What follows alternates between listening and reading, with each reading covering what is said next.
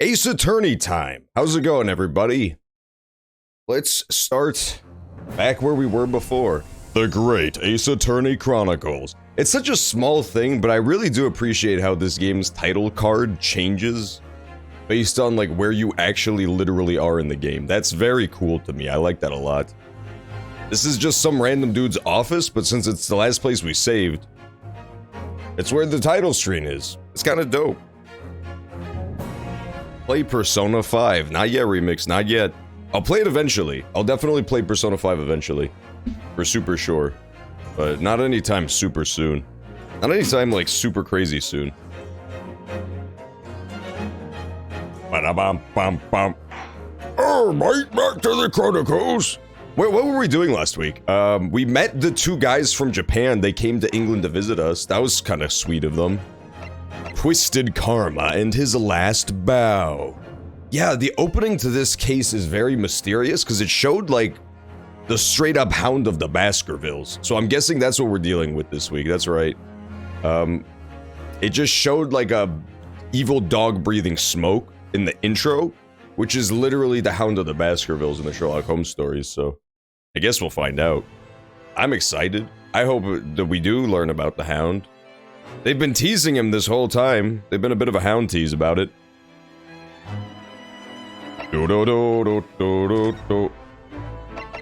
Oh, we already talked to you. Good day, sir. No more talking to that crazy man anymore. And we've been to the Grand Walgo Hotel. Are you sure we've asked everything we need to, Mr. Naruhodo? I guess we haven't. I would assume that's the implication. I think that when it says, are you sure we've asked everything we need to, they're doing a slight little clue that maybe I haven't asked everything I need to. Remix, we watched It Follows last night. That movie was crazy, dude. That movie was so scary. I thought that movie was kind of cool because it wasn't really, it technically was a horror movie, but it wasn't really that focused on scaring, you know? It was just kind of a movie that happened to be horror themed more than anything else. Like there were way fewer scenes of monsters chasing people around than I expected. Run, da, da, da, da, da. Did it follow me to work? No, Remix, believe it or not, it didn't follow me to work on a fucking Saturday. I don't work on Saturday. Motherfucker! I'm sorry, that was uncalled for. But short answer, no, I did not. Thankfully, I still remain remarkably unfollowed. Dun, dun, dun, dun. I guess we could talk to Sholmes again. He has red hair this time, if I recall. See, I told you. He was talking to some sort of nasty-ass Frenchman. What do you mean, have we... Oh, I have new stuff to show him, probably. Huh? But she specifically told me to come back here and ask more stuff. I'm confused. Maybe I have to examine something. That's probably what the deal is. Newspaper, maybe? Was that newspaper always there? This looks like last week's edition. What's that article circled in red ink there? It's an advertisement column. It says... To the Red-Headed League. Not the Red-Headed League, no! That's crazy. What's that? I don't know. I've never heard of it before, but... Yeah, something tells me that the Red-Headed League probably doesn't have a Japan office, believe it or not. Is something on my face? Clearly this has something to do with that. Lively hair. It seems somewhat suspicious in nature. Yeah, Japan's membership in the Red-Headed League would be decidedly low. They don't do redheads over there, it's not a thing. Japanese people be having black hair, dude. Get $4 per week if you are a redhead. What? That's crazy. On the bequest of the late Izakaya Hopkins of Lebanon, PA, USA, there is now another vacancy open, which entitles a member of the league to a salary of £4 per week. All red-headed men who are sound in body and mind.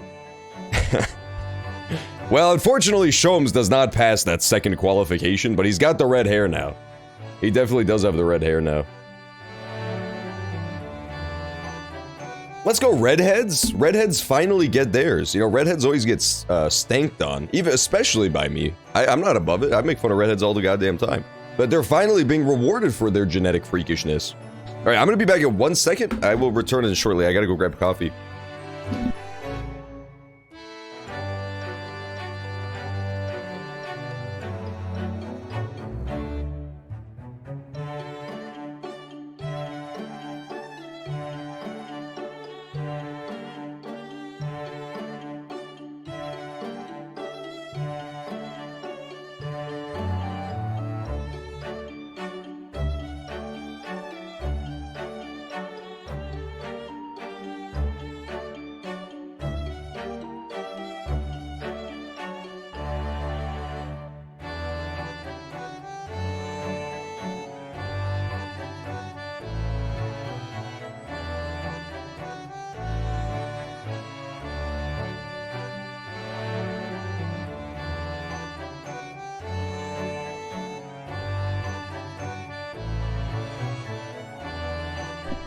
Simple e delicioso, as I've always said. You guys know me. I've said that so many times by now. Blurb! There was no blurb. Remix, you're a troll. Remix, I've told you so many fucking times what happens to trolls. How many times do I need to teach you this lesson, old man? God damn. The animals are leaving. The aliens are contacting us. We might be alone. It just might be you and me. But that's okay, because you really need anyone else. I actually had to hide in the corner because I was so scared of that blurb. I was frightened. Dude, okay, I'm back. Sorry about that. I just, I realized I left my coffee, you know? Do, do, do, do, do, do, do. Meow, meow, meow, meow. Okay, we should be good. So we found out about the Redhead League. That's fun. I love the Redhead League. Hard eyes. Hearts in my eyes. Aha, so now that I have the Redheaded League article, I can show it to Sholmes. That makes so much sense. And then there's more to talk to him about. The game is afoot. I gotta say, I love having Ace Attorney Saturdays, dude. Like, so many of the games I play are just like, turn off your brain and go pure autopilot, so it's fun to have a game that's like, story-based, and you gotta think a little bit to do stuff. It's a nice change of pace for me. You're playing Persona 5 Remix? You're a Persona fan? Remix, you're gonna scare the hoes. You're absolutely gonna scare the hoes if you tell people that we're playing Persona over here. Don't tell any of the hoes. Let's show this article. It looks as though someone circled an advertisement in this paper, Mr. Sholmes. Bro, that's the Remix. We found the solution. Remember how yesterday we were trying to figure out what's the solution to the It Follows monster? That's it. You just have to become a Persona player. And you'll never get followed in the first place. I solved it. I actually fucking solved It Follows. I'm such a genius. People have been pontificating, you know, making all these pretentious-ass video essays on how to beat the It Follows monsters. I did it in 1 day, off the top of my fucking dome. Just start being a Persona player and you'll never have to worry about it, because you won't be able to complete step 1. Which is the coitus. And then the It Follows monster will never have any reason to follow you. That's so genius. I can't believe I figured that out. To the Redheaded League, does that strike you in some way? I was thinking that just maybe it might be related to your bright red hair.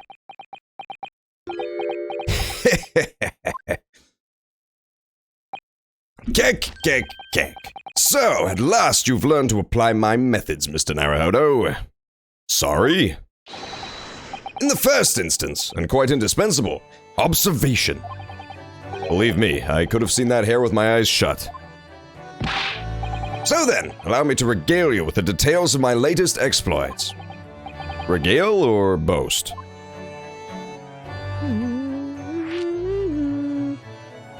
It's to just formulate a specific route every day for the rest of your life? That beats the It Follows monster? How does that beat the It Follows monster? Doesn't it, like, teleport and shit?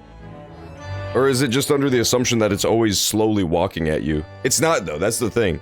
The It Follows monster doesn't always just exclusively slowly walk at you, because it was, like, on top of a house at one point, too. So it, at the very least, if nothing else, climbs. And in one of the early scenes, it like, really quickly closes a gap. It's like outside of a college, and then 2 seconds later, it's inside in the hallways. But if it is actually just slowly walking the entire time, then yeah, it's actually extremely easy to beat. Bump, bump, bump, bump, bump. I mean, you could just get a job that requires you to move a lot. Like, if you're a trucker, the It Follows Monster would never find you anyway. The Red-Headed League, I believe.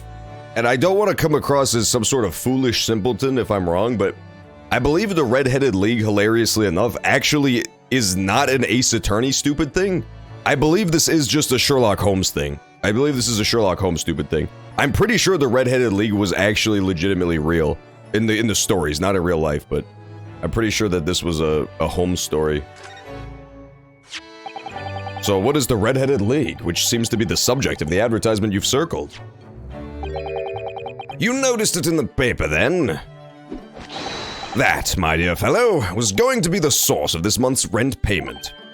It was? How? According to the advertisement, the Red-Headed League is a distinguished institution of fellows of unspecified governance. In fact, the only condition for becoming a member is having red hair. That doesn't entirely surprise me. That adds up. You're not wrong. He nailed it. Yeah, Sholmes is definitely pulling it off. If anybody could pull off the bright neon red hair clown look, it's definitely Sholmes. How you doing, Ameliatar? Remix says, I would rather die. Remix, you would rather... The It Follows monster isn't even that bad. I would rather be followed by the It Follows monster than like an actual human trying to kill me. You give up too easily against the It Follows monster. Just throw a paper bag over his head like a cat. Put his head in can. But listen to what the lucky redheads receive once they join. An unconditional salary of £4 a week. Oh my, £4 a week? But why? Why are they paying people? That I don't know. No details are given in the advertisement. But surely every redheaded person in the country would be flocking to join in that case. True, Susato. There's gotta be some sort of ulterior motive.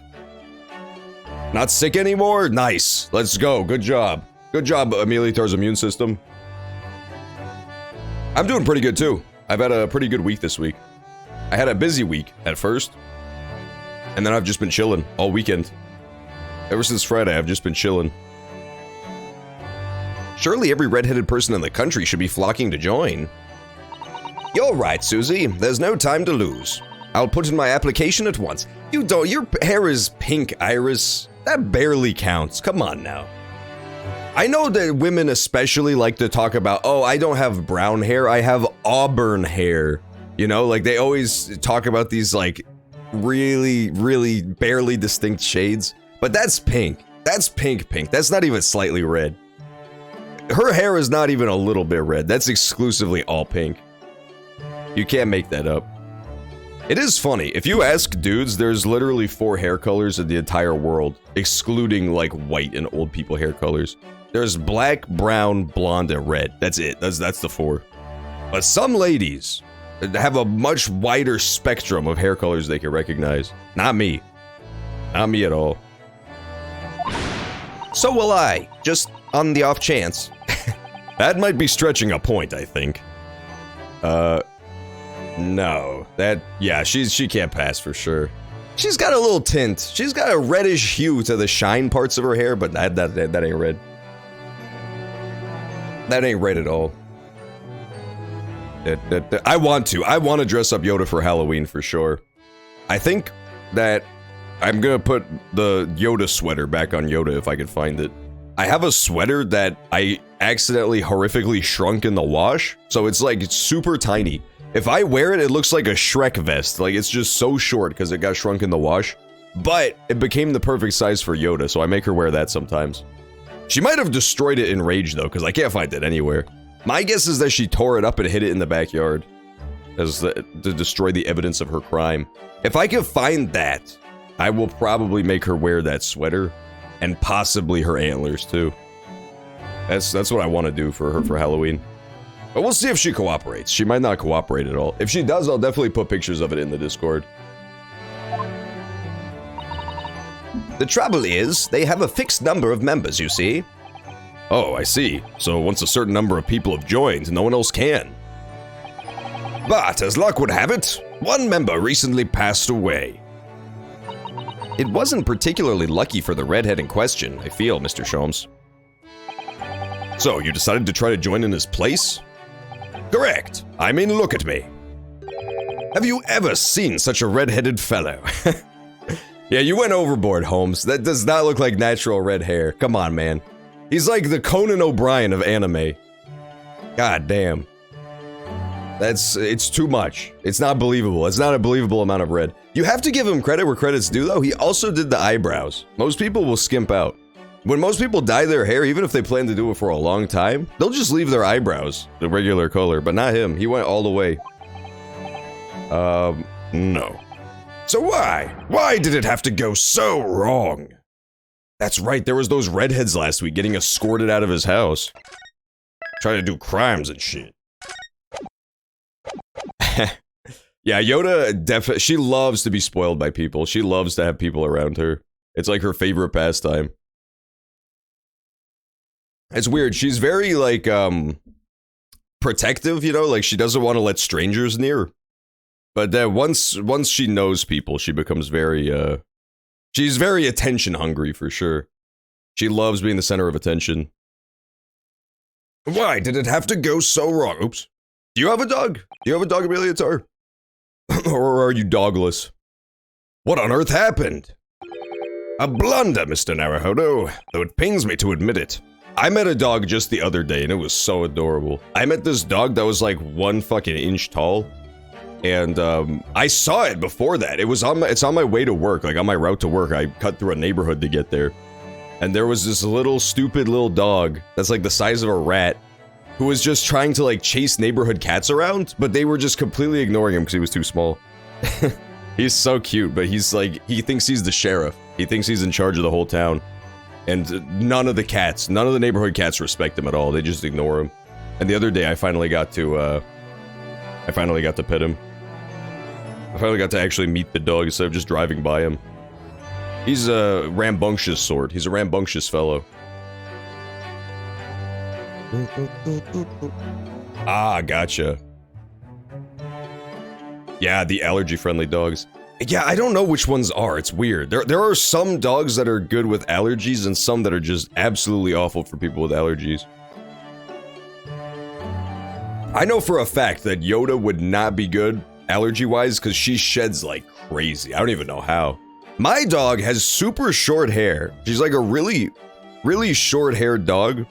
But then, for some reason, she just sheds like crazy. She still just sheds all the time. If you go to pet her, you, like, knock an entire Yoda's worth of fur off of her. I don't know how she does it.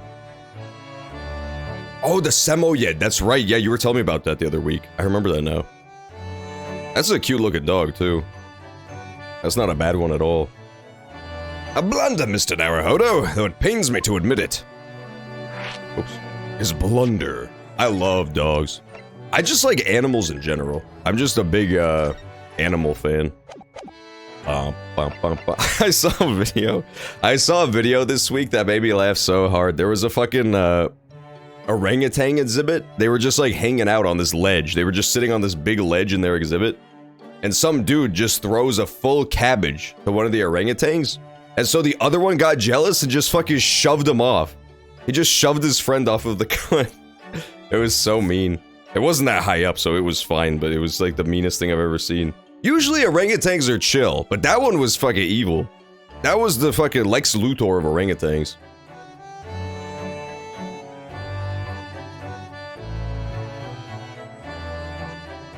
I feel like orangutans in general get a really bad rap because they're so ugly. Orangutans have to be the single ugliest monkey on the entire planet. It's definitely up there. It's like a competition between orangutans and those proboscis monkeys. They're both so ugly, but orangutans just have good personalities. They make up for it. That is true. Dogs do know. It's usually a huge red flag when you meet a new person, is that dogs don't like them. If a dog doesn't like somebody, then something is up. It's not even fair for the person who gets disliked by dogs, but it's I don't know. There's something weird about it. There's something weird about it. If I meet somebody and Yoda hates them, then I know there's something up. I know there's some strangeness about them. What's your blunder, Sholmes? What did you actually do to your hair, Mr. Sholmes? I'm glad you asked, Miss Susato. What you see atop my head is neither dyed nor a hairpiece. I changed the color of my hair overnight by the wonders of chemistry. Oh my god. Why? Why would you do this? Chemistry? I was conducting some research into a method of rejuvenating spent tea leaves. And in the course of my work, I stumbled upon a potion that, when taken, turns one's hair a flame-like red. Would you like to try it? It will make every hair on your body perfectly crimson. I think I'll pass. Oh, so he didn't dye his eyebrows. There you go. He actually didn't dye his eyebrows at all. I gave him too much credit. He just took a potion that turned his eyebrows red. But Mr. Sholmes, is it quite safe to drink? Surely it's bad for you, isn't it? Amateurs are always hampered by such fears. Oh, I should have never doubted you, Mr. Sholmes. You mean to say? But of course. To earn £4 per week, one must be prepared to turn a blind eye to a little danger. That degree of red signals more than just a little danger, surely. So anyway, Hurley left full of confidence yesterday with his new red hair. For the park on Lime Street where the Red-Headed League were interviewing prospective new members. So what went wrong? The whole park was chocked with red-headed folk, like a Costa's orange barrow. I queued for 8 hours solid before at last I reached the front. But when the panel of interviewers saw me, they immediately said, "Ah, Mr. Herlock Sholmes, are you in disguise to conduct an investigation?" Damn it, they caught him. He's too famous for his own good. They knew it was him all along. That makes sense. Yeah, that is true.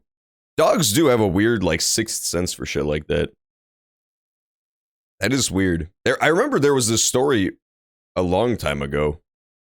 I don't know how true it was, because I never looked into it that deeply, but supposedly, the deal was there was this cat that lived in a hospital, and any time that one of the old folks there was about to die, the cat would just go up and, like, lay on them and cuddle with them for a little while.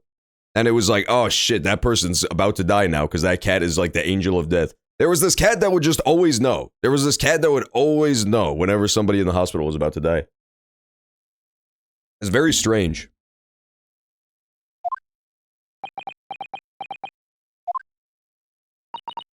Animals are good at that stuff. Animals are good at picking up vibes. That's like their specialty. Animals are like the most in tune with that sort of I honestly think it's because of the fact, and this is a little crazy, this is just pure conjecture, I have no evidence to back this up, but I honestly think it's because animals have like no verbal or written language whatsoever, that they have to be really good at picking up nonverbal cues. It's the only way they can communicate, so they have to be good at it. Like, with humans, we kind of rely a lot on what people are saying. Not entirely, but a lot. We rely a lot on what people are saying to get our, to get our judgment of the situation. But animals don't have that, so they like exclusively learned to get by on nonverbal cues. I think that's why a lot of them are so good at that kind of stuff. Naturally, I had no choice but to reply, "Shh, don't give me away." After which, I could do little else but turn and leave. Then this morning, when I looked in the mirror, irritation stirred within me. So I turned that pair into the police. What? Oh dear, what a disaster. For Hurley and those two redheads. So those two didn't even commit any crimes, they just called him out on faking being a redhead so he had them arrested? That's fucking awesome. Let's go, Sholmes. False imprisonment. Ding-a-ling-a-ling. Aha! Here is my guest now. My latest client with money to spend. Ooh, I do hope it's an exciting case, Curly. Curly? Remember, Iris, we are at present gripped by the greatest problem known to man. I must be willing to accept any case, no matter how unstimulating. Locating a saved runaway, of course. Ah! I can't read today at all. Don't spare anyone's feelings, will you? Oh dear, I'm afraid that Hurley can lack a little tact, especially just before the rent is due. Oh my god. Her? She kinda bad, though. This is the lady who was, a juror in the last case, wasn't she? We've definitely seen her before. I don't remember exactly where, but I think that she was a juror for the case directly before this one. I'm pretty sure I saw her on the jury stand. Oh, that's cute. Yeah, I don't know why, but cats are good at that. Cats are just good at picking up that sort of, energy from people. I don't know what it is. I am completely terrible at it. I'm the direct opposite. I like lean so hard into the verbal speech aspect that I have no... I'm just so terrible at that. Like, nonverbal cues, I'm terrible with. There are some cultures where, like, most communication is done nonverbally. I heard Germany's like that a lot. Like, you're just kind of expected to know social cues, and I would do terribly there. I would do so bad there, because I completely I have a crutch on the fact that I have to know by words. I can't pick up on nonverbal cues at all. I'm just terrible at it. I would be the world's worst cat. I would be the world's dumbest cat known to man. Mr. Sholmes, Mr. Herlock Sholmes, please, oh please. Please find my husband. He's run away. Oh my god. To upset me? I beg your pardon? Never mind. A personal matter. My apologies. What exactly are you trying to say, Mr. Naruhodo? I didn't say a word. Come, my dear madam, be seated. Iris, some tea, if you please. Of course. What's the matter, Miss Susato? Oh, it's just that gentlewoman. I feel sure I've seen her somewhere before. Very recently. Yeah, she was on the motherfucking jury, dude. This is so weird. The jury is just always filled with familiar faces in this city of... I do think it's definitely going to be part of the story. It's going to be part of, like, the big mystery and conspiracy is the fact that the jury is so... It's so carefully, like, selected, because they keep going out of their way to mention, you know, tons of people live in London. There's millions and millions of people. Susato and Naruhodo are always commenting on it since they're from Japan. And they're like, there's so many people in this city, and yet the jury is always like the same 12 people. The jury is just like this rotating cast of the same characters always. It's fucking super weird. It's definitely part of the overarching mystery, but I don't know how yet. Even in that case where like there was the guy making fake Chuck E. Cheese tokens to get free gas, the woman who ran the gas company was in the jury, which is a direct conflict of interest. I don't even know if they had that back in ancient England. Maybe they didn't vet the jurors at all, but that should have gotten her kicked off the jury. If it was the if it was the based American legal system anyway. Play a real man's game. Play Modern Warfare 2. Sir, yes, sir. Just because I'm actually, where are we dropping? Me and just because we're playing Warzone IRL, aka chemically attacking Remix's house.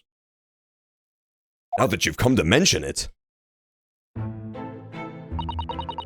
Evie? Her name is Evie? That's actually a kind of cute name, I won't lie. As I explained earlier, my name is Evie Vigil. Evie Vigil. That's the dumbest name I've ever heard in my fucking life.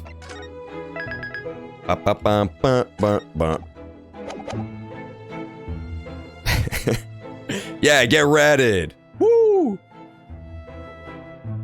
Evie Vigil. Evie Vigil. I don't know what the pun is. Usually Ace Attorney characters have like weird pun names, or it's a reference to Sherlock Holmes stories, but I don't think Evie Vigil is a character in Sherlock Holmes. I don't remember though, it's been way too long. I should have reread the Sherlock Holmes stories before I streamed Ace Attorney Chronicles 2, so I'd be on top of my game, but I did not. As I explained earlier, my name is Evie Vigil. I implore you to take the case, sir. Money is no object, simply name your figure. Money and wealth are of little consequence to me, madam. Being offered a case to solve is reward enough. Oh, Mr. Sholmes, you are the picture of benevolence. I will, of course, make a mental note of your offer, however, for contingent reasons. I love how much of a scumbag Sholmes is, it's great. Individual? A big stretch, though, hell yeah. That's what I'm saying, just cause bro. Just cause bro, that mask on the table is the same mask that you wear when you go out to buy groceries. So you can harass old women on the sidewalk. Something that usually Sherlock Holmes adaptations get super wrong now is that Holmes is kind of a scumbag. That's like his deal. He was technically like part of the aristocracy, like a gentleman, but he's also just kind of a scumbag. Like he just spends all day laying on his couch injecting heroin and fucking fiddling around on his violin, not working. He like refuses to get a job. He just barely scrapes by on the cases. But in modern Sherlock Holmes stuff, he's always like a fancy like BBC Sherlock. He's like a fancy gentleman. I don't know. This game, unironically, despite it being like a parody version, gets him more right than a lot of stories do. I trust you will remember your words also. If I might inquire, sir, this gentleman and lady would be... Oh, me? What I'm about to tell you, I should like to communicate in the strictest confidence, you understand? Ah, these are my friends. I assure you, you may say before this pair anything which you may say to me. Yeah, that's actually true. I can't remember if it's literally heroin, but he constantly is shooting up. It might have been opium. He might have been like an opium fiend. It was something like that. He is a druggie. He's like stringed out on drugs all the time. Watson always comes in and just finds him fucking wrecked. Just like super high.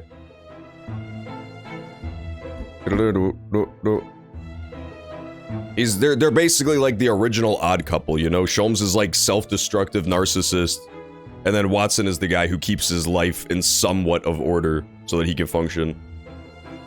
I see. He's not like a complete scumbag who can't do anything, but you know, it's a big part of his character that he's not super okay.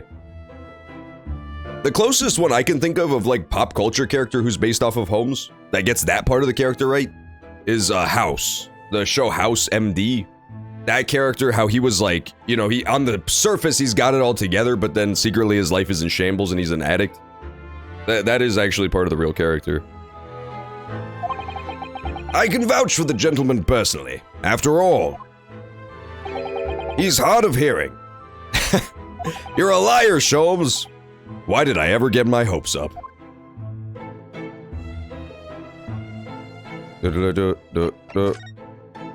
Mrs. Vigil. Forgive me for asking, Mrs. Vigil, but have we met somewhere before? Quite recently, perhaps? Oh my. Sure, my dear fellow, what is your intention? Clearly you have no ability to differentiate the facial features of the English. All Englishmen look alike. That is actually true, all Englishmen do look alike. All of their heads look like basketballs. House is good, I liked House. I never saw like all of House, but I would catch it from time to time on TV back when it was really popular. It was pretty good. It was a good show. It was basically just like home stories, but in a hospital. That was the whole point of it. That was like the whole idea. It's like he finds this case, everybody else thinks it's something, and he's like, no, you see, I secretly found the solution all along. If you wish to invite the lady to tea, you must do so in a more gentlemanly fashion. Is it possible that you're the nice young lawyer from the trial I attended last week? Ah, I knew I recognized her. See, I told you she was on the jury, but nobody believed me. Everybody thought I was fibbing. To have a man's fate in the palm of one's hand. Oh gosh, oh golly. It sends shivers down the spine. I didn't quite recognize her because she's acting so differently now. It must be very difficult for you as a lawyer, being hard of hearing, I mean. Sholmes, why you gotta lie to her? Pardon? Oh dear, I'm so sorry. Don't worry if you can't hear. It was frippery, really. Nothing more. Just cause, bro, you keep fripping all over the place. Now look what you've started, Mr. Sholmes. Thank you very much. Just cause, bro, Remix started playing Persona 5, so I'm gonna need you to harass this asshole. Remix actually started playing Persona 5. How cringy is that? He definitely needs to be harassed, both like physically and also mentally. If you see him on the street, I need you to fucking pants him and pull his shirt up over his head. I believe it would be prudent for you to sit quietly in the corner. Yes. That would be very prudent, but I want to know about Mr. Vigil, too. That's true, I did play Persona 4 Remix, but on the other hand, I never fucking played Persona 5. On the other hand, Remix, I never fucking played Persona 5, dude. You went too far this time. Remix, you officially went too far this time. Once I play Persona 5, it'll be officially okay to do so. Like, it'll be cool, because I did it. But then, Persona 3, it would be like, you'd be a total nerd if you did that. You'd be a complete fucking nerd if you did that. Basically, the rule is anything that I do is cool and morally righteous, and anything that other people do that I don't like is, like, evil and also wrong and stupid. Do you get how that works? Do you fucking understand the logic yet, Remix? It's not that complicated, really. It's not fucking rocket science. Hey, what's up, 107? How you doing? They did. He's trying to join the Red-Headed League. Which I probably should have seen it coming, because I'm pretty sure that is an actual Sherlock Holmes thing. But yeah, apparently it's back. They're bringing it up in this game. So he and those two characters from last week that had red hair are all potentially trying to join the Red-Headed League. They'll get 4 pounds a week just for having red hair. So he's into it. He wants it. Check under your fucking bed! Remix, I will never check under my bed. I'm scared of the dark, dude. Did you even see that game I played yesterday about, Anna? Playtime with Anna and shit like that, where there was like a creepy doll and stuff under the bed? Shit's too scary, man. Shit's actually way too scary. Mr. Vigil. Listen, this is actually part of, what's known as gangsta culture. I know that I'll gangsta check some of you honkies right now, but basically if you're a gangsta, then you kinda need to be tucked into bed and have somebody check under your bed for monsters. That's just part of the culture. It's part of what's known as thug life. And me as personally, as a proponent of thuggery, I most likely need you to come in and kiss my forehead and check my closet for the boogeyman. Because if the boogeyman is stepping, you know, if he's trying to gangsta check me, then all of a sudden we got a problem. All of a sudden me and the boogeyman got beef. Yeah, Remix loves Persona 5. Pass it on. I love harassing Remix for playing Persona 5. See, Remix, it's not you particularly. I have to get it all in. Before I play Persona 5, I have to make fun of all the people who play Persona 5 to get it out of my system. Because by the time I play it, then I won't be able to make fun of them anymore. Because I'll have also played it. Yeah, okay, good. Thanks, Loke. Yeah, just because he was gonna tuck me in. He's gonna read me a low-tier god bedtime story. Tell us about your husband, madam. Mr. Vigil, my daily, is 40 years of age. Dale Vigil, okay. Daily Vigil. Daily Vigil, okay, that makes more sense now. He's like a guard or something, probably. I have a photograph here. Damn, look at that hair, dude. He's kind of fine, yo. I'm not gonna lie. He has so much swag. An entirely unremarkable gentleman. By appearance, at least. Sholmes is so jealous. Sholmes is actually so jealous that he does not have the crashing waves haircut that's so popular these days. How long have you been married? It will be 15 years this year. We have a cordial relationship, and my husband's income is more than adequate, so we live quite comfortably. As it would appear, they'd need only look at you to know these things. Oh gosh. Your dress is the latest style, your hat regularly groomed, and your eyes are animated. In short, you have no inkling as to why your husband might have disappeared, correct? That's right. He's a kind man with a strong sense of loyalty, and he rather dotes on me. Which would point to the possibility that he has become embroiled in some incident or another. Oh, that is exactly what I fear must have happened, Mr. Sholmes. I'm quite beside myself. My husband's employment is somewhat unusual, you see. What if he's incurred some miscreant's ill will? Tell us what his job is. What exactly is your husband's line of work? He's a warder at the prison. Yeah, so that's why his name is Daily Vigil. Okay, that makes sense. That actually makes so much sense. What if it's that same prison from the last case? Bum bum bum. Remember where the prisoner was executed? I remember that.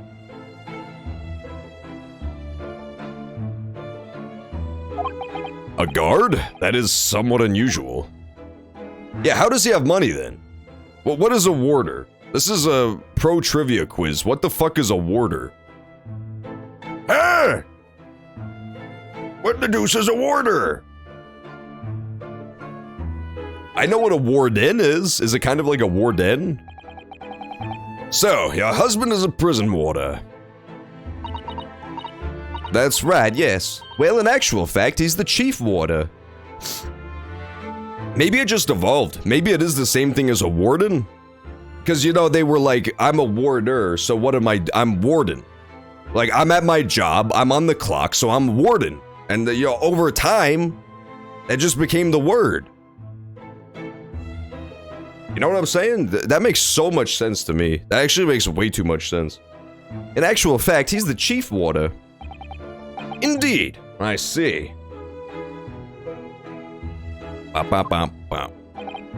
Well, chief prison warder certainly qualifies as something of a specialist occupation. Yes, it does indeed. My poor husband must prepare those dreadful punishments and see that they're carried out. Oh, okay, yeah. So if this is the same prison, then it could definitely be connected to the last case.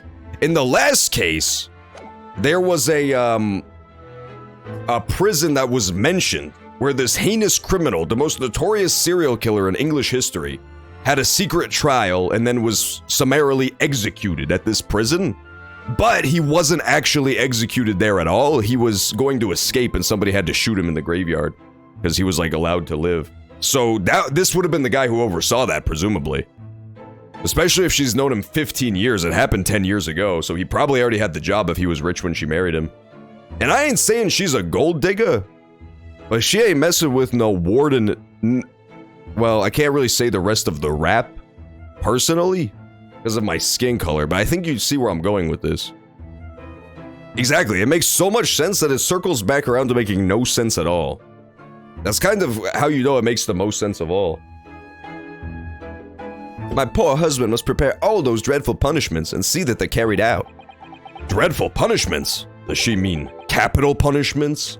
Bum bum bum. I love punishing people. Not really in a capital sense, though. I don't want to give anybody no capital punishments. Just, you know, regular ones, like a slap on the wrist. At such times, he must occasionally spend a night or two in the prison dormitory. But for that extra responsibility, he is remunerated more handsomely than the other warders. Of course, we make no mention of my husband's work to the neighbors. Yes, I believe your prudence is justified. Tell me, at what prison is your husband engaged? Okay, this is the moment of truth. This is the moment of truth. Barclay Prison, Mr. Sholmes. This isn't actually the moment of truth because I can't remember what the prison was called in the last case. So, moment of truth slightly delayed. Let's see if the characters react. Really? Barclay? Oh, a fine establishment. If I'm not mistaken, there is a large cemetery just behind it. Okay, yeah, it is a prison. It's the prison from the last case. Okay. Something's amiss. Something's afoot. Something is officially afoot at this point. I'm gonna need you to Photoshop Sholmes' hand so that it's afoot at this exact moment. So yeah, somebody's trying to tie up all the loose ends, basically. Somebody's trying to tie up all the loose ends. Yes, that's correct. Lowgate Cemetery. No! Lowgate Cemetery? The very place where we were discussing in court? Low-tier God Cemetery? That's unbelievable. Unbelievable, my dear fellow. And yet, undeniable. Sorry, Mr. Sholmes, I'm afraid you've lost me. Ah, pay no heed, madam, pay no heed. A private matter. This can't really be a coincidence. Can it? Yeah, can it, lady? I guess I'll ask her about her fucking stupid-ass husband's disappearance, too, but I don't really care. I'll be honest, I don't really care about her husband. He did, yes, Sholmes did read my mind. He does that sometimes. That's kind of his super power. He has both a super-powered mind and, dare I say, a mechanical K9 as well. Bark, bark. Oh, that was a Jimmy Neutron reference. That was a James Neutron reference. For anybody who thought I just went temporarily schizophrenic. Your husband's disappearance.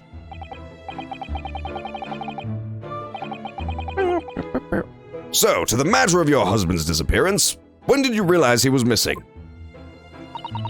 Please try not to laugh. It was yesterday. Ooh, why would I laugh at that? That doesn't make any sense. I'm sorry. Yesterday? That really is recent. Laughably so. Why? I guess they're making fun of her for caring that her husband went missing. Nerd! The truth is, my husband does at times have occasion to spend the night away for his work. It's not at all out of the ordinary for him not to return home at night, but this is different. For him not to make any contact for a whole day, that has certainly never happened before. Oh, my dear Daly, whatever could have happened? My dear Mrs. Vigil, please calm your tits. Now then, have you contacted the police? Why, naturally, but sadly, they refused to listen to my pleas as my husband has only been missing for one day. I was asked to wait patiently at home. In truth, Mrs. Vigil, I concur with the police. However, let us not be hasty. I see no reason why we should not engage my deductive powers to track your husband down anyway. Oh, thank you, Mr. Sholmes. And furthermore, let me assure you, a chance to solve the greatest problem known to man for another month has no bearing on my decision. I seek only to put a sweet smile on another Londoner's face. That's really all there is to it. You have my eternal... Stop. Just cause, bro, that scared me so bad. That's such a spooky sound effect. I tried to find out what that was from, and I got even more confused. Yesterday, Chimichanga and Just Cuzber were fucking spamming that sound effect at me. And I still don't know what the fuck it is. I searched it up on YouTube, and I only became more confused. I have no... It's called the TikTok sound, apparently. That's what I found out. But beyond that, I have no clue where it's from, or what it means, or like who originated it. I have no clue. I have no fucking clue. Maybe it is. Maybe it is the Five Nights at Freddy's laugh pitched up. To me, it sounds like fucking Carl Weezer from Jimmy Neutron. That's what it always reminds me of whenever I hear it. He played it while I was trying to play a scary skeleton game yesterday in a cornfield. You have my eternal gratitude. I shall pay any sum you care to mention. Guys, what are your plans for Halloween since it's so scary this year? I'm gonna be working on Halloween, so I'm not doing shit for Halloween. But does anybody have any fun Halloween stuff? Fun Halloween plans? I don't even have a costume this year. I'm gonna go as gay retard like every year. I've got no good costumes whatsoever. But I do have aviator sunglasses, so I could go as, gay Tom Cruise, I guess. He wears sunglasses, too. I shall pay any sum you care to mention. You seek only to put this suite's rent in your landlady's purse. That's all there is to it. Yeah, Sholmes. You're trying to trick this poor lady. Thank you for everything you have shared with us, Mrs. Vigil. I believe I have all the information I need to begin my investigation. Oh, please report to me soon with good news, sir. Fear not, madam. In a day or two, I shall be contacting you with a hardening report, I'm quite sure. So soon? Oh, how splendid, Mr. Sholmes. Good news should be delivered early, I always say. If you would be so kind as to leave the photograph of your husband in my possession... Okay, he has no distinctive facial features. It mentions that very distinctively, ironically enough. So that's gonna be really important, probably. He has no distinctive facial features. Let's remember that. Because that means that if we find somebody with distinctive facial features, I guess it means it's not him?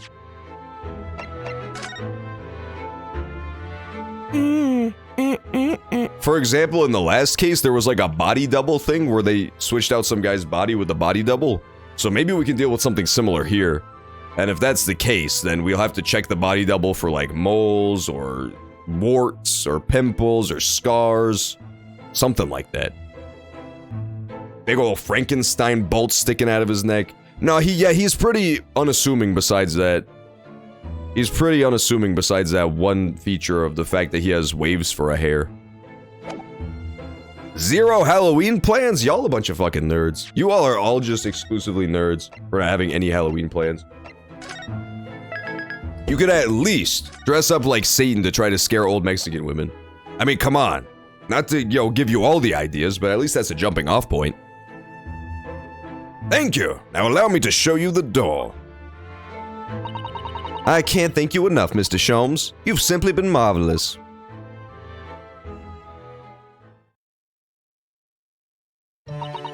You know, I think it every time, Hurley.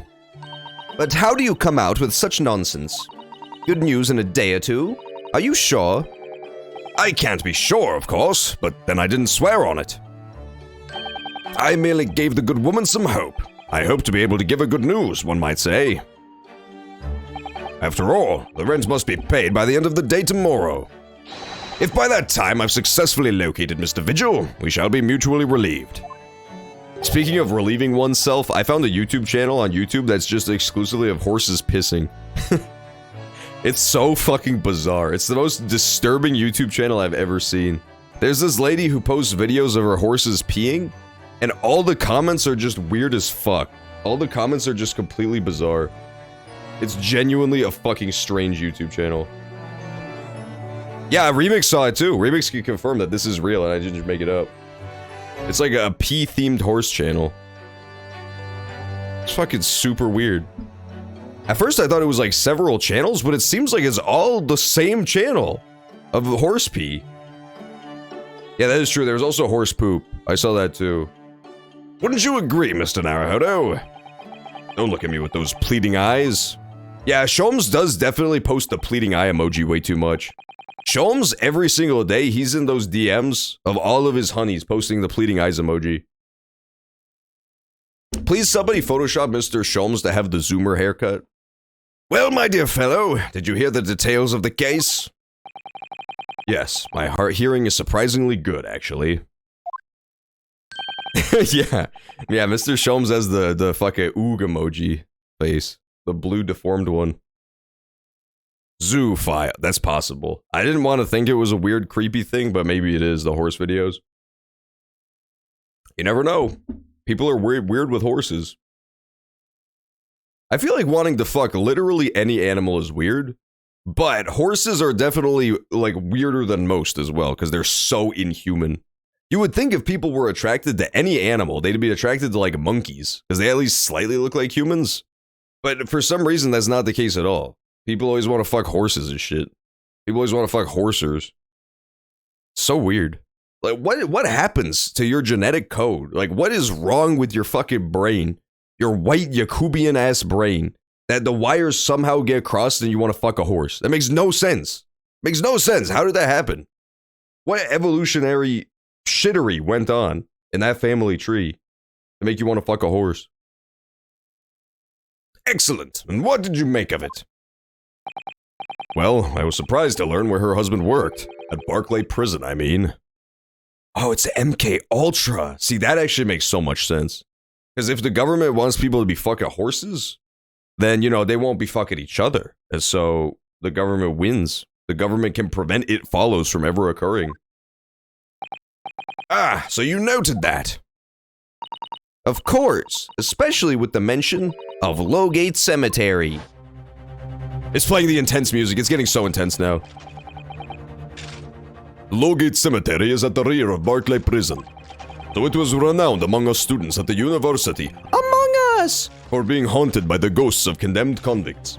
This guy, his story was remarkably exactly the fucking same as, the main, like, the final villain from the last game.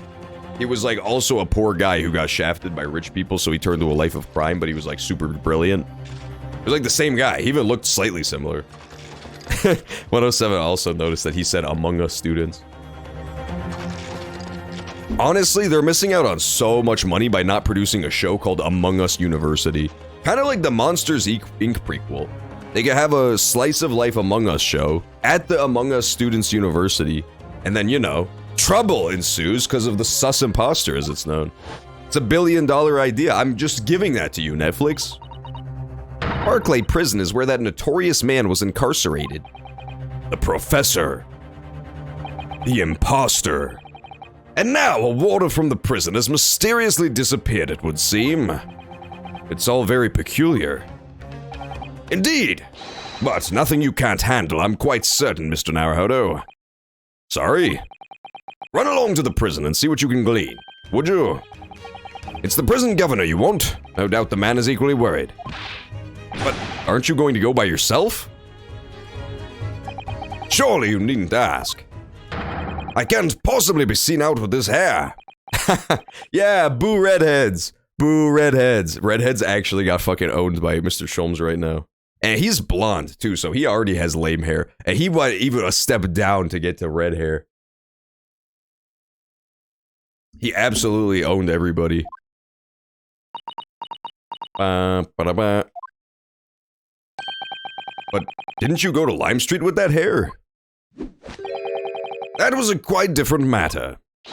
So, I leave it in your capable hands. Now, if you'll excuse me, I'm rather busy. I think the most high-tier hair color to have is definitely black hair. Black hair is definitely the most high-tier hair color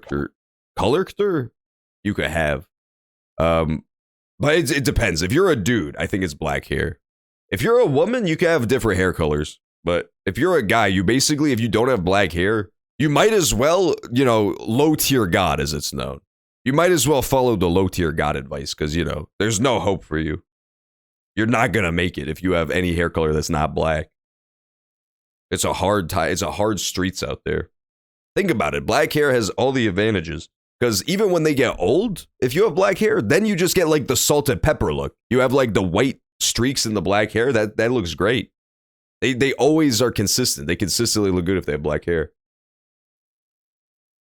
I leave it in your capable hands. If you'll excuse me, I'm rather busy.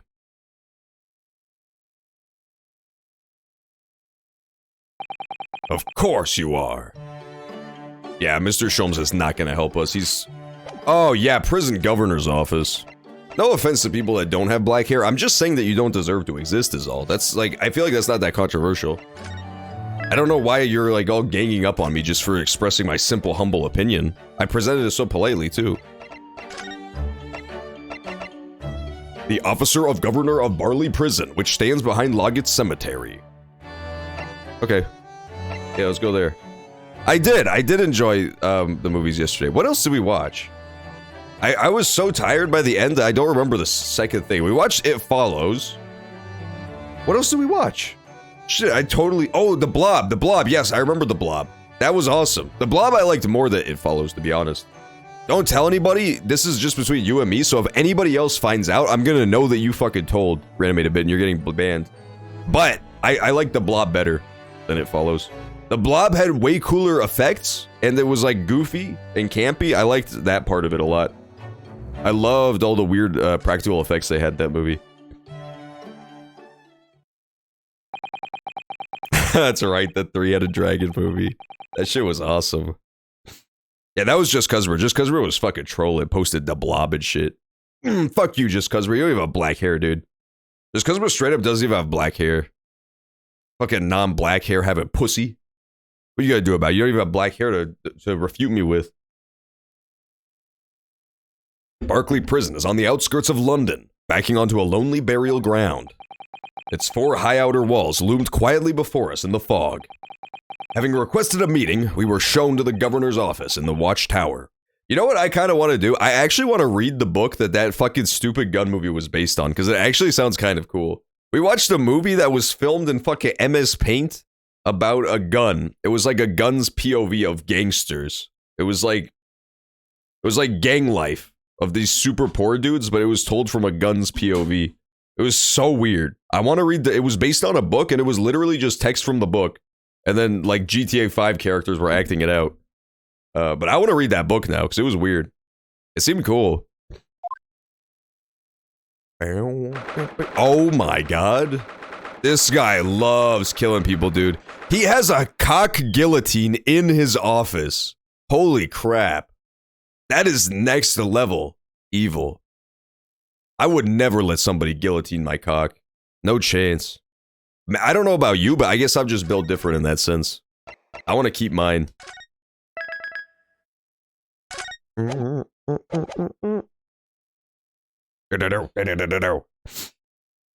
got a parrot! Woo! He's got a parrot too. Blacka betrayed me. Yeah, I remember that. That was cool. No, the gun betrayed Blacka, remember? The gun jammed. It refused to fire. And then Blacka was killed with his own gun. That shit was so scary. Oh my god. This place is full of hardened criminals. I can't remember the last time. I definitely picked the wrong voice immediately. The last time a civilian was doomed here. Yeah, we'll switch him. I think he's supposed to be possibly some sort of Irish or Scotsman. I have never had such an obvious you picked the wrong voice in such a short amount of time. That was literally like 3 seconds. 3 seconds. It was instantly obvious I picked the complete wrong voice for him. That was great. And you today want to talk to an inmate, but to me? Oh my god, this guy is literally just the Giga Chad. You know who I am. I'm the governor, Barricaden. Barricaden, I get it. Barricaden. That makes so much sense. Oh yes, it's a pleasure. I'm Ryunosuke Naruhodo, a defense lawyer. And an Easterner, I see. Does that mean? Yes, I'm a visiting student of law from the Empire of Japan. Japan? Did you say Japan? This guy kind of has a little bit of salt and pepper going on. He's got like the Gomez Adams thing. He's got like the white streak. But he has brown hair. He doesn't have black hair. It would look better if he had black hair. But it still looks kind of good because he has brown hair. Yes? Well, there's no use for any of your kind in here, laddie. Maybe you should try the prison next door, eh? Is he talking about he hates the Japanese? Oh, right. Yes. So this guy is in charge of the prison that dealt with the professor, the most infamous serial killer in England, like I was talking about earlier.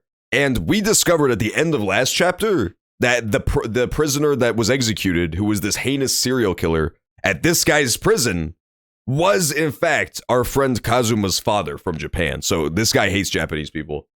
This guy's definitely going to hate Japanese people because he was presumably overseeing that whole process. And this vicious serial killer was a Japanese dude. I didn't notice another prison next door, sir. Susato, you stupid. Anyway, we came to ask you some questions about... I didn't like to be so direct, but... I have no intention of speaking with the likes of you suspicious-looking Easterners. Now get out of my hair. So as soon as he finds out that we're from Japan, he reacts like this. That surely means... He actually does have the imposter vent on the back of his shirt. That's crazy. I think it's because of the professor case. You think so too? 10 years ago. God damn, I just fucking explained this! I always do that. I always explain something and then the game explains it 2 seconds later. That's so annoying. It's just fucking redundant at this point. Genshin Asogi, also known as the Professor, was incarcerated at this prison. And then, after his execution, he apparently re-emerged from his grave in the cemetery behind the prison. I might have known. You're sniffing around about that case, aren't ya? You're agents, eh? Part of the Professor's great web, no doubt. No, not at all. We're just... Get going with ya, before I punch your lights out. We're going. Clearly, the ghost of that killer still haunts this place. We're not gonna get anywhere here. Unless we can somehow prove to this man that there's nothing suspicious about us. Governor Caden, what are you thinking, Miss Susato? I feel sure that a name came up in conversation recently somewhere. I was wondering if whoever mentioned it might have some ideas to help us. Come to think of it, I have the same feeling. Where did we hear the name, Governor Caden? I don't remember that. Was that what we were talking to the Japanese dudes about? Maybe. I can't remember. When we went to the Watergate Hotel, we saw 2 Japanese dudes, and maybe they talked about it, I think. Possibly. I said get out! I'm sorry, I meant to. Please don't yell at me anymore. I would honestly kick this guy's ass, I'm not gonna lie. I don't know about you, but I think he kind of looks like a pussy is the thing. I'm pretty sure that if I yelled sneak attack and hit him with a flying knee, I would fucking knock his lights out. My knee would be absorbed into his ass chin, never to be seen again. Let's try talking to those dudes. Maybe they know about it. What else was I gonna say? Shit, there was something else that I was thinking about, but I remember the Great Waterloo Hotel. Yeah, that's what I was gonna say. I think the Waterloo Hotel, I didn't pick up on this at all last week, But I think this is just like a pun. I think this is a joke. I think this is supposed to be a reference to the Watergate Hotel. Because I don't know why they'd call it the Waterloo Hotel. Yeah, it's for British people, you don't want to bring up Waterloo. Or maybe they do, I don't know. They kind of like what happened there, I guess. But I don't know, it's bringing up old wounds, you know? I think it might just be a reference to Watergate. Which would be kind of funny. But this game was made in Japan, so they probably don't even care that much about Watergate. That being said, in the original Ace Attorney localization for the first game, there was a hotel called the Gatewater Hotel, so maybe it's just a localization pun. Maybe in Japan this is called, like, the Great Pterodactyl Cathedral, we have no idea. Alright, let's talk to this fucking sucker. This Japanese-ass sucker. That's Professor Mikotoba over there. Hello, you two. I was just taking a moment to catch up on the world now that I'm unpacked. But where's Judge Jigoku? Yes, he's out fighting Jipiccolo. He's not the relaxing sort. He's taking himself off to pay his respects to all the legal bigwigs. Having only just arrived in the country today? Goodness, he is full of energy. Professor, you mentioned something before. That's not what he said, Chimichanga. Chimichanga, that's not what he mentioned before. You're a fucking stupid liar. You're such a troll. You're a complete liar. Poor little Chimichanga. About how you'd known the professor at Barclay Prison. See, that's what he was talking about, Chimichanga.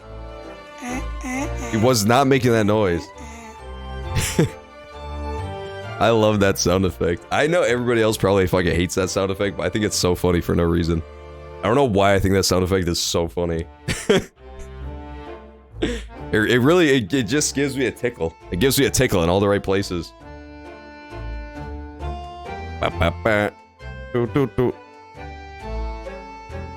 Oh, Chimichanga feels called out. Remix he didn't know he was here. That's actually awkward.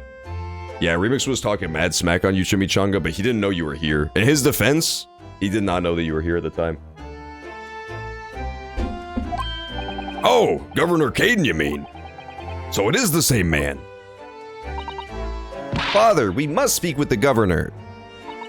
But he refused to talk to us. He said we were suspicious Easterners. Well, I'm sure if I accompanied you, it would be a very different story. Oh, would you? That would be wonderful. If you have time now. Sadly, as you can see, I'm very busy at the moment. Busy drinking coffee on a comfortable settee? Now, I have a rather lot to prepare for tomorrow, you know. Oh, sorry. I didn't say that out loud, did I? You Mikotobas are alarmingly good at reading people's thoughts.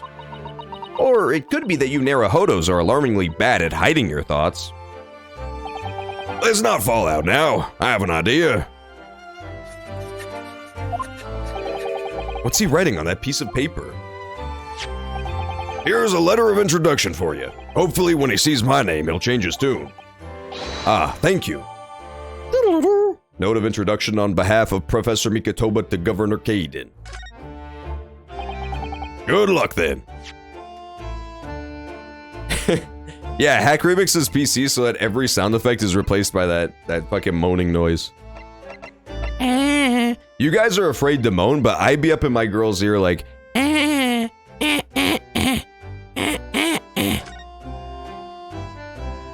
oh, Blackbird line! This is gonna be important.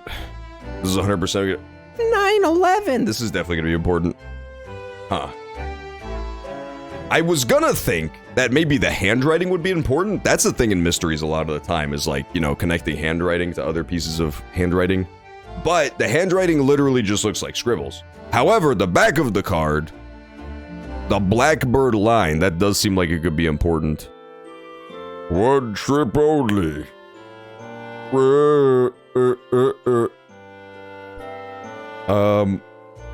That's actually crazy because that's a boat is the thing. As far as my math checks out, I'm pretty sure this is like a fucking boat of some sort. I'm pretty good at my powers of observation. Chimichanga, you're fucking getting timed out already, dude. You're playing it too much. You're playing it too doggone much. I think the boat might be important because we know that Kazuma somehow got to England.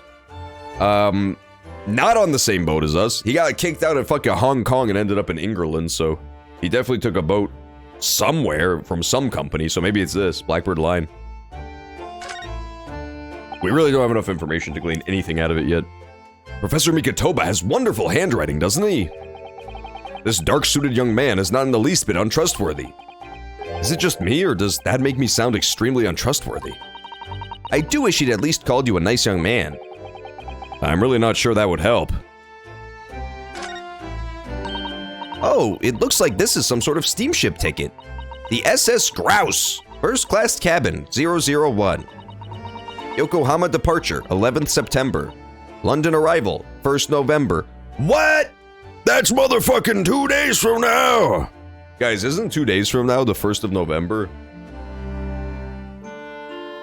October? Hang on, I can do this. October? November?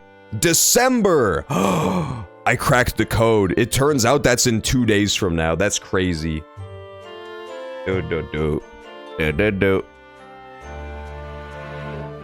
Oh yeah, no, Halloween's in 2 days from now. This is in like 7 days from now, probably.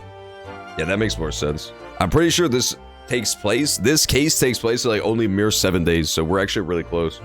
Damn it, we're not gonna overlap with this game's real time at all, ever. Use a remix voice? No, I'm not using a fucking remix voice, Chimichanga, because you didn't even specify a character. You didn't read the fucking rules! You didn't even read the fucking rules, Chimichanga. That's what I have to say to you, Chimichanga. Furthermore. Ah, that's the boat that Professor Mikotoba and Judge Jigoku came out from Japan, isn't it? Yes, I think it's called the Dunkirk at the north coast of Stop! No more pressing that button, Chimichanga. You get timed out next time you fucking press You've only been here for fucking 10 minutes, Chimichanga. You've pressed that 5 times already. That's one for every 2 minutes. That's too frequent.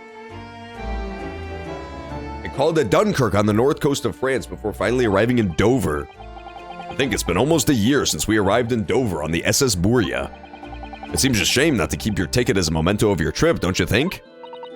Yes, I agree. I have mine safely in my diary.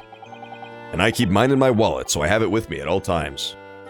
That is kind of cool how people, like, have diaries and stuff. Anytime I have a diary, like I see a girl's diary, I definitely take it and put it in the toilet and flush just to ruin everything. Just to, like, kind of ruin their memories and make sure that they don't get to remember anything. Because, like, they should have just kept it up here. That's what I do. My diary is in my mind, so nobody can take it from me. But, like, people who have a physical diary, if you just put it in the toilet and flush, they lose all their memories forever. And, like, all their keepsakes and mementos and stuff. It's kind of a cool life hack. One simple trick to ruin someone's memories. Governor Kaden, Shrek. See, he did it right, so I could do that now. I can make Governor Kaden Shrek. He basically is already. He looks like one. He already looks like a Shrek. Oh, well, how strange. Where could it have gone? Do you remember in Shrek 4 Ever After how there was like 800 Shreks? I'm pretty sure if you look at the background of some of those scenes, you can actually see Governor Kaden in that lineup. In that Shreky lineup. Was that Shrek 3 or was that Shrek 4? I can't remember. It was the really bad one. Are you like this on purpose, Mr. Naruhodo? Did I imagine it, or was that comment accompanied by a little sigh? That's what Miss Susato said. It's written on the back of a steamship. Cool. Okay, yeah, it was Shrek 4, that's right. Shrek 3 was like they met King Arthur or something. Yeah, Shrek 3 kind of, like every Shrek after Shrek 2 kind of stinks, I'm not gonna lie. The Shrek 1 and Shrek 2 are genuinely great movies, and then everything after that is not amazing. I don't like any of them. Good luck then! This dude's man-spreading. I need to go fucking have a chat with him. He's actually spreading toxic masculinity as well, all the way to England. To be fair, he is a POC minority king, so I'm pretty sure that it's just like being around these white devils has sort of instilled white supremacy, and he has internalized misogyny and white supremacy at this point. He's been in England too long, so he's become a toxic cis white male. And, you know, a man-spreader to boot. Which is possibly the worst of all. The worst of all his offenses. Hello, Governor Kaden. What are you doing in my prison, as they say? There you go. Present it, sucker! He won't present it. I don't know why he won't fucking present it. Well, let's at least check out the new people. Let's check out Governor Caden and all that shit. You go. These guys are the same exact age. The Minister of Foreign Affairs and a judge of the Supreme Court of Judicature in Japan. He's the man who acquitted me when I was once accused of murder. And Yujin Mikitoba is the authority in forensic medicine and a professor at the Imperial Yume University. Usato's dead. Vito Lestrade, we already know. Barry Caden definitely has given you that did a shrimp fry this rice stare. He's definitely given you that INTJ stare. The governor of Barclay Prison. It seems he was good friends with Professor Mikitoba during the Japanese man's time in Britain as a visiting student. Daily Vigil 40. This dude is 40? He looks fantastic. Honestly, she's 36. She also looks great, but this guy looks so young. This dude definitely has that American Psycho skincare routine, because my god. He looks like he's 16 years old. He actually looks like a fucking e-boy. He looks like a dream face reveal. And he's a man who's disappeared without a word to his family. Okay. We've met everybody new. Barry Caden got a big-ass head, boy. Barry Caden got that fucking big-ass head, dude. He's got that fucking large and in-charge head. Oh yeah, let's present him with this, that's right. If you just cast your eyes over this, Governor Caden. What's this then? You can't pull wool over me eyes, you good for nothing Japanese student. I don't know how to do a Shrek voice. I'm fucking trying, okay? I'm trying! This is the part where you run away. That's kind of what he sounds like. Mikitoba. That young jock from the forensics laboratory. That's Mikitoba. He kind of looks like how human Shrek should have looked. They made human Shrek look like way too handsome, but if the actual Shrek turned into a person, this is kind of what he'd look like. Yes, exactly. Him. Oh dear, perhaps I should have said something sooner. I'm Yujin Mikitoba's daughter, Suzato. Jings, you're the young man's daughter. And you didn't think to mention that afore. I do apologize. Aye, well, you'd best take a seat then. Can I offer you a cup of tea, perhaps? And did I forget to try one of these wee handcuff biscuits? Your father's influence is nothing short of amazing. I'm bitterly regretting not announcing who I was from the outset now. So then, what can I do for you, hen? Well, we're currently investigating a case. It's one of your warders, you see. He's gone missing. Missing? What is he doing in my swamp? That's kind of what he sounds like with the Shrek type fellow, that green thing. That's right. It's surely been reported to you as well, being the prison governor.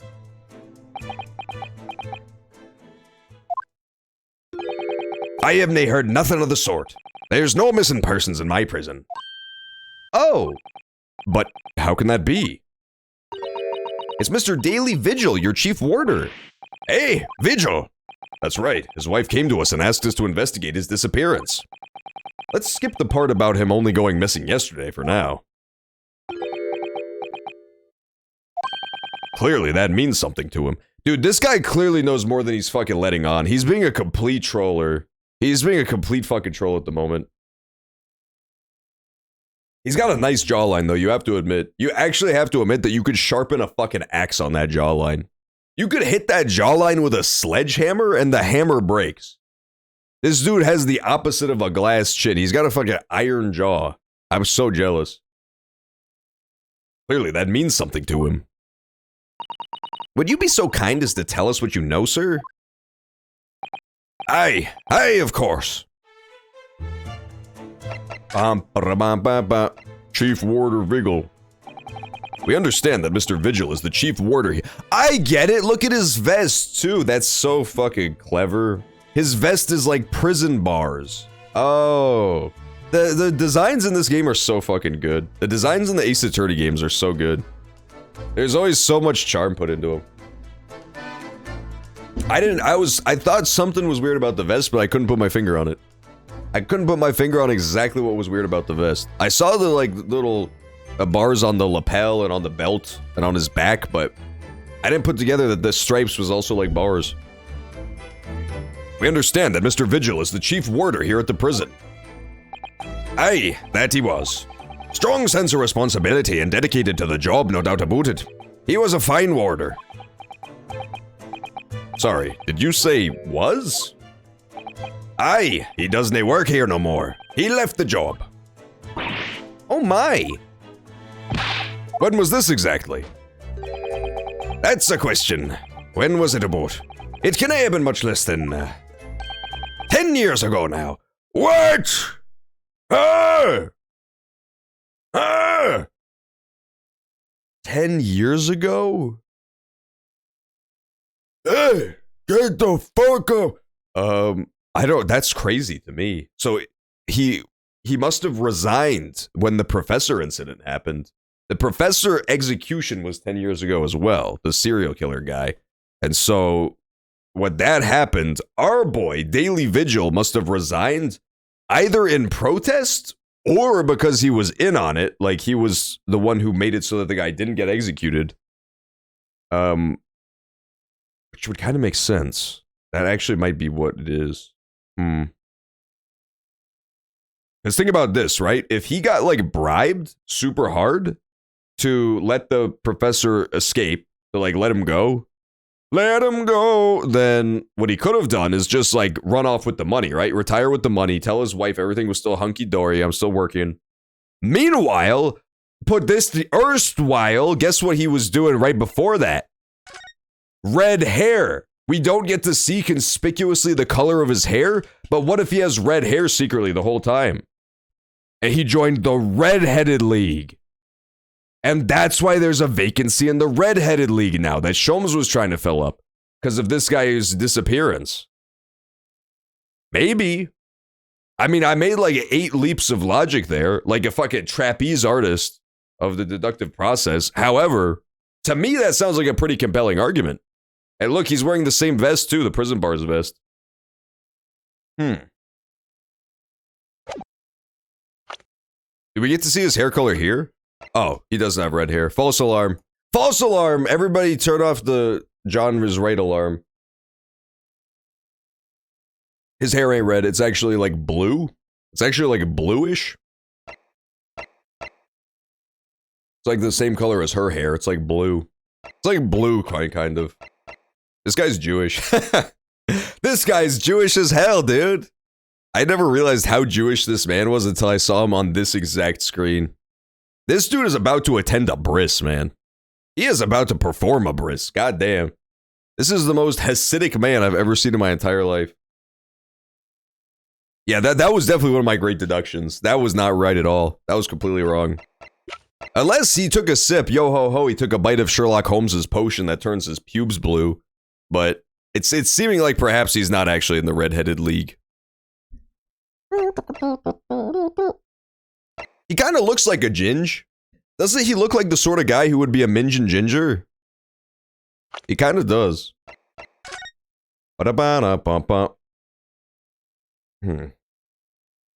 don't know. Immediately when we first heard about this guy, the question that was raised to me was like how he affords all this shit to be like a nobleman on a prison warder's salary. So him being bribed would go a long way to explain that at the very least. Like how his wife is all decked up in jewelry and how he's got this like beautiful background to his photo. But he doesn't have red hair. So the Red-Headed League part, maybe not super true. Maybe not the most true ever. He definitely didn't tell her though. He definitely didn't tell her about the fact that he left 10 years ago. What? 10 years ago? He stopped working here 10 years ago? Aye, yes, I mind it. Do you ken? I have heard about the fella's name and all that time. That's a worry if he's gone missing, though. But Mrs. Vigil made no mention of it. I think perhaps, Mr. Naruhodo, That was his wife simply didn't know and such and so forth. I think she's unaware that he no longer works here. Yeah, no shit, Miss Susato. Governor Caden, can you tell us what happened? Why did Mr. Vigil give up his job here? That's important, is it? Yes, I believe it may be. What are you thinking, Mr. Naruhodo? I can't help wondering, given that it was 10 years ago, Oh, which was exactly when the professor was being held at this prison. Da-da-da-da-da-da-da-da-da. so Mr. Vigil actually resigned from the position of chief warder 10 years ago, you're telling us. What happened to make him leave the job? In actual fact, he did not leave the job willingly. He had no choice in the matter. You mean he was dismissed? Guys, what if he started farting right at the camera? How funny would that be? It was after a particular walk. Yeah, it's because of the prisoner. The profisoner. The router didn't work? That fucking sucks. Oh. Well, at the very least, the IT department will open the switch. That's good, at least. You should definitely test that out when you have a chance to see if it fixed anything. It could. It could. That's good. The fact that they won't do it for the PC sucks, but it's understandable. Because otherwise that would be a gaping security hole. But the switch should be fine. Nothing can get in through the switch's gaping hole. But yeah, it's good that they'll at least do that. It's always worth talking to them, because it's really hard to find out about a network's layout just from the outside without snooping around and going to jail. So it's good to talk to them just to find out where their shit's all at.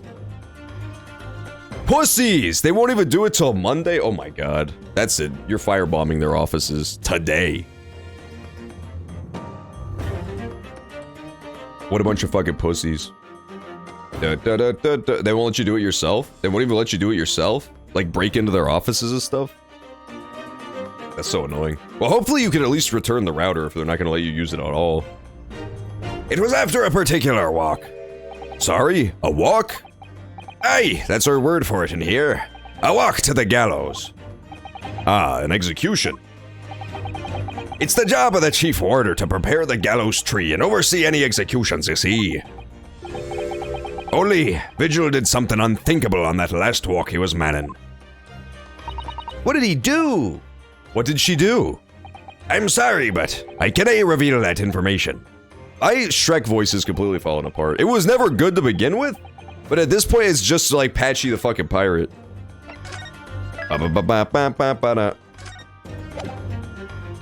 Oh good, well at least they'll do it on fucking Monday, goddamn. That's so annoying. Make sure you follow up with them though, because I guarantee you, nobody wrote it down and they're just like, if I remember Monday, I'll do it. I bet you they're not gonna do it unless you like kick them in the ass about it. But I can tell you, it's very rare for a chief warder to be relieved of his post. But why wouldn't Mrs. Vigil know about it?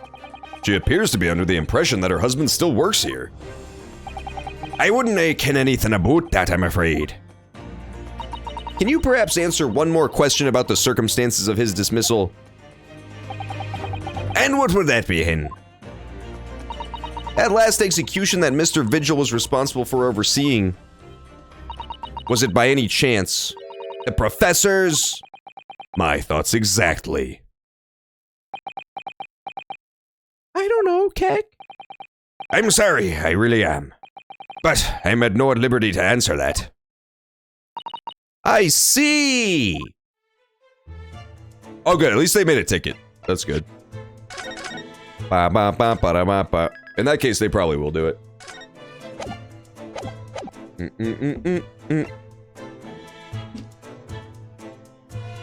Stupid fucking IT hoes at the college and stuff. Dude, it's gotta be in their defense, it's gotta be a fucking nightmare to do IT for a college. Like, even for an elementary school or like K through 12, that's hard enough, right? Because kids are constantly trying to poke holes through the security. But on a college where it's not even their equipment, where it's just people bringing their own devices, that BYOD shit, and it's just all college kids trying to go to like AsianAssPorn.com, like, goddamn. That shit has got to be a fucking nightmare to keep on top of. I bet they just don't in a lot of cases. I bet they just let that shit run rampant. Yeah, that's good. You'll at least be able to play Switch games with good internet. And then on the PC, they'll just refuse to let you have good internet like hoes. Professor Mikatoba. My father came to Britain all those years ago in order to study forensic medicine. But you seem to have been well acquainted. The dead room, the prison, and the cemetery have a lot to do with one another. After all, they need fresh corpses for the forensic research. Do you ken? Yes, I can imagine. The advancement of medical science isn't always particularly palatable. What about it, dude? This guy got big ass fucking monkey ears, bro. He's looking like George W. Bush. This guy's looking like George W. Bush, to be honest. His ears are fucking massive. He's already got like the largest head known to man, and his ears are half of his fucking head. Your father worked in the laboratory, just on the far side of the graveyard. Wakapi logged on to Pokemon Unite! I bet Wakapi is a Sizor main, I'll be honest.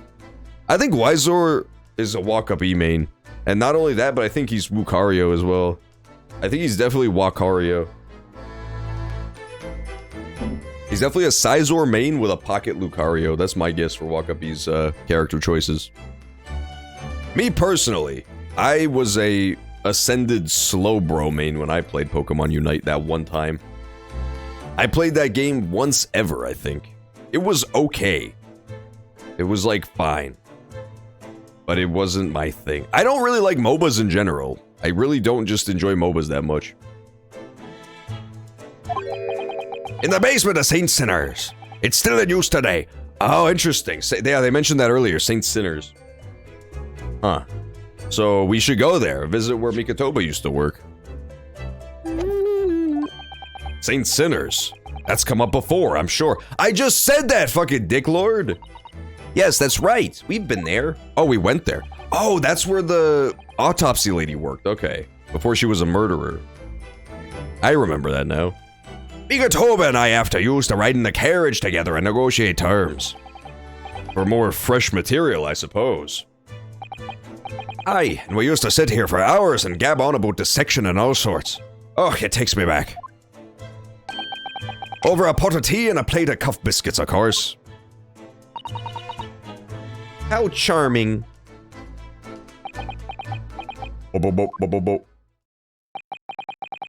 He was a good fella, your father. Reliable and dead set on his work.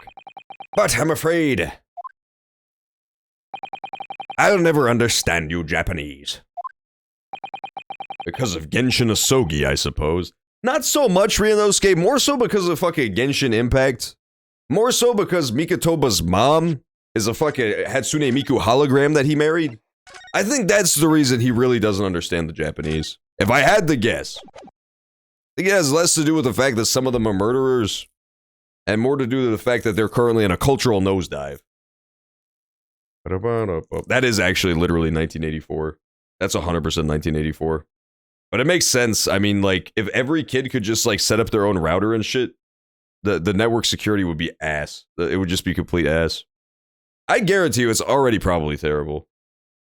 It's probably completely dog shit. If you work in IT, you don't really want to work in the public sector to begin with, to my understanding. I'm in the private sector right now, and I'm pretty sure that's where most people try to go. Because the pay in the public sector is not that great, and there's, like, a lot to do. It's very thankless, from my understanding.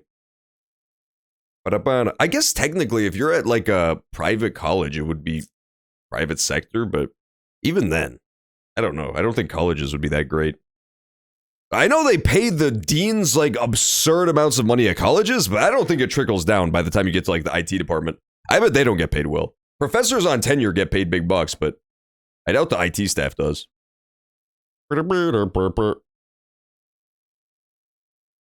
Nice, you got your money back. What you should have done if you were a real scumbag, Brockor, would just be wait until the sale on that router ends, and then bring it back with your receipt in your pocket, and try to return it and say I lost my receipt, so they would give you all the money back, like the full retail price. But that's what's known as stealing, so I would never encourage people to do such a thing.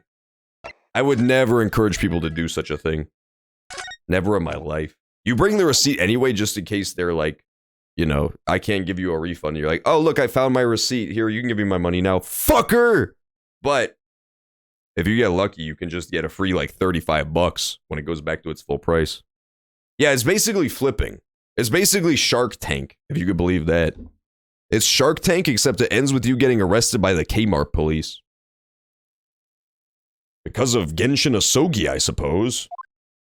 I feel so bad for stupid Zoomers on TikTok. There's a whole new trend of people on TikTok encouraging people to shoplift and shit. And they don't realize that big chains literally have top-of-the-line forensics teams.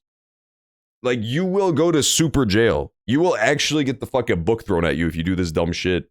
Not always. Like, you'll get away with it sometimes, but a lot of the times. Like, Walmart especially, I know, has like a crazy forensics team that sometimes the government goes to for help. Because it's so top of the line. And they will let you shoplift stuff. And then they'll just track you down later. They'll just track you down like 6 months later. And not only that, but a lot of the times they'll just tack on extra shit that they claim you stole. Because they know you can't prove you didn't steal it. And so if you don't manage to prove that negative, then all of a sudden you're not just, you know, on the hook for taking a pair of leggings. It's like 3 Samsung TVs. Basically, you get up to a felony. They're going to try to get you in jail for a fucking felony. And so all of a sudden you're a 19-year-old dipshit TikToker with a felony. And you can't get work. It's so dumb. So fucking stupid. People just don't think that shit through, like, at all. TikToks of people stealing. That's so smart, because then they don't, like, the forensics teams don't even have to do work at that point. They just have it documented on a fucking TikTok. I bet you that's who started those TikTok trends, was people who work for the fucking Walmart. Alright, guys, it's so fun to show yourself shoplifting. Why don't you go ahead and try it? Well, I can't tell you anything else. Why not? Thank you so much for your time, Governor. Oh, one moment before you're away, Hin. What's he giving me? He's got an axe! I'm sure I have it here somewhere. If this guy was a Fire Emblem, he would definitely be a high-strength, high-defense tank unit. No chance. He would have low fucking speed, too. I'll break them out. Yeah, go get them, Remix. Break out all the TikTokers. Free them. Free the TikTokers. I'm sure I have it here somewhere. Ah, found it. Here, take this as a wee souvenir of your visit to the prison. What is it? That's Vigil's dismissal notice. It's 10 years old now, of course. Oh my, are you sure? Aye, it's no trouble at all. It's no the original, mind. Vigil's dismissal. The harsh reprimand incurred by Mr. Vigil 10 years ago. Dang. Thank you very much, Governor Caden. I wonder what he did. He has violated Clause 132 of Her Majesty's Code of Conduct for Prisons. All right to redundancy pay and other financial benefits revoked. Aha, see? I was right. He did help the prisoner escape. Yeah, he helped the prisoner. It doesn't say who, so maybe it wasn't the professor. But then again, the professor was the only one that they were trying to keep, like, secret, so I don't know who else would be redacted. Hey, what's up, Nick in space? How you doing today, man? We're currently investigating a prisoner. Because a warder, a prison warder went missing. I'm still unclear on what that is, but we'll try to track him down. It could be. This definitely could be a red herring. It might be a troll. It might be a completely different person that he helped escape that has nothing to do with the actual case. Details of this cape are still being investigated. Full cooperation with inquiries will be expected. Prison Governor Barry Caden. Additional notes. Indications are that the jailbreak plot was conceived prior to the convict's incarceration. Wow, he El Chapo'd it! Oh my god. He went out in the fucking laundry hamper, dude. It's believed that the convict engaged in some form of negotiation with prison staff in order to secure assistance. Full disclosure of information regarding these negotiations will be demanded. Cool. So, somebody escaped with the help of our boy, the guy we're looking for. Basically, this guy went missing. Daily Vigil. And his wife hired us to go find his ass. Well, hired Herlock Sholmes, and then he sent us to do it instead because he's lazy. So we're looking for her missing ass husband. And apparently he was up to no good. Thank you very much, Governor Caden. Well, in return, do me a favor and never come back here. That case is closed. Oh, geez, that's harsh. Well, I think we ought to return to Baker Street for the time being. Yes, I agree. We need to report back to Mr. Sholmes with what we found out about Mr. Vigil. I want to talk to his parrot. It won't let me talk to his parrot. It won't let me talk to his parrot at all. What will he tell Mrs. Vigil, I wonder?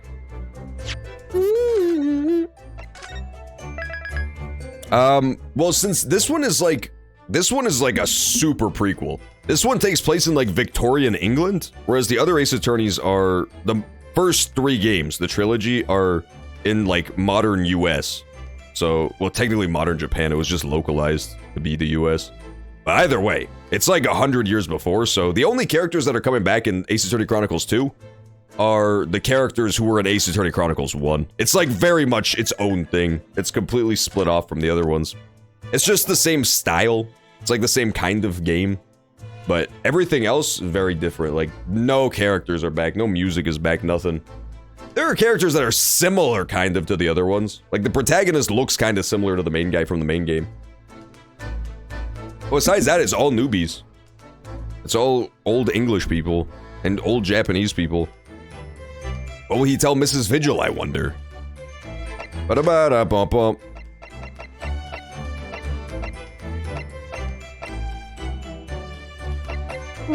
I wonder if Mr. Sholmes is still home. I want to go to the Lord Chief Justice's office real fast just to see if I can show him the thing. I want to see if he has anything to comment on what I just learned. Because he's the Lord Chief Justice. He should know about this, so maybe he would tell me, but probably not. Dismissal notice. Could I show you this, Lord Strongheart? No, he's not going to tell me. I'm the Lord Chief Justice. I'm not here to offer advice about evidence. Oh. Especially when the evidence in question is so dull. Ah, so that's the real reason. It's not dull, it's the... Whatever, fuck you. I'm sorry, Lord Strongheart, I didn't mean it. He do kind of look like Pyro a little bit, I won't lie. He kind of looks like a Flappy Bird. No, she doesn't care. Okay. Let's see if that lady's still here. Tell her about her fucking deadbeat husband secretly getting fired 10 years ago and never telling her. That's the most godlike move I've ever seen. Somehow, this dude has kept his wife so gaslit that she thinks that he has been going to a job every day for the last decade, and he just hasn't. I don't know what the fuck he's been up to. 1st November, Sholmes' suite. We're back! Hello, you two! Oh, it's Iris. Boo! I thought you'd be back before long, so I baked some scones for all of us. Ah, so that's what the delicious smell is. Oh my god. He became a ninja. He definitely became a ninja gamer. He's playing Fortnite as we fucking speak, dude. Holy shit, he became an e-boy overnight. Why would he do this? Stop dyeing your hair blue, people. Women can kind of get away with it. Men can... You won't look good. You'll look like a fool. I'm sorry. But somebody has to tell these people the truth. If you get blue hair, you'll look silly. You'll look like you have fucking cotton candy for a hair. Just be normal. For once. Fuckers. Greetings, my dear fellows. You've returned a good deal sooner than I was anticipating. Hello, Mr. Sholmes. Hello, Mr. Sholmes? Say nothing. Your thoughts are written all over your faces in any case. It turns out that it may have been advisable to test my hair color restoration tonic before application. Oh my. Yeah, he tried to dye his hair red so that he could get in the red-headed league, but they didn't take him. They refused his application. Pray, tell me, what of our warder friend? Have you garnered some new information? Oh, yes. Something very surprising, in fact. Though it's not a patch on your hair, to be honest. It most certainly isn't. But still, we discovered that... Sholmes! Oh my god. Drop everything, Sholmes. This is more important. Gina! I can't Adam and Eve it. Sniff, sniff. What happened? I knew she would say that shit, dude. Get fucking owned, Susato. She actually just got read like a fucking book. She got read like a book and folded like a lawn chair, all in one sentence. 2 words was all it took to drop her. Clearly a very grave matter indeed. For Miss Lestrade made no mention of my hair whatsoever. It's the boss. What do you mean? Inspector Gregson? The boss is...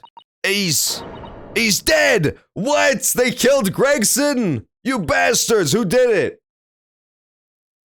They would never kill Gregson. They can't do it. They can't kill Gregson, he's too cool. What? They just found his body. Shot with a pistol. What? There's no way. Remix! Did you shoot Gregson in the back of the head again? You silly goose. Come on. You knew I liked Gregson. But Inspector Gregson? He was murdered? That's actually a shocking twist. That's a crazy twist. Not Gregsy. Come in, my dear girl. Tell us the whole story. Sniff, sniff! That's fucking crazy. Why would they kill off Gregson? He was leaving anyway. Wasn't Gregson about to go work in France, he said? He was getting, like, transferred to the Paris division? What? Why would somebody kill him now, of all times? The inspector's dead. Are you serious, Gina? Inspector Gregson was... He was really shot! I don't know much about what happened myself yet. They're still there, investigating the scene. Where did this take place? A little rented room in a building full of flats on Fresno Street. The outskirts of town, nowhere near his home. He was perhaps investigating a case then. The thing is, no one at the yard knows nothing about no case around there. Oh, how strange. The boss he was so good to me. I know I ain't up to much yet, but one day I was gonna show him. I was gonna show him I'd become a proper detective. Oh, Ginny. Oh my god, that's actually quite a crazy twist. I don't want Gregson to be shot to death and or killed. So he must have been investigating something on his own path. If I had to guess, I would say he was investigating either the Hound of the Baskervilles shit, which we don't know anything about yet, or he was investigating the, what's it called? The Reaper of the Bailey. The Reaper of the Bailey case. That person who keeps murdering all the people who get acquitted of murder charges. Because it definitely seems like perhaps Lord Strongheart is involved with that Reaper of the Bailey shit. It seems like maybe he was sticking his nose somewhere it wasn't wanted. Huh. The culprit. So who did this? You have any idea who the culprit is? They got him already. Already? They've caught the shooter so soon? A witness reported something was going on, and the boys got straight down there and took care of him. Who? What awful person did this? I still can't believe it myself. Gina? Who was it, Gina? Was it Remix? It was the Reaper. Oh my god! The Creeper of the Valley! There's no way. It couldn't be. Because they think that the Reaper is, Lord Van Deeks. Lord Van Deeks wouldn't do this.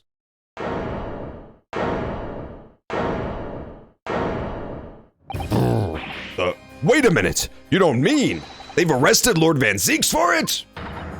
That's right. That Reaper bloke's gone and shot the boss. No, Lord Van Zeeks? Oh my god. Are you quite sure, Miss Lestrade?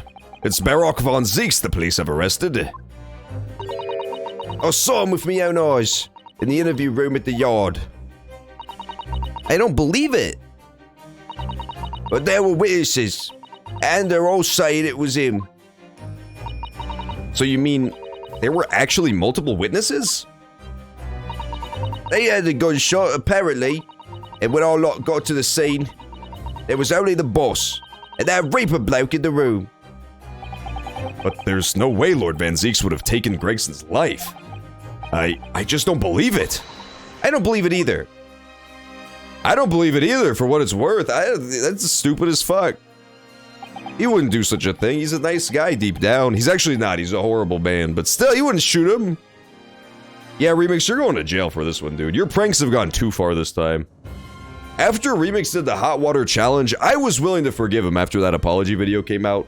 But the murdering a British policeman by firing a .44 Magnum into his skull, that's when he crossed the line. That's when he went, Thank you for informing us, Miss Lestrade. This really is most terrible news. I'm dreadfully sorry.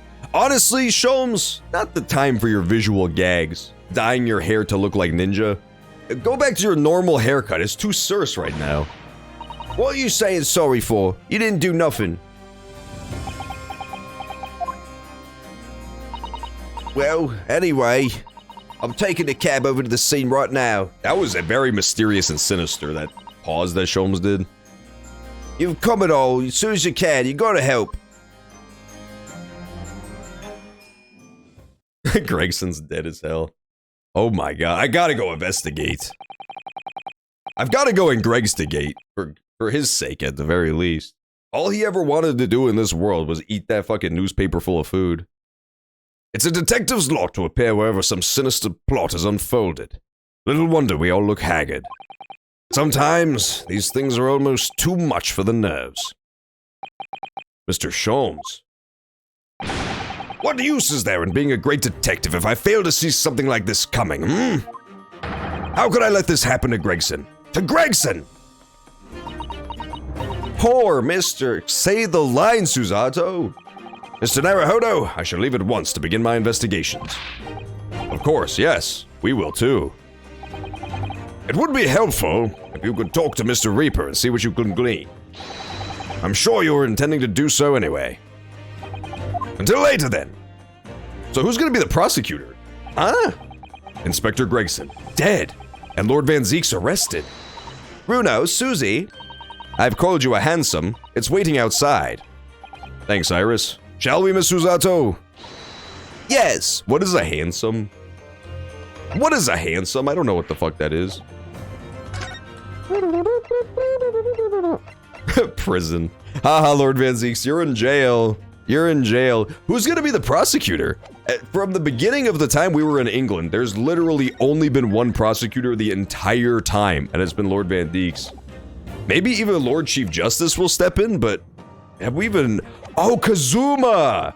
Of course! Yeah, Kazuma has to be the new prosecutor, because he was the apprentice. Remember, he was the apprentice to Lord Van Zeeks. So this is the showdown. This is the big showdown between me and Kazuma, presumably. 1st of November, Prison Cell 1. Well, I mean, listen, I'm not here to judge the guy, but I'm just saying this is literally day fucking 1 of no murder British police officer with a Magnum November, and Lord Van Zeeks has already failed. He's already failed this social media trend. What a fucking loser. He could at least hold out a couple days. I mean, come on now. There he is, Lord Van Zeeks behind bars. So it's true. He really was arrested. He's sitting with his back to the wall, reading something. I don't think he's noticed us. Lord Van Zeeks? They're right behind me, aren't they? Fancy meeting you here. The last place on Earth I'd like to be, with the last person on Earth I'd like to see. He is behind bars, but he is also spitting bars, I have to admit. I couldn't very well not come. We heard what happened. That Inspector Gregson was... Go home! This has nothing to do with you. But... Forgive me, Lord Van Zeeks, but I must disagree. Inspector Gregson was very helpful to us on a number of occasions. We're indebted to him. At the very least, we owe it to him to find out the truth about his death. Okay, this is a random question in a really, dramatic moment, but... How are we feeling about movie night tonight? I was just thinking about movie night. I kind of want to watch more horror movies or something. Since it's Halloween and all. Ooh, ah. I still don't like that. The fact that I realized that the Dracula laugh is exactly the same as monkey noises if you say it in a monotone voice. I never thought about that, and it ruined my brain to realize. We owe it to him to find out the truth about his death. You must help us with our investigations, please. There's really nothing I can tell you. What were you just reading at the back of the cell there? Was it something related to the case? This? The Yard isn't quite so cavalier with its information as to share case details with a suspect. This is a letter from an old acquaintance. Oh, who might that be? Someone you know, as it happens. Albert Hairbrain. The defendant from the last case? Of course, yes. I keep forgetting they went to the same university. And I would like to read my correspondence in peace. So let's get this over with, shall we? What is it you want to know? Strange. I mean, let's face it, Lord Van Zeeks never minces his words. But they seem to have less bite than usual somehow.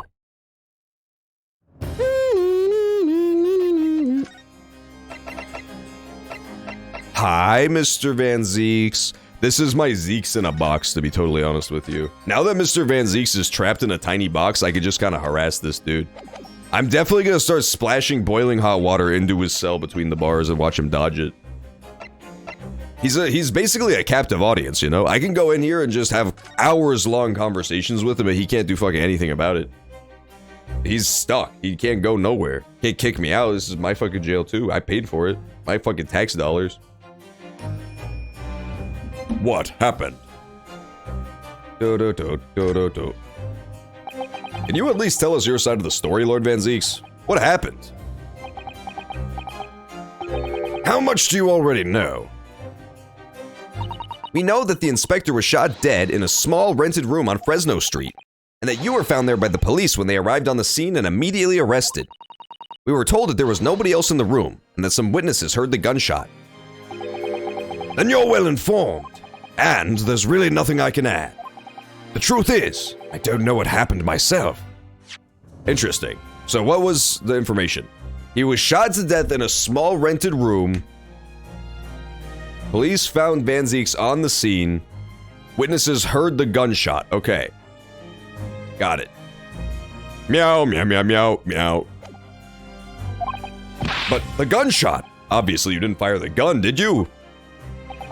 I'm not in the habit of shooting the people I work alongside. I also heard the noise. However, before I had a chance to investigate, I was apprehended by the arriving officers. So he doesn't actually know what happened. If I might ask, what were you doing in that place to begin with? I don't need to answer that. Oh. After all, you're not representing me. He is going to need a lawyer, though. Yeah, we'll defend you. Don't worry, Mr. Van Zeeks. Bro, the craziest part about this whole thing is that this is actually kind of crazy. I just realized. But basically, Mr. Van Zeeks shot to death Mr. Gregson with a gun. Now, that's just twisted. That's like the most evil thing he's ever done yet. Outside of burning that funny penguin guy to death in a caravan. So who's going to be representing you in court, Lord Van Zeeks? Anyone other than you, I should imagine. Get fucking owned. Get fucking absolutely owned. Would I be right in assuming that you have no representation as of yet? Defense lawyers shy away from any trial involving the Reaper, as I'm sure you know. But this is different. In my career, of all the defendants I've prosecuted, only 19 have ever been acquitted. Of them, 16 subsequently died in mysterious circumstances. Questions will be asked now. Surely not. I assure you, no defense lawyer will want to touch me at the end of a barge pole. But you didn't actually have anything to do with those people's deaths, did you? It's been 10 years now that I've been known as the Reaper of the Bailey. Believe me, nobody wants to know the true identity of this killer more than I. However, it seems things may come to a head before I have the chance to uncover the truth about that. What does he mean by that? Meow, meow, meow, meow, meow, doo doo doo. The craziest part too is that I bet you Greg Somm and Van Zeeks were probably working together. I think that is what happened. They're probably working together in secret to deal with the Reaper of the Bailey case, which is why they were both showing up at that random room, right? Like, as of now, we have no reason why Van Zeeks would be at this random-ass apartment in the middle of nowhere, coincidentally, right as Gregson is dying. So what probably happened is that somebody who doesn't want people snooping around murdered Gregson and framed Van Zeeks, killed two birds with one stone. Basically get rid of all the people who are trying to hunt down the truth about the case. The Repper case. Professor Hairbrain's letter. After the trial, Professor Hairbrain was supposed to go straight back to Germany, I thought. It's a letter to inform me of his safe arrival at home. I arranged this passage by sea and rail. It's a relief, I must say. He should now be beyond the reaches of the Reaper. Because the Reaper doesn't follow people abroad, you mean? Yes, so it seems. Your stooped little Nipponese friend, for example. You told me he was keeping well in Japan when I inquired the other day. Yes, that's right. He's an author now, happily working in Tokyo. So Professor Hairbrain is safely back in Germany now. He is. Unless the letters are not to be trusted at all. Because remember when Susato was summoned back to Japan to leave England? There was a bunch of fibs in her letter too. Remember they said that her dad was like dead or decaying? They said that he was like a dying corpse lying on the side of the road being poked with a stick. And when she got back home, he was totally fine. Like there was nothing wrong with him at all. So maybe even the letters aren't to be trusted. So, it appears our conversation has run dry. There was a 2-second silence, that's all. Well, in any event, if you'll excuse me now, I wouldn't like to detain you. I was wondering, Lord Van Zeeks, if you'd like, I'd be happy to advocate for you. You trust me, do you? Yes. I've heard you speak many times in court. I've seen how you treat people. Like shit. So I'm quite sure that you would never have taken another's life. It's just, my feelings can't be used as evidence in a court of law, sadly.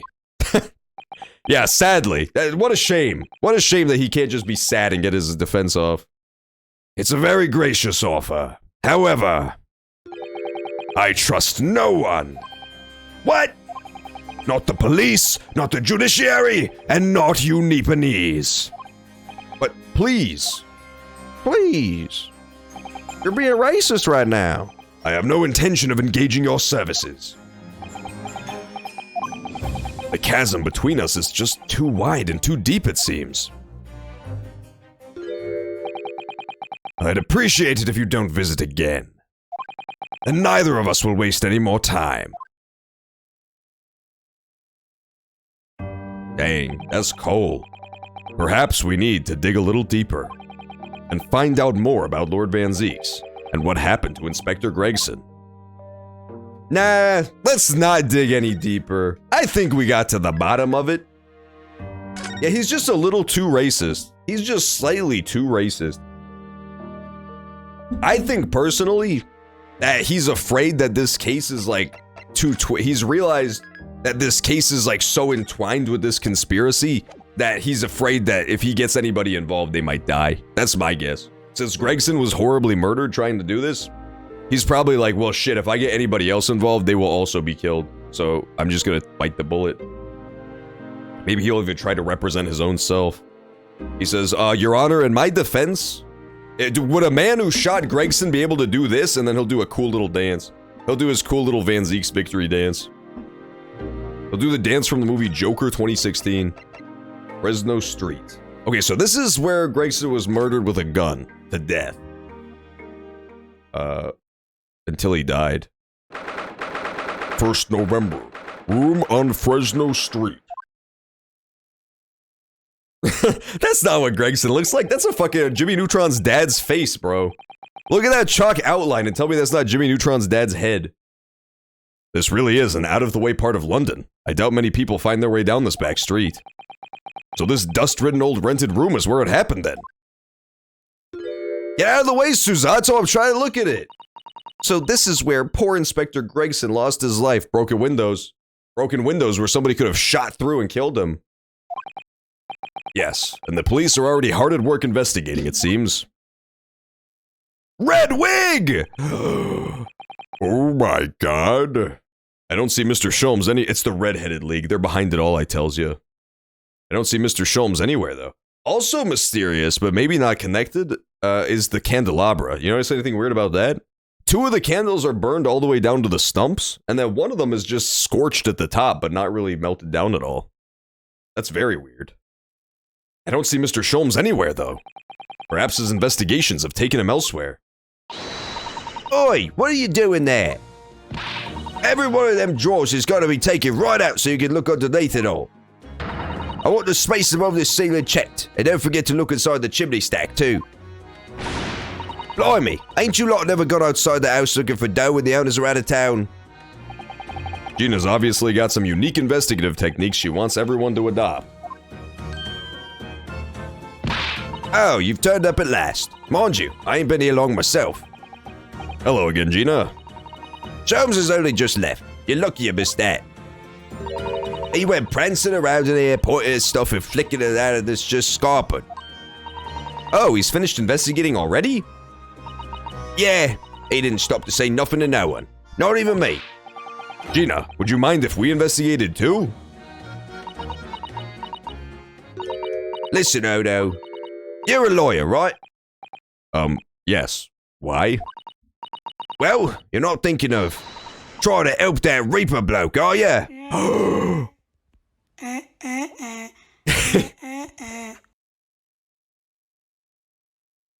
That was the most dramatic in human history. That was crazy, dude. She actually called Mr. Naruhodo out so hard that all that could escape his lips was those strange moans. Oh, poor Gina. She's never going to forget, is she? That trial will haunt her forever. Gina, if you don't mind me saying, if Lord Manzeeks really is responsible for this crime, he will be duly and fairly judged in court. I suppose you're right, yeah. Go on then, Odo. Get investigating. I want to know the truth about what really happened here. Thank you, Gina. Everybody say thank you, Gina. I'm saving here. This is crazy already, dude. You can already tell this case is gonna be hard as hell because it involves gingers, which are the single most evil racial group on the entire planet. I'm gonna be right back. I'm gonna go refill my water before we jump into this next segment of investigating. But as soon as I get back, we're gonna start the investigation. So hang in tight, and I will catch you guys in just a few. Be right back.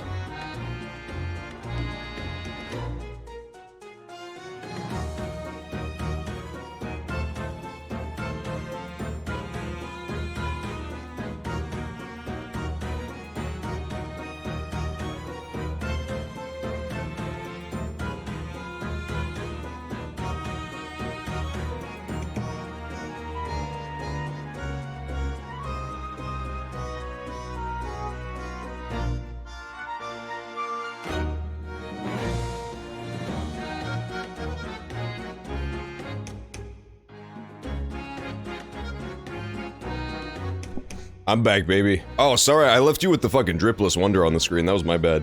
Gina Lestrade has literally no swag, I hate to admit. I hate to be a bully or the bearer of bad news, but she actually looks like a complete dork. She does not dress with any class whatsoever. Thank you, Gina. Gina needs to learn how to wear cooler clothes, though. I will admit that. She should wear an AC/DC t-shirt, parachute pants, and a backwards baseball cap, and then she'd have drip. Hey, what's up, Nelatar? How you doing today? Welcome back. You got here just in time for good old Inspector Gregson to get horribly murdered. He was shot to death, and we don't know why or who did it yet. That guy who looked like Professor Hanneman, he got murdered. Gina, what was Inspector Gregson doing here in the first place? That's what I want to know. It's what? Half a year since I got out of the clink. That's when I decided to give up me diving and become a detective instead. Oh yes, Mr. Sholmes twisted the inspector's arm to agree to take you on as an apprentice, didn't he? Something like that, I think. Anyway, the point is, I didn't really know much about the boss till then, but it turns out, he's a bit of a legend at the yard. Goodness, really? Oh nice, you went on a mini vacation? That's fun. Did you go out of town or just do fun stuff in town? I want to go on a vacation sometime. I really want to travel again. I haven't traveled in ages. The most traveling I've done in the past few years is just like going to visit family in places I've already been. They say he managed to solve some really tricky case, just like that. And ever since then, he started going out on all sorts of investigations, but always on his own. No one else at the yard even knows what half the cases he's working on are, apparently. That's not how it's supposed to work, is it? So what was the legendary inspector doing in a dingy little room like this? I know he had a lot of respect for the Reaper and all, and look where that landed him. Respect for the Reaper? In what way? Oh, a difference, that's fun. I've never heard of Tampere before. I probably pronounced it extremely wrong too, but that's okay. I heard him say as much. I'll take me hat off to that fella, or his words. Not how the general public feels, is it? Most people are terrified of the Reaper. Yeah, the boss said that's exactly why he respected the bloke. I didn't realize Gregson held the Reaper in quite such high regard. He said something else to me and all, but I didn't need to worry about the Reaper, because he only goes after the people that are bad. It did kind of set my mind at ease when he said that. Right. Interesting. So Gregson was like, he was leading a double life. I thought maybe he was just investigating a new case on his own, like in his spare time, but no, he straight up was like tasked with going to these crazy places. Weird. Huh. Gregson had a little bit more going on than meets the eye. That's why he had to eat so many fish and chips to keep his energy up. He couldn't just be a Monster energy drink demon. You know those dudes who drink like 10 monsters a day to stay awake for 18 hours? He couldn't do that back then. All he could do was load up on fish and chips. I butchered it. Yeah, I'm not surprised. I'm not good at, what is it, Finnish words? I'm not good at pronouncing those. If you could believe that. This is actually weird to think about, but I have literally, in my entire life, I have never seen or heard a Finnish person speak. Like, ever. I've met a Swedish person, and I think I might have met a Norwegian person, but Finland, no, nothing. Like, no clue. Exactly, that's that's the most I know about Finland is from SpongeBob. That's the extent of my knowledge. That is the literal extent. I also know one fun fact, which is that in Finland, there's a lake that's the exact shape of Finland, which is fun. Those are the two Finland facts I know. SpongeBob and the lake that looks like Finland, that's in Finland. The crime scene. Chimichanga, that scared me so bad. I thought the killer had returned again. I thought the killer had returned again for me, Chimichanga. Fucking spooked me out.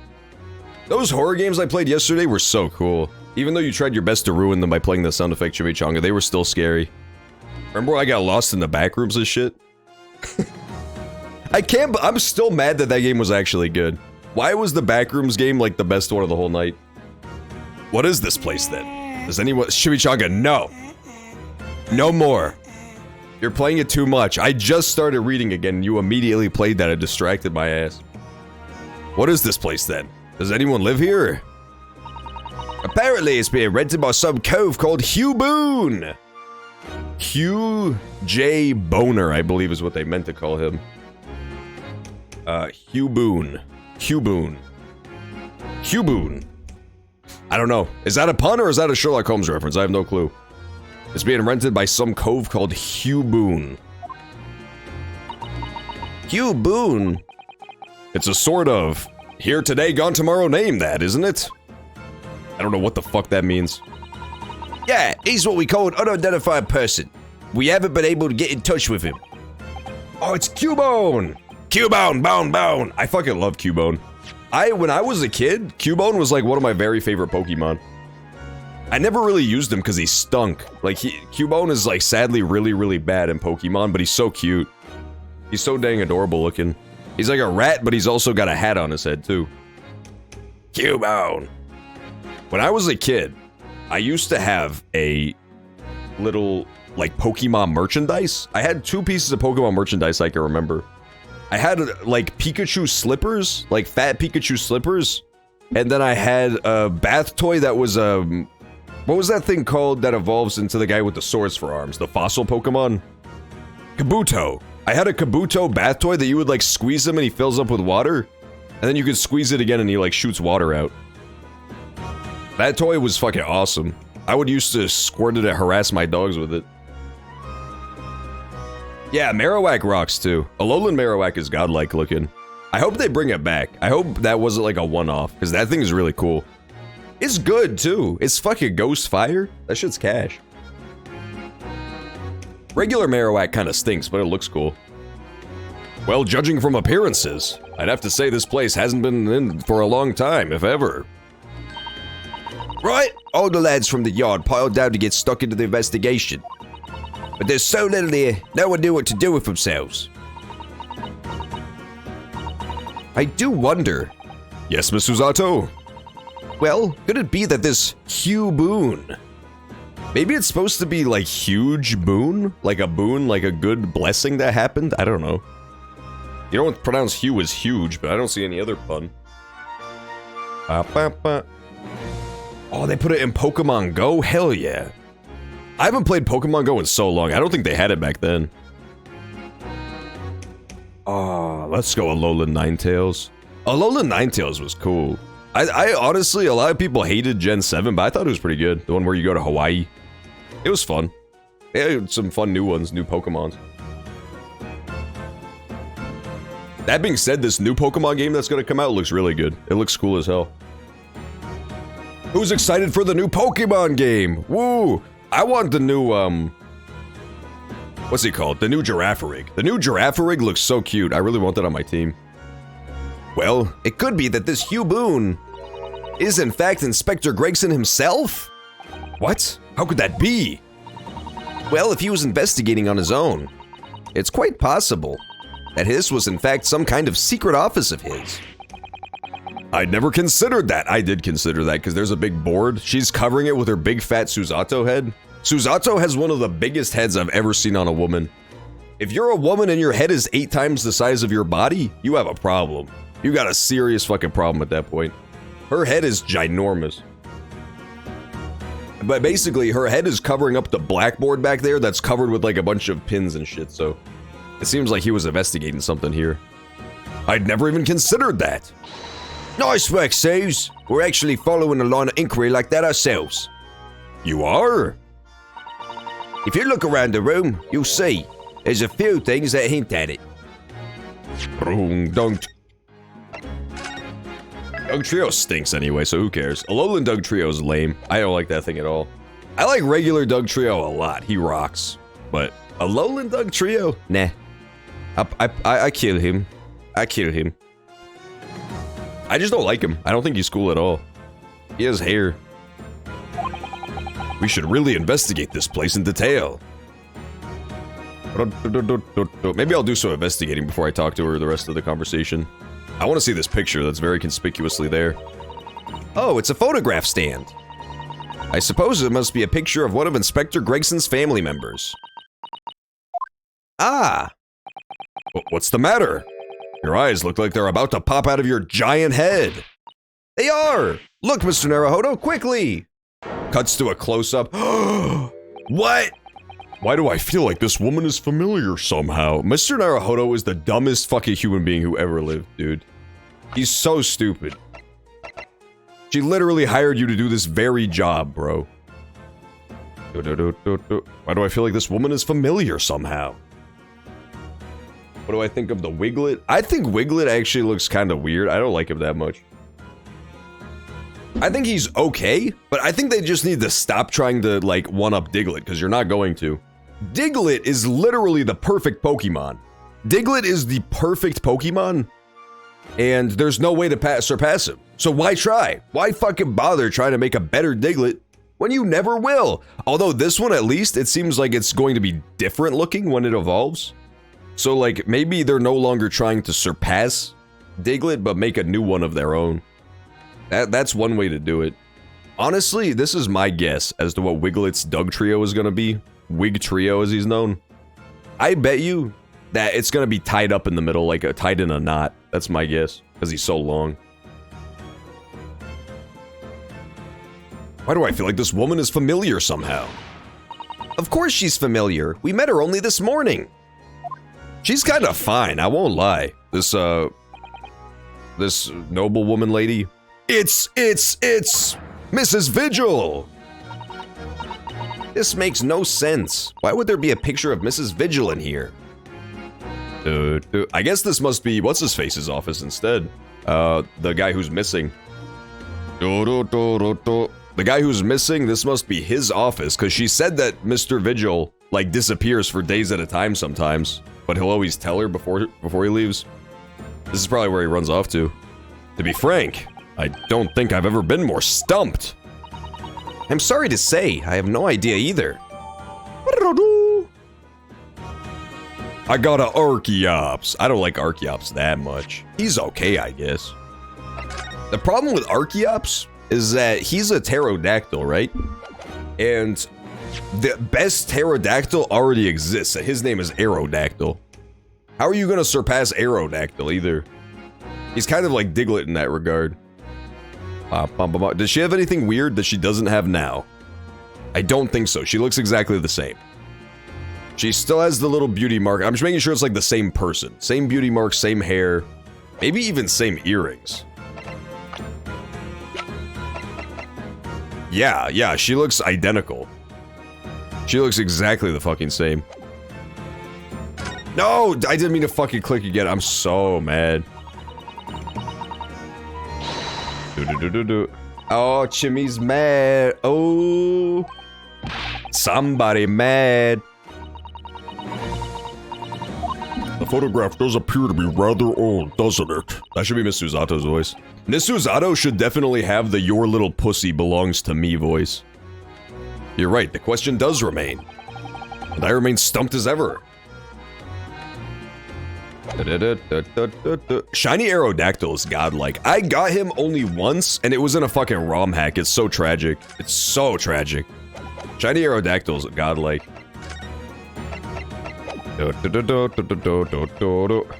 Let's see here.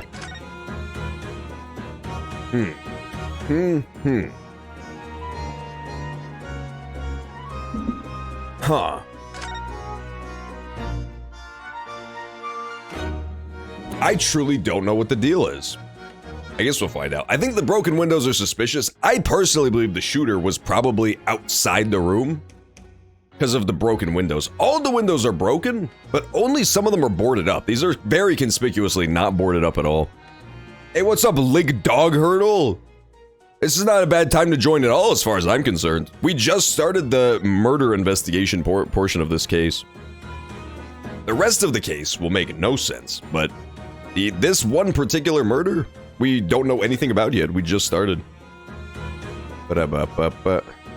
Shiny Lucario? I don't like Shiny Lucario that much, I'll be honest. I think Lucario's fine, but I like his colors. His colors are great, the blue and black. Shiny Lucario's like yellow and green. Looking like a fucking bumblebee. An empty fireplace makes a room feel even colder than it would be otherwise, doesn't it? It's thick with dust, look. I think it would be fair to say it hasn't been used in a very long time. In other words, whoever lived in this room must have been extremely hardy in cold weather. Or nobody lived at all and merely visited when the occasion arose. I just wouldn't like to say which is more likely. No, that's right. It's one or the other. Yeah, we're talking about Pokemon Go specifically. Well, they are. I'm talking about the Pokemon designs in the games. I haven't played the card game in so long of Pokemon. I used to collect them when I was really young, but not anymore. Chimichanga, you're making that fucking noise again, aren't you? I could hear it. He tried to do it so quietly this time so I wouldn't notice, but I still heard it. He couldn't slip one past me. That's right, it's one or the other. What do you calls it? The other thing about Pokemon is that so many of the Pokemon, their designs kind of change between all the different forms, you know? Like, some of them look different in the cards, to the games, to the 3D games, to the Pokemon Go versions. It's like, some of them look a lot better in certain formats than others. And some of their designs just straight up changed over the years too, especially Pika Man. I love old Pikachu, but I don't really like new Pikachu that much. I just think he's okay.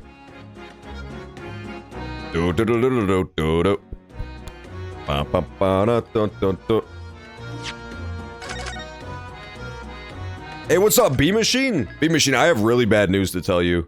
You're gonna want to sit down for this. You're definitely gonna want to sit down for this. Gregson is dead. Inspector Gregson was shot to death. And we don't know who did it yet or why. We just found out, but he's gone. He was actually fucking murdered. Murder most fucking foul. He did. He sacrificed his life like Jesus Christ for B-Machine's sake. He flew his spaceship into the robot tower with Trinity sitting in his passenger seat. Alright, let's check out the board. This looks like some sort of notice board or something. And it's absolutely covered in scraps of paper. Ah, Mr. Naruhodo, look! This you mean? It's an autopsy report, isn't it? And these are case notes here, and details of prison inmates. Yes, in fact, they're all the sort of documents that only a detective could normally acquire. What on earth went on in this room? Some old newspaper cuttings. Ah, and this one here. Oh yes, the advertisement you mean. To the Red-Headed League. But why? What's that doing here? Whoever occupied this room was clearly interested in it for some reason. That would explain the red wig on the floor, wouldn't it? Interesting. So the Red-Headed League is up to no good. They're zooming. Let's check out the candelabra. That's clearly very suspicious. The top of one of the candles in this candle holder has been completely blown off. Yes, there's wax splattered on the wall behind, look. I suppose if a bullet had hit it. It does seem likely that the bullet hit the candle, having first passed through the inspector's body. Interesting. Ugh, now that wax on the wall looks like blood to me. Huh. So, the implication then being that the bullet passed through Inspector Gregson from below and struck the candle. So it wouldn't have come from above then, if it's to be believed. The character in the game, this guy is called Ryunosuke Naruhodo. He's a Japanese lawyer from Japan who has come to Victorian England in the year 1890-something to practice law, to learn about the law. So we're currently a British defense lawyer, but from Japan, from the Empire of Japan.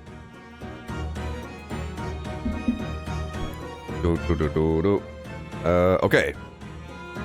So where is the wax blood splatter? I don't see that though. They said that there's like a splatter of wax. It would be very helpful if I could see the angle of the wax splatter, because that would answer a lot of questions I have.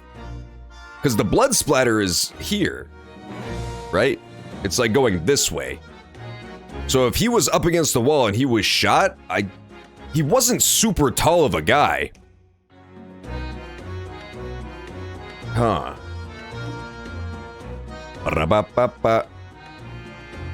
Ash Ketchum. Okay, I'll do my best Ash Ketchum impression for him for now.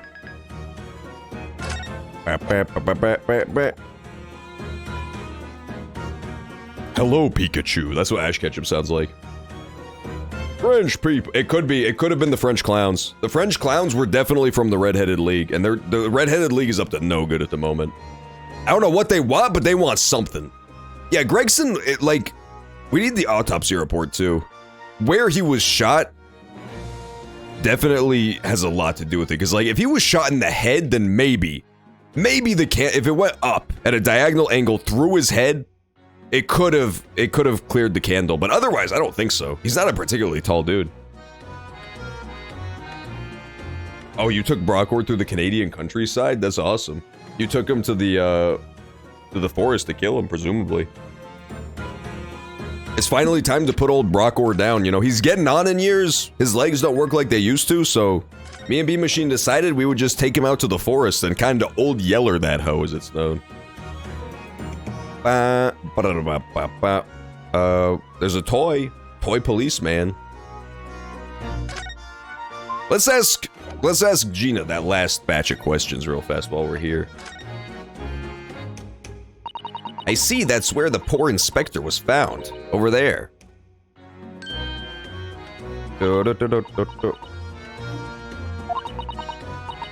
Oops, actually I pressed A. Yeah, that's right. They said it was a single bullet what did him in. Apparently the bullet went right through him. It struck that candle tree on the wall. Oh yes, it's blown one of the candles apart completely. And the gun used is there on the floor. It's the Reaper's, innit? No denying that. What? Really? How do you know that? Take it easy. I don't know what to do with myself when you stare at me like that with them big white eyes. I'm only saying what I've heard. I don't know much about guns myself, but there's some bigwig lawman or whatever who said so. Why don't you ask him? A bigwig lawman? That's Ash Ketchum. I do not have a good Ash Ketchum impression, I'm not gonna lie. Anyway, Fresno Street runs along under that window there. There were some street sellers just outside who heard the gunshot. Oh, but I don't recall seeing anybody outside. Yeah, they've all been taken down to the yard for questioning, that's why. We're talking about the yard's legendary inspector here, after all. They'll be getting a grilling. You think we might be able to speak with those street sellers ourselves? I doubt it. The lads in the yard will just want to know what you're snooping for, and you'll be up for a grilling and all. So we can't interview the witnesses then. Shame. Ba-da-bum-bum, yoda-dum-bum-bum-bum-bum. Pineapple on pizza or fries on pizza? I've literally never had fries on pizza. But I will say, I would still take that, the mystery of it, over pineapple on pizza. Because pineapple is disgusting. I'll still eat pineapple sometimes due to its natural properties. However, I think pineapple's fucking nasty as hell. I don't care about pineapple on pizza specifically. I fucking hate the texture of pineapple. It's so stringy and weird. The taste is like fine, it's whatever, but the texture's disgusting. So I'll take fries. I'll take fries anyway. Just by default, fries win.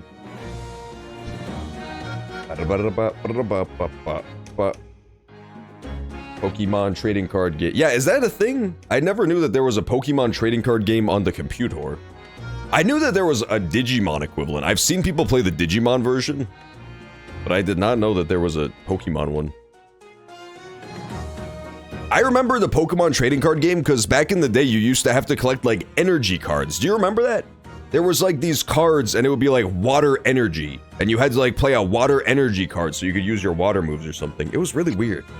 I can't remember how the rules worked because it's been way too long, but it was more like slightly more complicated than Yu-Gi-Oh! To just do the base level stuff. I played a little bit of Yu-Gi-Oh! With my friends when I was in like the 3rd grade, but never really Pokemon. So here's my guess. It's been only 2 seconds, so I know this is a leap and a stretch and also a leap. However, my current working theory, We know that it's a closed room. They specifically mentioned that. Gregson was killed with a single bullet. And our friend, Van Zeeks, who's currently in jail for this as the prime suspect, walked into the room. The gunshot went off. Witnesses heard the gunshot. The police arrive and arrest him because he's the only guy in the room. That's the timeline as we know it. Our boy Van Zeeks walks in. Gregson's dead. Gunshot goes off. They think he killed him, but we don't know that for a fact. Witnesses hear the gunshot. Van Zeeks is arrested, taken away. So my current theory is that it was the fireplace. That's my guess as to how somebody else was in a closed room and somehow got out without being caught by the police. I'm guessing fireplace. Gregson was already dead before this happened. They were just waiting to frame the guy. Guy walks in, dude in fireplace shoots, which is why it's such a weird angle of the destroyed candle, because he's shooting from the fireplace up diagonally across the room, busts the candle. That's why the candle's destroyed. That's the gunshot the witnesses hear. Dude climbs up the chimney. Gone. Van Zeeks is the only guy in the closed room. Police arrest him. Maybe. That's my guess. Alternatively, Gregson is just shot from outside the window. But that wouldn't explain how the candle got destroyed, because the candle is not in the line of sight of the window. So my original theory was a shooter from outside, but that wouldn't explain the candle at all.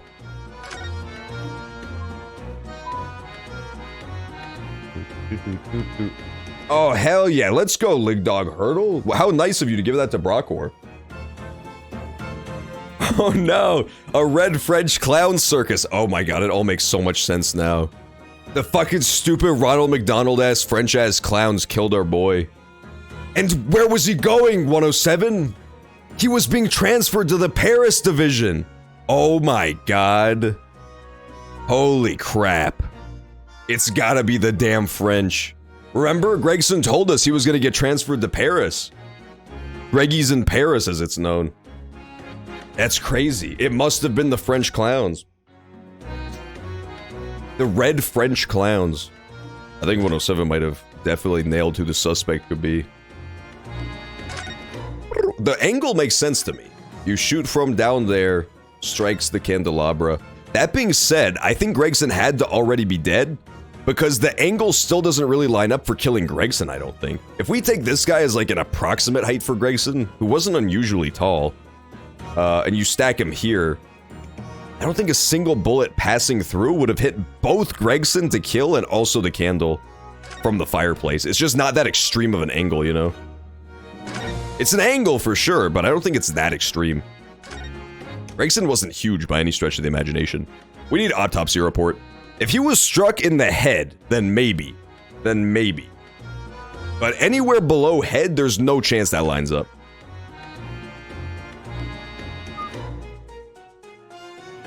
Clown, sir. Yeah, see, that I was thinking that it does make sense for climbing up the chimney. However, I will say that it's less compelling than it would be if this was original Ace Attorney. If it was original Ace Attorney, then Clown Acrobat would be the only suspect, but you have to remember, we're currently in Victorian England, which means 1 in every 3 people is an old chimney sweep who would be able to climb up and down the chimneys no problem. In Victorian England, tons of people can pull that off. We see a fucking urchin covered with soot, he could be the murderer. Chimney sweeps would be able to do that shit no problem. Broken windows. Somebody's very haphazardly nailed these boards over the broken glass, haven't they? You couldn't even really call it a window anymore. Well, if you remember the window in Mr. Natsume's room, that was totally blocked up with bricks. This one does at least still let in some light, so you could say... I forgot to do Ash Ketchum voice. You could say nothing more about it!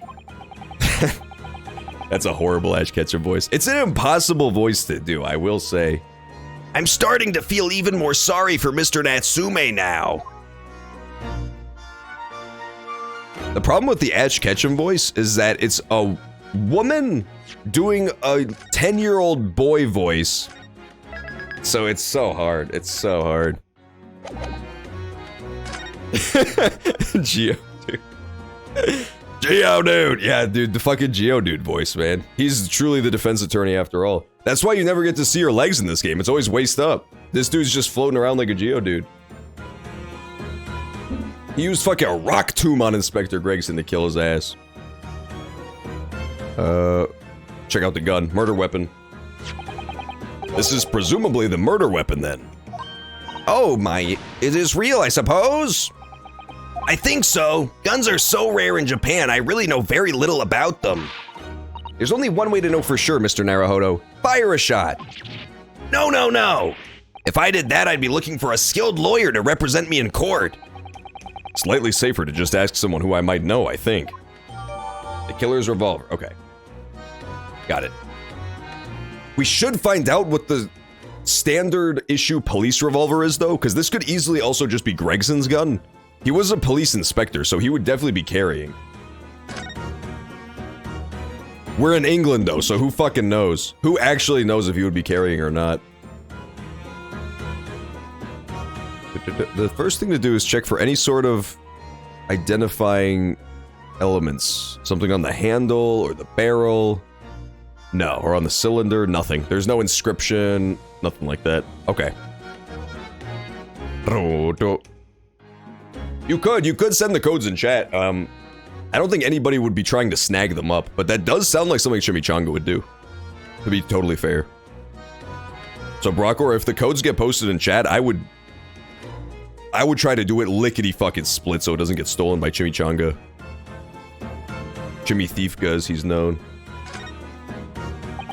I suppose this must have been the murder weapon. Oh my. It is real, I suppose. You already said this. I think so. Guns are so rare in Japan, I really know very little about them.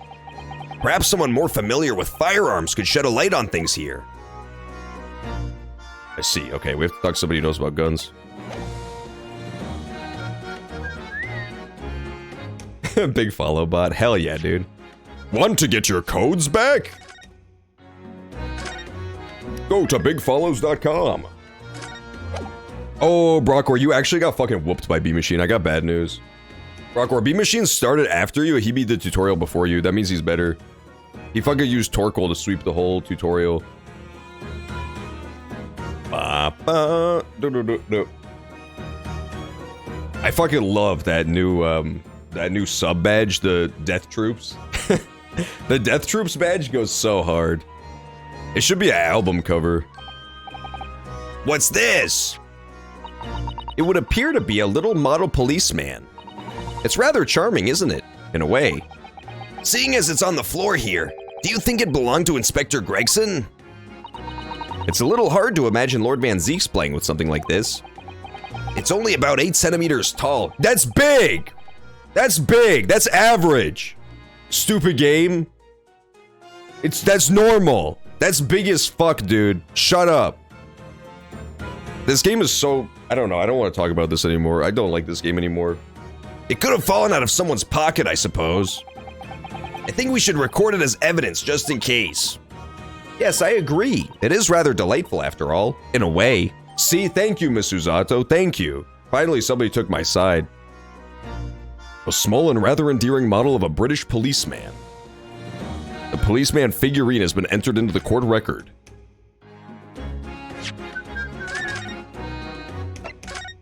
Okay.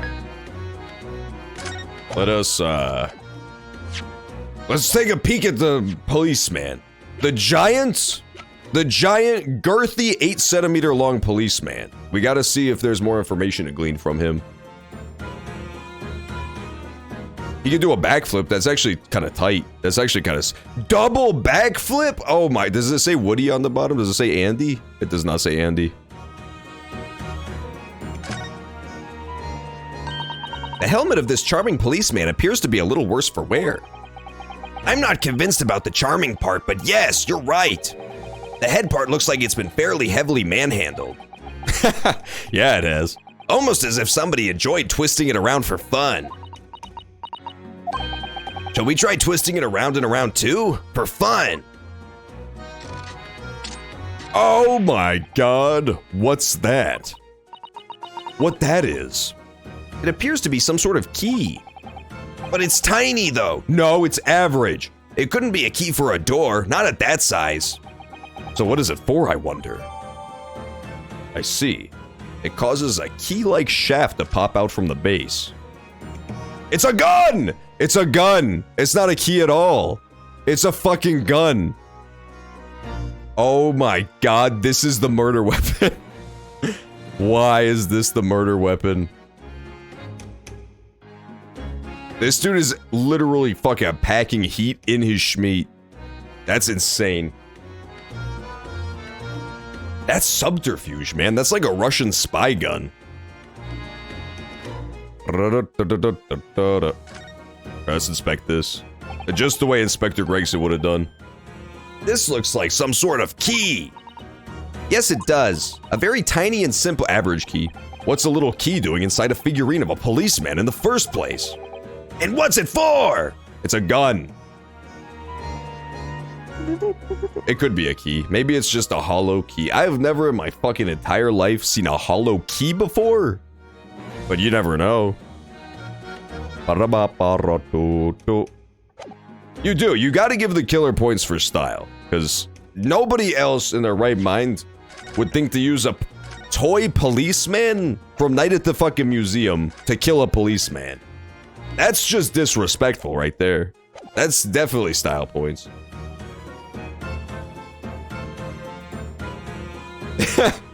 Procor he's the Cuphead reviewer.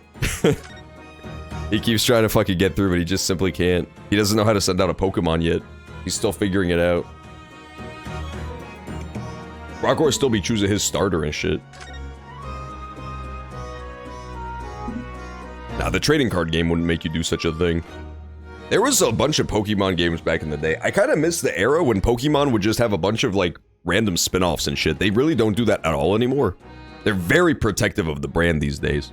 Back then, you had, like, Pokemon Stadium, you had Pokemon Coliseum, you had Pokemon Snap, you had Pokemon Puzzle League, where you would, like, do Tetris with Pokemon. That shit was awesome. That shit was fun as hell. But now, I can't remember the last time we've gotten, like, a straight-up actual spin-off that's not just a remake or slightly different like Arceus. Give me that wig. Ever since we came in here, I can't take my eyes off this thing. Oh, funnily enough, neither can I. It's a hairpiece, isn't it? It is. A bright red hairpiece. And I suppose the fact that it's right here next to where the body was found means we have to accept that Inspector Gregson wore wigs, does it? And in such a flame-colored red, too. Yes, that's a color we've come across very recently elsewhere, isn't it? Exactly. This is a vital clue, I'm sure of it. I don't have, like, any Pokemon cards left, to be honest. When I was a kid, I had a decent amount, but, like, I would give them away to friends as I was getting out of Pokemon, and now I have, like, so few left. The rest I gave to charity once I grew up. And so, I think I have, like, a Trico card somewhere. I have, like, a Trico card, because I like Trico, and I have, like, a Diglett or something. I have, like, 2 or 3 cards left that I actually have with me. And then the rest, I think I've given them all away by now. You know which one I wish I had kept? Is that Mew card you would get for going to the movies. There was this one card that they gave away at, like, the first Pokemon movie that was, like, this ancient hieroglyph looking Mew. And that thing was awesome. That thing was so cool. Yeah, the ancient Mew one. It was fucking awesome. That thing was so sick. I might have it somewhere still, but I don't think so. For my Mew card, I remember it started, like, peeling. The top layer started, like, peeling off of him. Eventually, that thing started, like, peeling out. It was cool, though. Hey, what's up, Wakabi? Wakabi says, what up, fat fuck? How you doing today, champ? Wakabi, we watched Saw 2 without you last night. We watched Saw 2 without you last night, and in every scene when somebody was being killed with a trap, we have envisioned you in the trap instead, Wakabi, being brutally torn apart. And destroyed at the seams, really. Basically, really just fucking mutilated. Fuck you, Wakabi, you little son of a bitch. Fuck you. You fucking hate me, Wakabi? I'm about to put a reverse Wakabi trap on your head. Huh? How do you feel about that? How would you feel, Wakabi, if I put a reverse Chinese finger trap on you? We didn't watch Saw 2, Wakabi. I'm trolling you. I'm trolling. I'm just trolling. Oh, really? I guess they must all just peel. That sucks. I thought it was just mine. I thought mine was just defective. It was a sick card though, it was so cool. I remember that card was super cool, and there was like a crazy Gengar drawn by Junji Ito that was also really cool. I'm gonna look at the dead thing. It's still, to me, I only see Jimmy Neutron's dad when I look at this. How is this a dead person? How is this the outline of a dead man? This is literally just Jimmy Neutron's dad from a profile view. His head. So I suppose this is where the victim... That's right. The rope is laid around the body to show exactly how it was found. Poor Inspector Gregson himself has already been taken away. And would probably be under Dr. Scythe's scalpel by now, if not for what happened last week. From the I forgot to do his voice. From the shape of the rope, it would appear that the inspector was curled up in a ball. It would appear that way. Which would imply that he got hit in like the gut or the nut, rather than the head. Are you feeling all right, Mr. Naruhodo? You look like you've just seen a ghost. I know it's just a rope, but, well, it conjures up quite a terrifying image, that's all. Especially with that blood stain next to it. Oh, I do understand. In some ways, what we picture in our minds can be even worse than reality. Susato-san is so strong, though. She's taking this far better than I am.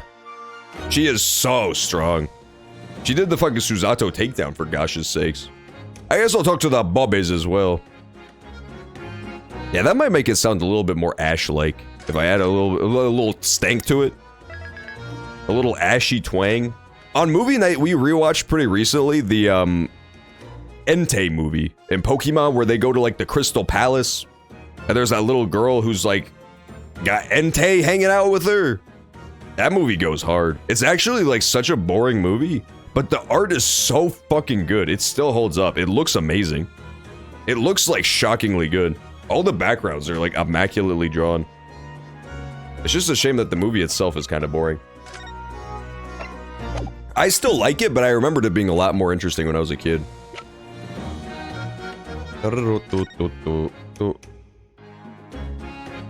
It's got a basket on the bottom.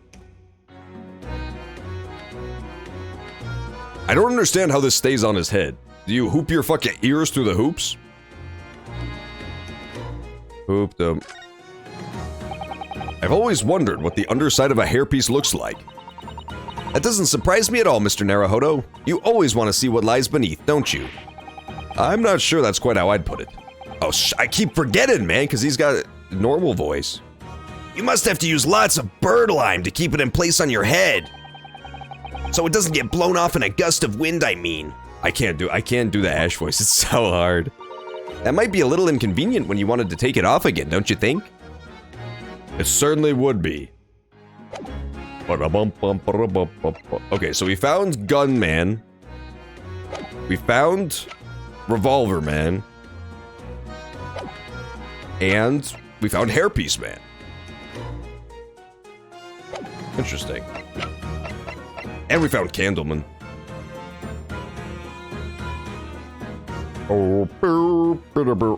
Let's inspect the blown off piece. Just to, you know, cover all our bases. Aha, there are some black marks here, look. Yes, they look like some sort of scorch marks. So perhaps the bullet struck the candle here, do you think? It's only this one candle that's been cracked in half, it seems. Yes, I think you might be right. Firearms are rarely used by criminals in Japan. So I'm afraid I'm not particularly knowledgeable about them. But a new remake would be kind of cool, I won't lie. The thing about Pokemon is that they'll do like remakes pretty frequently, but they're never like full-on actual remakes. They always have some weirdness to them. I liked the Omega Ruby Alpha Sapphire stuff. I thought that one was pretty fun, but it was definitely changed a lot. You know, it wasn't like a true remake. It's also so annoying that they're stuck in this 3D style now. I know it's a very common opinion, but I really miss the pixel art style. I really truly do.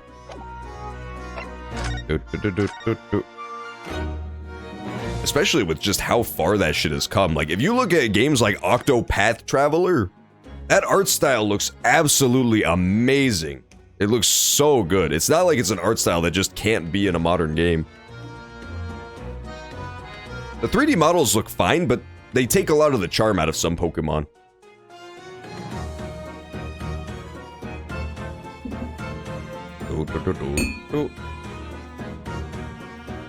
To be fair, it might not even be particularly just the 3D models themselves that do it. It might be because they were just more expressive in their old pixel arts, but like a lot of the Pokemon were a lot more expressive before. Now in the new games, they just kind of come out and they just kind of stand there T-posing. Rockor, you are taking so long to beat this tutorial. You just can't win. You can't beat it. It's too hard. Rockor keeps attacking fucking Hydro Pump with his flamethrower and such. I guess I'll talk to the Bobbies. I don't want to talk to the fucking Bobbies. Yeah, Hard Gold, Soul Silver are the goats. That's still a golden standard. No pun intended. The Hard Gold, Soul Silver were so fucking good. Because they were just like straight up remakes, but just better in about every way, and they looked so fucking good. They were also remakes of Gen 2. Gen 2 was strong. Gen 2 was pretty solid. Oh, let's go, Remix. Remix scooped it. Scoop them up. Excuse me. If you're looking down at us from the great beyond, Inspector, don't worry. We'll look after things at the yard. I've interrupted some deep thoughts here. Come on, Bobbies. I have to talk to every Bobby. Excuse me. Sorry, sir. Can't see a thing, sir. Too many tears, sir. Right. Perhaps I'd better leave you to your work then.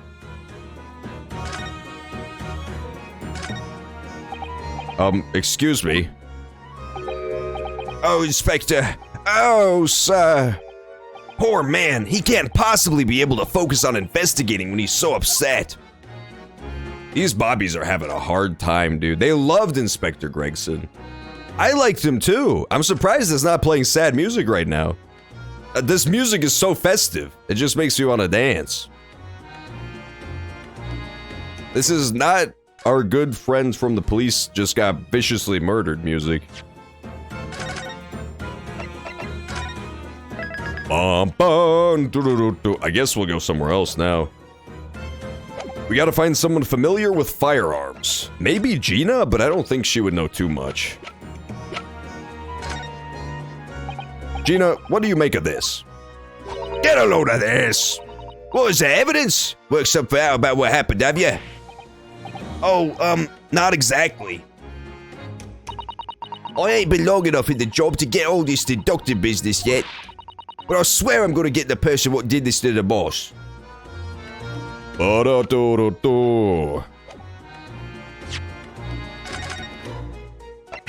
Let's go. 5 Lunalas in the bag. I remember Lunala. Wait. Which one's Lunala? I forget now. Is Lunala that thing that's like a big space monster with the wings? Or was that the one that's like a, crescent moon? Yeah, okay, it is that Lunala. It's like the weird monster one. I was thinking at first of the fucking Gen 3 rock monster. That's like, looks like the moon. But that's Lunatone. That's what that one is. That's right.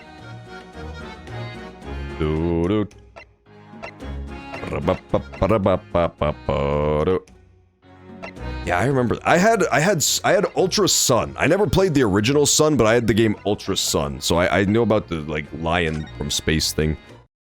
I liked Ultra Sun and Moon. I thought it was pretty good. I personally don't get all the hate for the new Pokemon games, like the 3DS ones. I thought they were pretty good. I played Gen 6 and 7, and I thought they were good.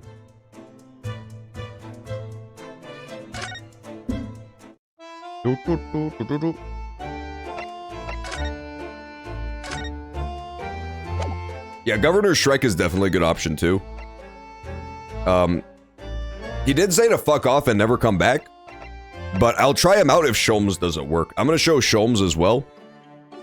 But otherwise... Oh yeah, Sholmes is gone. So we'll try him too. He did tell me to never return under threat of vicious... He's gone! They're all gone. They're all gone. Yeah, Ultra Necrozma was fucking crazy. Ultra Necrozma, I think the way I beat Ultra Necrozma was like Toxic. I like Toxic stalled him with a minimized muck. That's crazy. Yeah, that thing was very strong. It was also like 30 levels above my highest leveled Pokemon. It's actually so OP. I liked that one. I thought it was cool. I thought the game was pretty damn cool. And I can't even present anything to our boy. He's busy reading.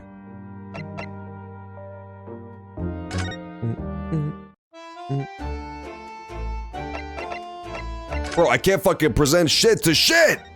Maybe the Lord Justice, I guess? Let's go, Brockor! He finally beat the tutorial! Brockor, please pop off like Hungry Box and start jumping around the room and throwing your chair. 1st November, British Supreme Court, Lord Chief Justice's office. You've made good time. I took an express train back to London. I bet this is the guy.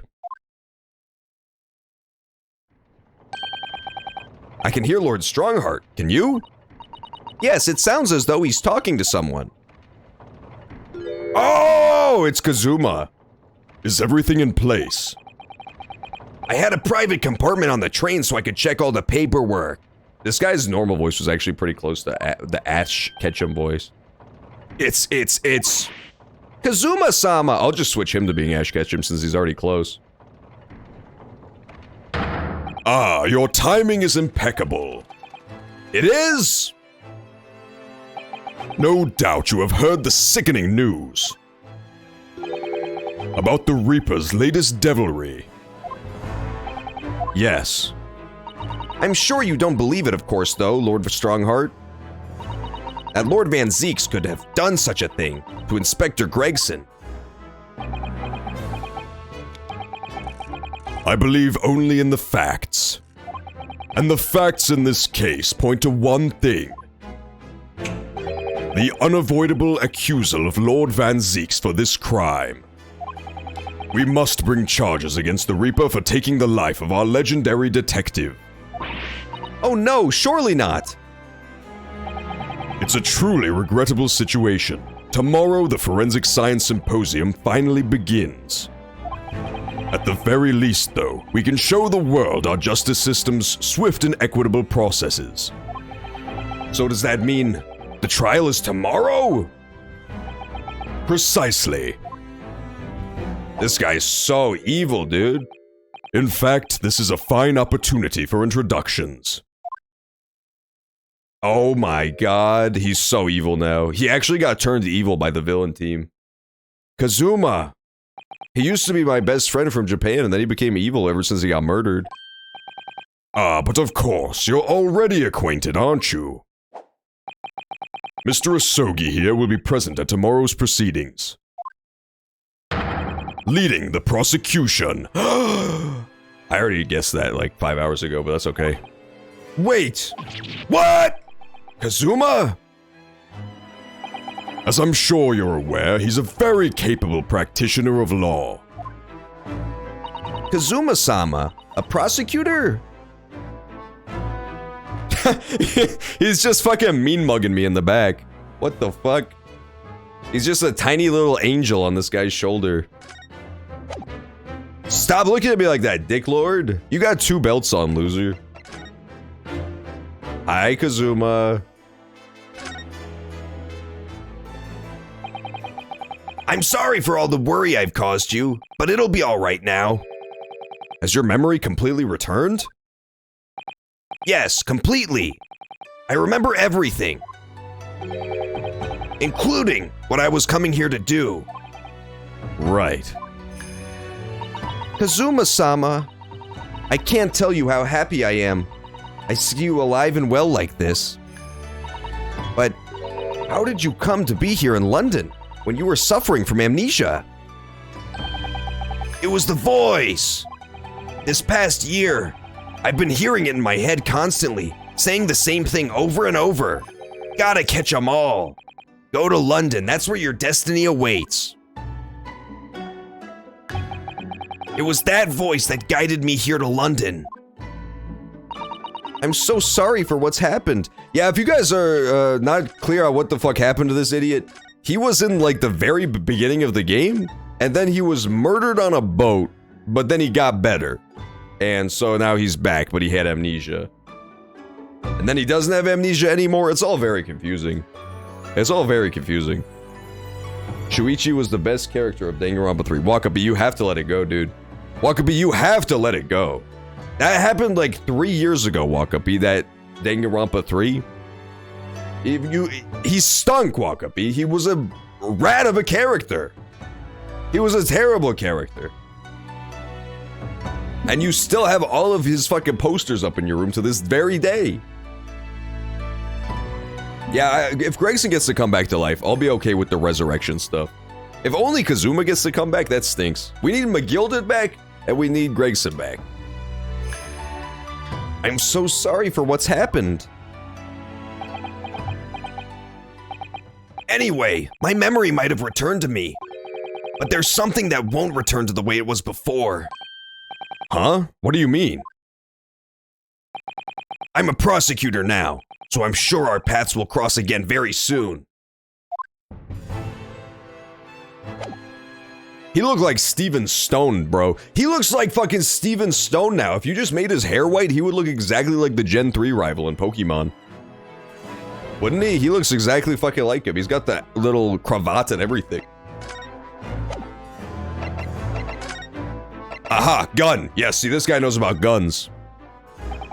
Oh yes, we noticed that there was a gun at the scene of Inspector Gregson's death. Do you know if it belongs to Lord Van Zeeks?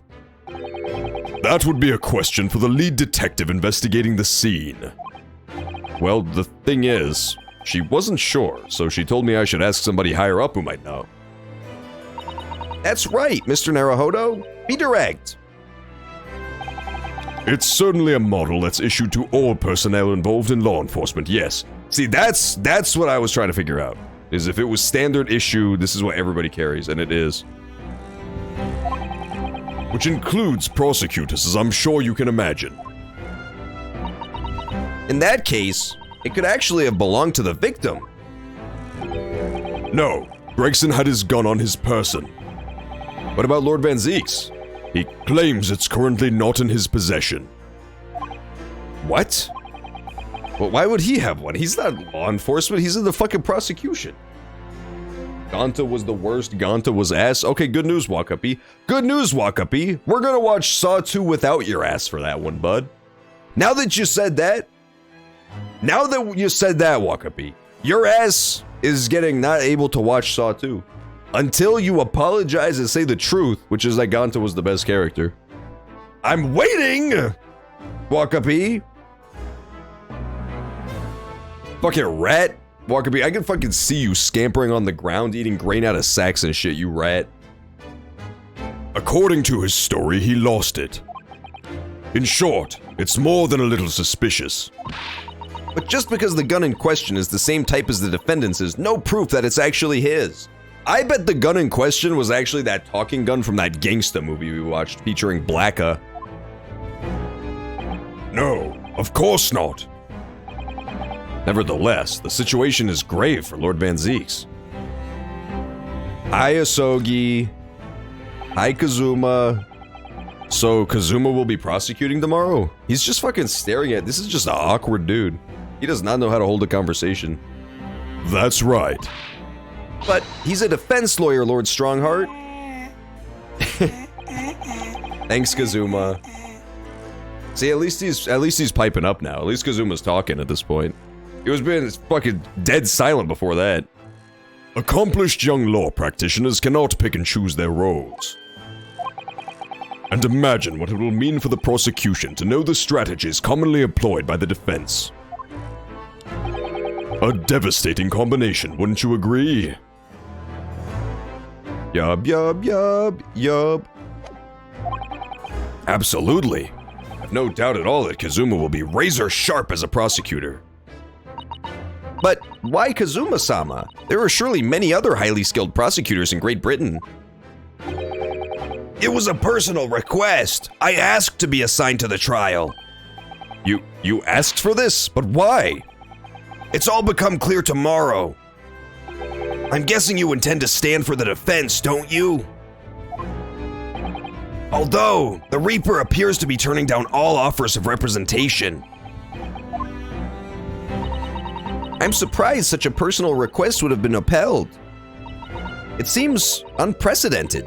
Quite exceptional, in fact. You are quite right, Miss Mikitoba. Tomorrow's trial will be unprecedented and exceptional in every way. After all, the accused is one of Britain's greatest prosecutors, the pride of the Empire. It would be unwise to give the public a reason to perceive it as the judiciary closing ranks.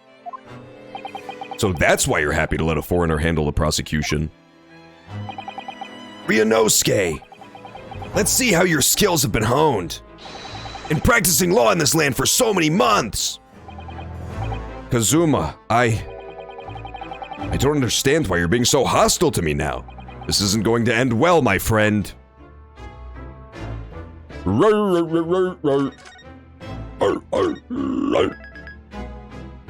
Fries on pizza or ketchup on pizza? I fucking hate ketchup. I think ketchup is disgusting, so I'll still take fries. I'll still take fries anyway. I'm an absolute ketchup hater. I wake up early every morning just so that I can hate on ketchup. And every night before bed, I pray. I stay up late to pray on ketchup's downfall. So I am the ultimate ketchup hater. I think it's nasty as hell. Tastes like shit. I don't like it. I like regular tomato products, but ketchup for some reason is just so sickening to me. I've never liked it. Wakapi, you think I'm disgusting? After what you did at that water I'm not gonna bring it up, but I will say, Wakabi, that I'm gonna watch Saw 2 without your ass for that one. Your ass is getting, unsawtooed. Just because you said such a crass remark to me. Tomorrow's trial. I'm sure you can imagine that tomorrow's trial will be closely followed all over London. In fact, no. People all over the Empire will be watching closely to see how it unfolds. There's no salvation for anyone in a trial prosecuted by the Reaper of the Bailey. And now, the Reaper himself must stand in the dock. Quite so. The public want answers about the Reaper. Answers about how and why those who escaped conviction subsequently died mysterious deaths. Yeah, that is kind of weird, huh? It is kind of hashtag weird. No, that's not true. Cheese pizza, ketchup is different than tomato sauce. Ketchup is all nasty and sweet. Meanwhile, tomato sauce is zesty. Tomato sauce is zesty and delicious. In fairness, I really never eat ketchup anyway, so maybe I've just only had bad ketchup. I remember having, ketchup on fucking, like, McDonald's fries when I was a kid, and I hated that shit. It was nasty. Hey, what's up, Zeke the Jolteon? How you doing, dude? Welcome back. Good to see you. Yeah, we're back on that fucking Ace Attorney action. We've, it's been crazy. This game has been eventful. I will say the first Ace Attorney Chronicles game was not, like, terribly eventful in terms of an overarching story, but this one is, like, all overarching story. It's crazy. Answers about how and why those who escaped conviction subsequently died mysterious deaths. But Lord Van Zeeks firmly denies any involvement in such matters. And there have been thorough investigations that have proven him to be innocent. That's certainly true. Or it has been, at least, until now. Ah! No, tomorrow's trial will mark the start of a new chapter in our country's great judicial history. Oh my god. Van Zeeks is the fucking sacrificial lamb to show off to the world how great they are. It doesn't look like we're going to glean much more here. Well, thank you very much, Lord Strongheart. Remember, tomorrow's trial will go down in our empire's history. There's much you could learn from the public gallery. Oh, sick burn, Lord Strongheart. What a jerk. Sorry to have taken up so much of your time. We'll see ourselves out. Hold it! He wanted to stop me so he could make that noise before I left. Before you go, Ryunosuke, Oh, what is it, Kazuma? I just wanted to thank you. Kazuma-sama? What?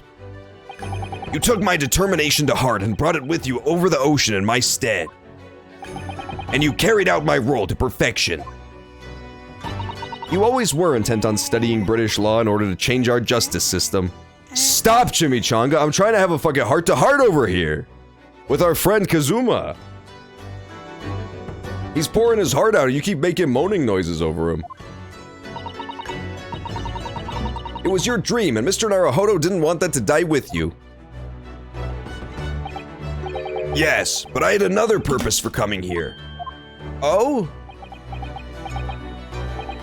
I actually have a favor to ask. Which is? This trial I'll be prosecuting tomorrow. I'd like you to be there to see how it ends.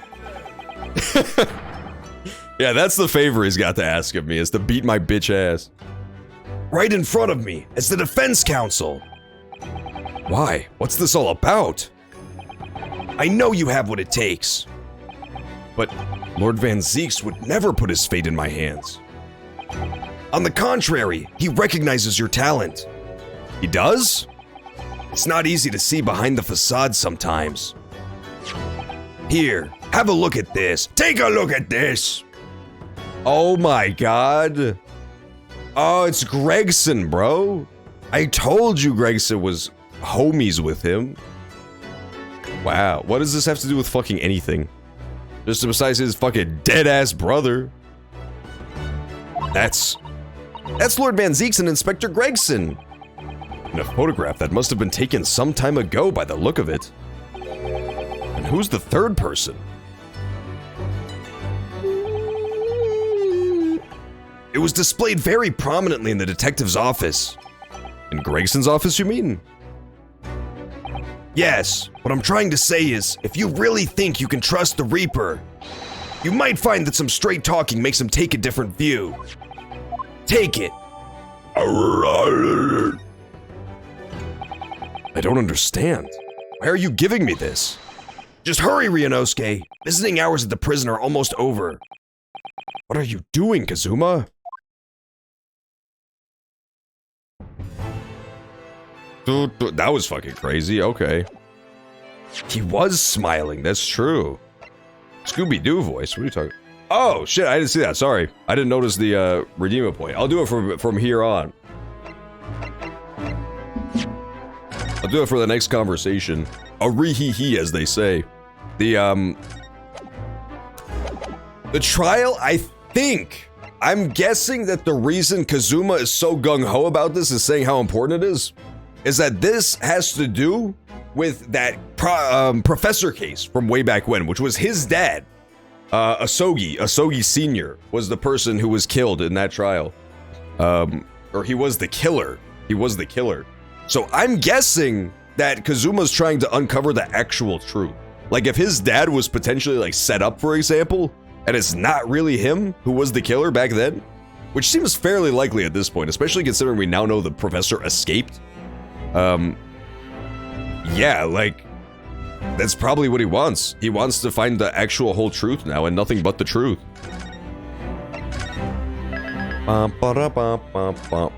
The, what he calls him? So Kazuma lost his father, right? His dad was the professor, so he was executed for being the killer in this trial back then. And Van Zeeks lost his brother. Or whoever this guy. Shut up, Chimichanga! I'll fucking crush you. Whoever this guy is. I'm trying to think Chimichanga was murdered too in that exact same case. That was like one of the people the serial killer targeted was Van Zeeks' boy. So he also wants to know the truth. So I'm guessing that's why Kazuma's so gung-ho on representing him. It's like they're both trying to find out what actually went down way back then. Because this already has a lot to do with that old case. It's like Greg Som was involved. He's right there. He's literally kecking in this photograph right here, for example. He's actually just giving a top keck at the moment.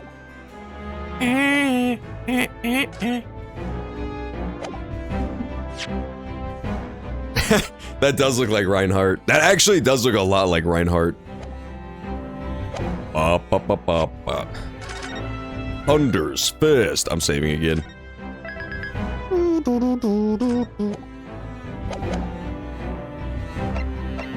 Okay, we'll move to the next place. Wow, I got so invested in that crazy shit that was happening all the time. I guess it's time for the trial then. Damn, we're definitely not gonna be able to beat this entire case today, but I guess we could do the trial. This is definitely gonna be a multi-day trial for super sure. Like in-game, it's gonna be several days. Like this is way too complex.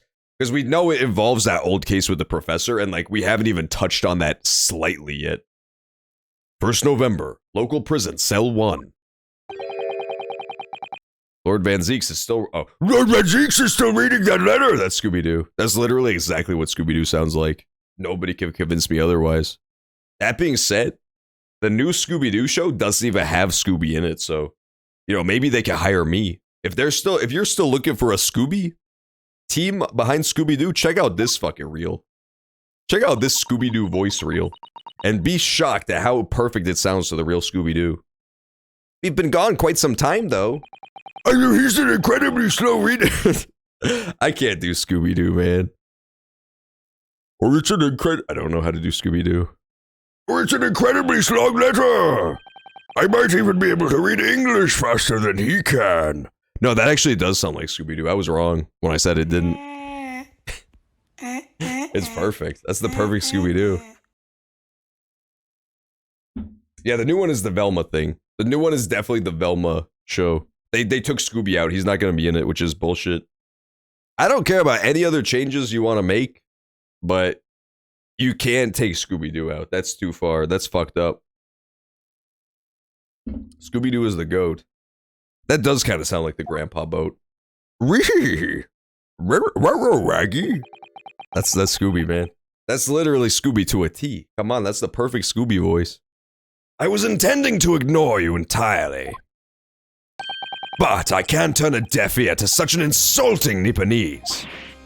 Oh, sorry. Oh, sorry, I forgot the voice. I didn't think you'd hear that, Raggy. Roared Ran Reeks as he's known. I had the notes brought to me in secret. I was reading them to pass the time. Yes, we've heard that your trial is set for tomorrow. Which is none of your business. So, have you round a lawyer? What a great Scooby voice, man. They should hire me. Man, fuck leaving Scooby-Doo out of the show. They just didn't know the best Scooby has yet to come. They didn't realize that the best Scooby was still out there, waiting to voice him, as I was always born to do. Yeah, exactly. People just want Scooby back, man. That's the secret. That's the secret sauce they don't understand. But I don't even know what the hell the new there's like Black or Indian Velma. I'm not sure if she's supposed to be black or Indian. And then Daphne is like Asian now. And then Fred is still white. And Shaggy is black. And then Scooby-Doo is gone. They basically just did musical chairs but for races. They did musical chairs but for races. What the dog doing? What the dog doing? What the Ruby ruin? The what do you calls it? I honestly think part of that, I think part of it is like legitimate, right? Like people legitimately are just like, you know, we want more black characters and stories. So when we do a story that's all white people, we'll just switch some of them around. But I honestly think a lot of it comes from a really cynical place too. I think a lot of it comes from a place where on the creative end, like with the writers, I think they want to do it for that reason. They're like well-intentioned at least. But I think on the studio end, they also see it as a way to just couch any criticism, right? Like anytime you have that in a show, when people don't like the show or are mad about the show existing, you can just be like, well, it's just because they're racist, right? It's like, you can just deflect criticism with that really easily. You don't like the show? Well, I guess you hate black people. Did you say you hate black people? Like, I think that's where a lot of it comes from too. Because, you know, it's like all publicity is good publicity. It gets people talking about the show. And then when it comes out, if people don't like it, who cares? You know, they're just racist. They're just a bunch of racists. I love House of the Darugan. Yeah, House of the Darugan is pretty good. I like it so far as I've gotten in it. And shockingly, despite having a family that's, you know, supposed to be white that's black in House of the Dragon, people aren't complaining about it because it's a good show. It's remarkable. It's almost like that isn't usually the problem with that show. With those shows. It's almost like it's mostly just to deflect people's criticism of bad shows. Who would have thought? But we'll see. Hopefully the new Scooby-Doo show is good, even though it doesn't have Scooby. But how am I gonna fucking watch a Scooby-Doo show with no Scooby, man? That's like having a peanut butter and jelly sandwich with no peanut butter. With no bread, really. Scooby-Doo was the bread that holds the giant comically oversized sandwich in place while they could eat it in one bite. Without him, what's left? People don't like the Hulk twerking? Must be sexist. Yeah, exactly. It's just that shit. I feel like a lot of it is just, you can just deflect criticism really easily. I don't know if it's still called Scooby-Doo. I don't know. I think it's called Velma? I think it's just called Velma, but I'm not positive. How many times must I reiterate the same thing? This has nothing to do with you. In other words, no. Scooby-Doo is so cute, man. He's like a giant brown horse. We were just talking to Lord Strongheart, and the prosecutor for your trial has been decided. I met someone who has a big-ass fucking dog the other day. I saw a picture of it. I'm jealous. Their dog is like 8 feet tall.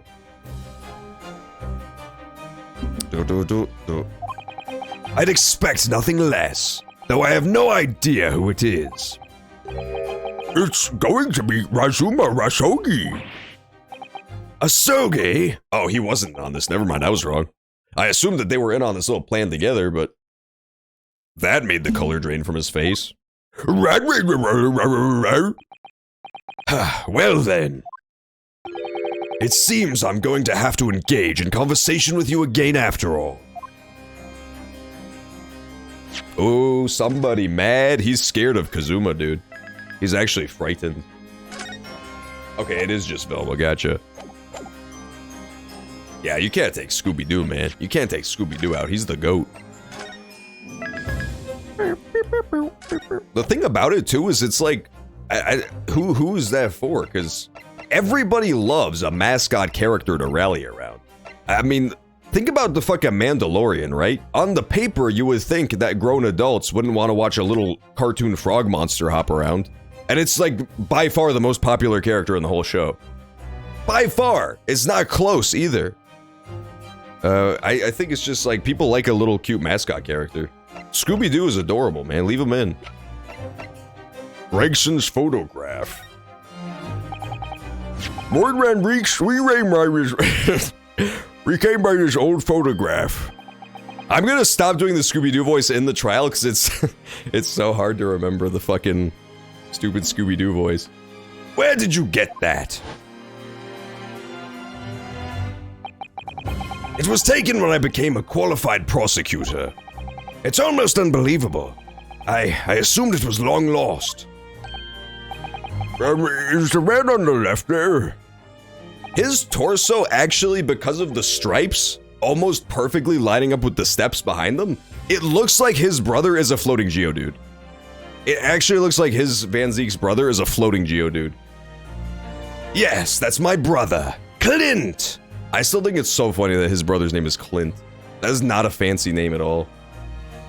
Clint Van Zeeks. They should have called him Bobby Van Zeeks. But spelled with a K. Cocky Van Zeeks. He's named Grogu! I always forget that they gave him a voice. I always still to this day think of him as Baby Yoda. I named my dog Yoda. And it was like right before the Mandalorian blew up, so now everybody thinks she's supposed to be a reference to Baby Yoda. But she was supposed to just be a reference to regular Yoda, to be honest. Last time I was at the vets, they drew a Baby Yoda Grogu on the bag. Like her little medicine bag, it was adorable. I wonder if I still have that lying around somewhere. Joe Van Zeeks. Exactly. 1,200,000,000,000,000,000,000,000 criminals. The details of Gregson's photograph have been updated in the court record. I see. Lord Clint Van Zeeks. It had to be, really. Apparently, this picture was prominently displayed in Gregson's office. He had a deep respect for you, you know. Were you aware of that? Respect? That's nonsense.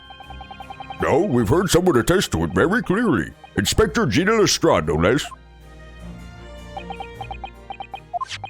Well, maybe once, yes. There was a time things were like that. We were brothers in arms, jovially discussing the future of justice and other such lofty subject matter. Wow, so I was totally wrong about Van Zieks' role in this. Van Zieks has no fucking clue what's going on. I assumed he was, like, involved with all these people in some clandestine investigation. But unless he's lying to me to minimize his role, he just had no idea what was going on. He was just doing his job. He was just doing his job while all this crazy shit was happening around him. He had no clue. That was a nice glimpse of the past. I thank you. I feel as though I got a nice glimpse of the past then too. There was a glimmer of light in his eyes, a brief twinkle, an insight into the true nature of this man known to all as the stone-cold Reaper of the Bailey. Cool.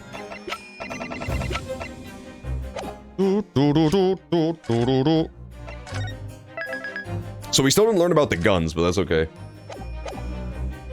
Bobby Van Cheese. His name is not Bobby Van Cheese.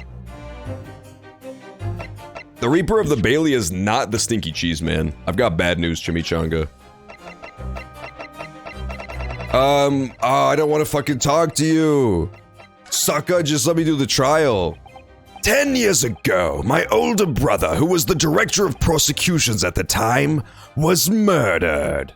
It just fucking reverse cuts back to Ryunosuke, just asleep, mouth open, snoring. Get on with it! I want to do the next part already.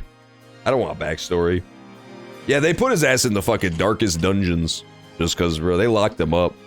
They think he murdered Inspector Gregson, but he didn't do it. And the killer, as you know, was a visiting student from the Far East. You know what's really surprising about Ace Attorney?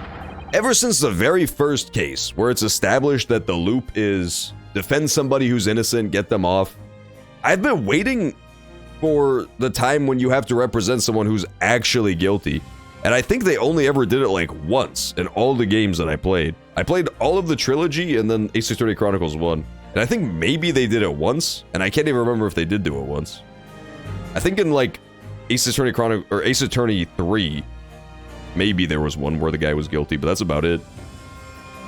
Not a single day goes by when I don't curse the name Asogi. Genshin Asogi was Kazuma-sama's father. Thank you, Susato Exposition. Greatly appreciated. She comes from the Great Exposition clan of ancient Japan. Here to dive into the deepest information for us. So what cruel twist of fate is this now, 10 years later? The man's son is to crucify me in some kangaroo court? I still don't understand why Lord Strongheart apprenticed Kazuma to you. Ah shit, that was Scooby. Scooby-Dooby-You. McGilded was not guilty, 107. My boy McGilded innocent. Get him off! I want justice for McGilded because he didn't do anything wrong. The only thing McGilded did wrong was caring too much, was being too good of a guy. It's what he does. No doubt he knew of the young man's true identity from the outset.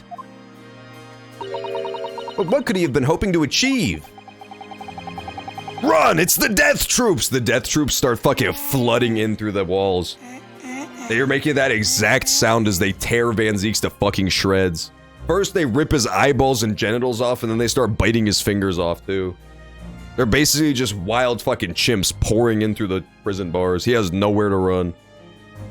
And let's not forget that it was only 8 days ago that Kazuma recovered from his amnesia. Why would Lord Strongheart assign this trial to someone like that? Asogi.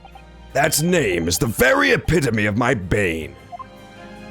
The bane that is you Nipponese. Oh my god. Right, your hatred of all us Japanese. Oh my god, I don't want to ask him about this shit. Why are you racist though? Before we go to this murder trial that's super exciting, can we just have a second to talk about your toxic tendencies? I'd only just been appointed as a prosecutor when it happened 10 years ago.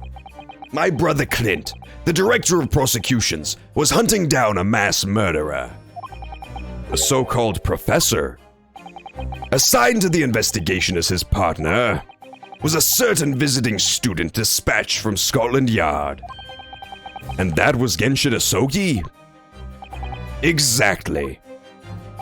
I developed a deep respect for the man. He seemed noble-minded and chivalrous in the extreme to me. But none of us saw the true nature of the man. Yeah, his brother's name was Clit Van Zeeks. Unfortunately, he was rubbed off, if you could believe that. It's so sad to think about, but it is true. So tragic. That's really what led this guy to become the Reaper of the Valley. So I lost everything when it happened. My esteemed brother, the people I believed in, and any semblance of light prevailing over wrong. Sorry, right, I can't read good. Oh, how awful. To avenge my brother, I prosecuted an Asogi's trial. It wouldn't ordinarily have been allowed, but I beleaguered the ascribed prosecutor until he consented. What do you mean by the ascribed prosecutor? The man in charge of the Professor case inquiry, Lord Mail Strongheart. Oh my god. Lord Strongheart was supposed to prosecute the... Oh, that's crazy. Huh. Huh. Interesting. Very interesting.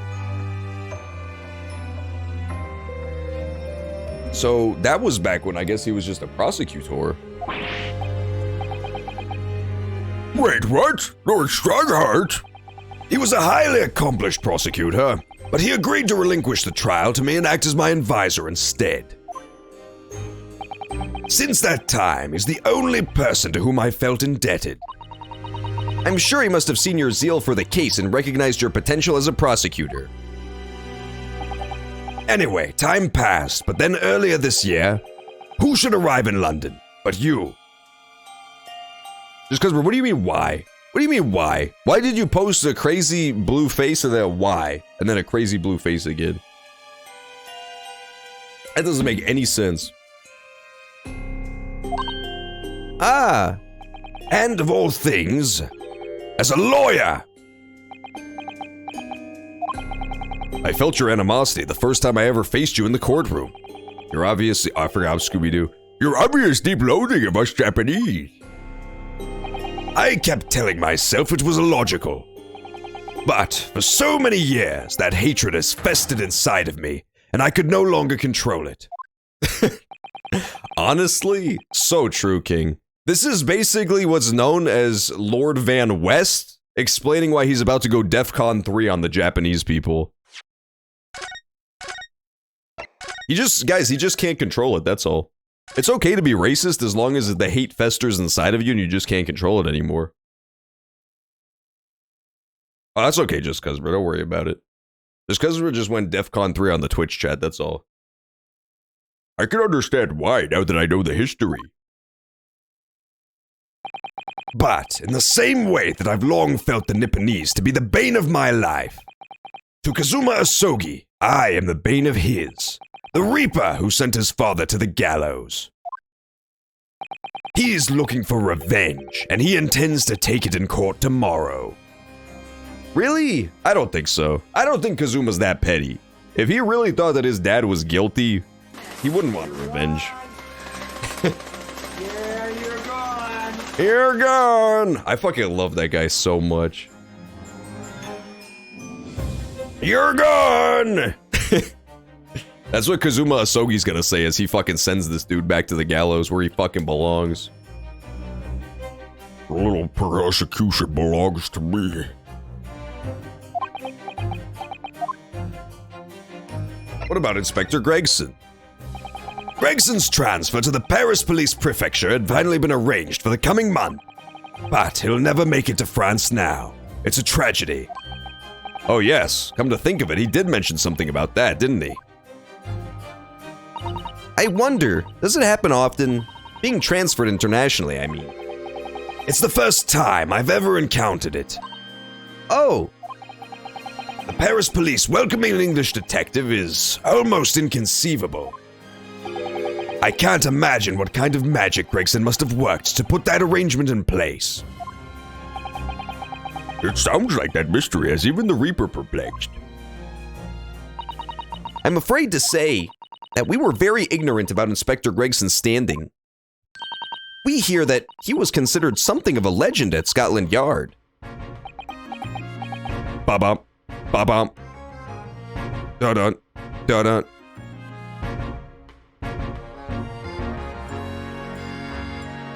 No, this one, okay, I was thinking, was this from the first 3 games? But no, this is from this one. This is from the Chronicles. Again, it was 10 years ago that he first made a name for himself by uncovering a decisive piece of evidence that exposed the professor's identity. Ba-da-do-do-do-do-do. This one definitely sounds the most like a classic Ace Attorney track out of this game's soundtrack. If it wasn't for Gregson's singular approach, the discovery would never have been made. What sort of approach? After my brother's life was taken, the inspector pushed for a full autopsy. Oh my, 10 years ago? Why so surprised? Autopsy was considered a desecration of the body at the time, and rarely performed. And my brother was of course a noble. That made the idea of it even more unthinkable. But something Gregson dug up in his investigations made him determined it was necessary. His powerful conviction somehow influenced the House of the Lords, and as a result, I could avenge my brother's death. Fortnite cards, woo! Let's go Fortnite. No. I heard they added Goku to Fortnite. That's crazy, man. The problem with adding Goku is I still don't know how they top that. How do you top Goku? That's simply the single most hyped character they could have added for the most people. Naruto too. Hell yeah. That's fucking awesome. I still want them to add... what's it called? What's that guy's name? A Predator from Alien vs. Predator? If they added the Predator, maybe I would download Fortnite, who knows? $19 Fortnite card. So, you must have had great... No, I'm Scooby. So, you must have had great confidence in the inspector's abilities. And it's even more inconceivable that you would have taken his life. They had him! That's crazy! Damn, Fortnite has so many guest characters, it's fucking insane. I remember when they did the MLK tribute, which was possibly the worst idea in human history. There was footage of Rick Sanchez from Rick and Morty dancing with Superman in front of the I Have a Dream speech. So I know those two characters are in too. Rick and Morty was like doing this cool dance next to Superman while MLK was talking in the background. That was just, I can't believe they thought that was a good idea. That was like disastrous on the level of Mountain Dew's Name Our Next Flavor campaign, where 4chan made the leading candidate gushing grannies. Like, how did they think that was not going to be trolled? And then I heard people went to like the MLK stuff and started like doing the crack the whip emote with Wonder Woman. It just did not go well. It went poorly. I don't know how they thought that wasn't going to go badly. Inspector Gregson! Your gun! About the gun used to shoot the inspector that was found at the scene. Ah yes, that's not mine, I swear. Really? Because common opinion seems to be that it is. What do you expect me to say to that? Loris Strongheart informs us that you claim to have misplaced your firearm. As embarrassing as that is, I'm afraid it's true. When did you lose it then? That I don't know. Oh! I was issued a revolver when I first became a prosecutor 10 years ago. They just give you a gun? That fucking rules. I must have stowed it somewhere, I suppose. Or left it somewhere, perhaps. You have something in common with Lord Van Zeeks after all, Mr. Naruhodo. A talent for misplacing things. No. This has nothing to do with me. Don't drag me into it. Don't make the mistake of associating me with this Nipponese. Oh dear, the rift is very wide, isn't it? So it's not decisive evidence, clearly, but it doesn't look good, that's for sure.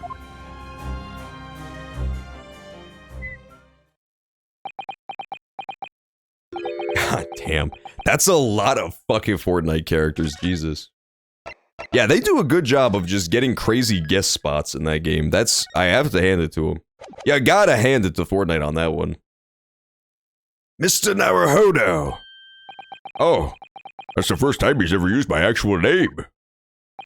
I've lost all confidence in my country's justice system. I don't trust the police, the judiciary, or the lawyers. But there's still one thing I'm willing to believe in. What's that? That which you see in the eyes of another across the courtroom. A simple determination to know the truth. Lord Van Cheeks. From the very first time we clashed in the Bailey almost a year ago now, I couldn't deny it, even though I dearly wished I could.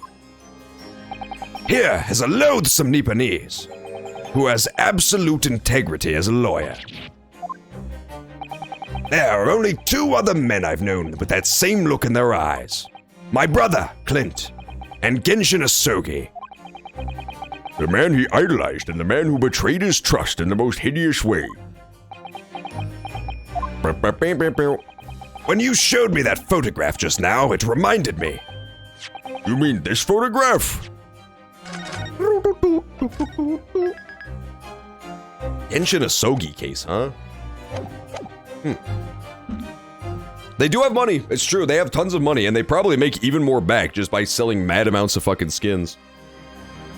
It's crazy, it's like a money printing machine, that game. That shit's nuts. I want to see the exact figures of like how much they make, because it's gotta be crazy. It's gotta be absurd. You mean this photograph? Back then, I was able to laugh. I was free of the shackles of mistrust that plague me now. I looked to the future with hope.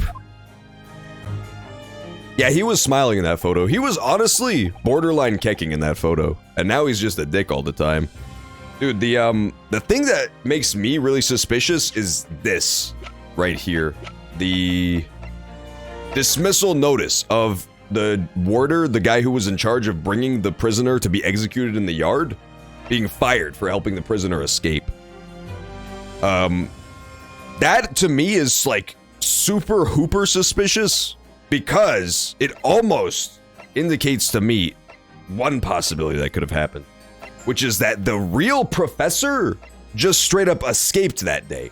We know the story as the professor was executed on that day, quote unquote, and then that night in the graveyard, he rose from the dead and was shot down again. He was shot to death that night in the graveyard. And that's the end of his story. But to me, it's also possible that it was like a saving face thing. Like, when this prisoner, who was a notorious serial killer, they can't really, it's a huge high profile case. If he escaped, it would reflect really badly on the justice system. And now that we know that Strongheart was evolved, what is his entire deal, right? His entire deal is making England look good at any cost. It's making the justice system look good at any cost. He's obsessed with it. So maybe when the prisoner escaped, they still need somebody to take the fall, right? And so that's where Asogi comes in. He wasn't actually guilty, but he was in the wrong place at the wrong time. Yeah, exactly. It's like a cover-up. They still needed a fall guy, so they just chose this random Japanese lawyer that nobody would really miss. And I mean, it was high-profile people being murdered, too. It was lords and ladies of the aristocracy. They can't just let him go. They can't just, like, be like, well, the prisoner escaped. Sorry, guys. We fucked up. Somebody had to take the fall. Somebody 100% had to take the fall. Fall Guys. No, not Fall Guys. Not Fall Guys. I'm just saying. I'm just saying.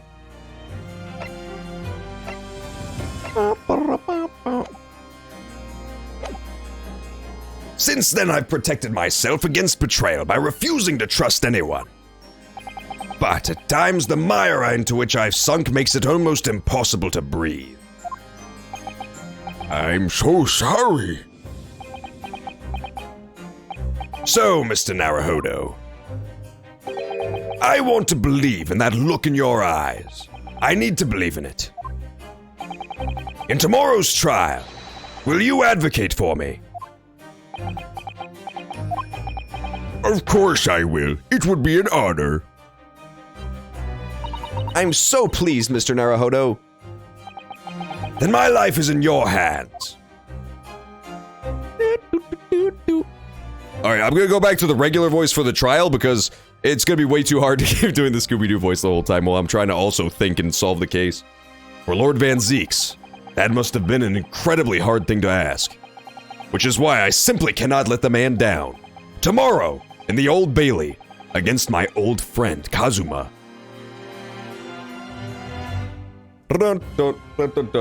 Yeah, I'm just gonna stop the trial so that I can, so I can focus on solving. Instead of focusing on my terrible Scooby-Doo impression. Let's save it. Okay, this is gonna be a hard one, because we have learned literally nothing about this murder, and it's connected to a murder that happened 10 years ago that we also know very vanishingly little about. So this is gonna be a tough one. 2nd November, the Old Bailey, defendant's antechamber. We'll definitely have to wrap up this case next week, because we only have like an hour left, and there's no chance this is gonna wrap up by then. There's that old familiar feeling again. The crushing pressure of this historic courthouse. Actually, no. It's a little different today. There's an even more menacing tension in the air. There is a menacing tension in the air here today, isn't there?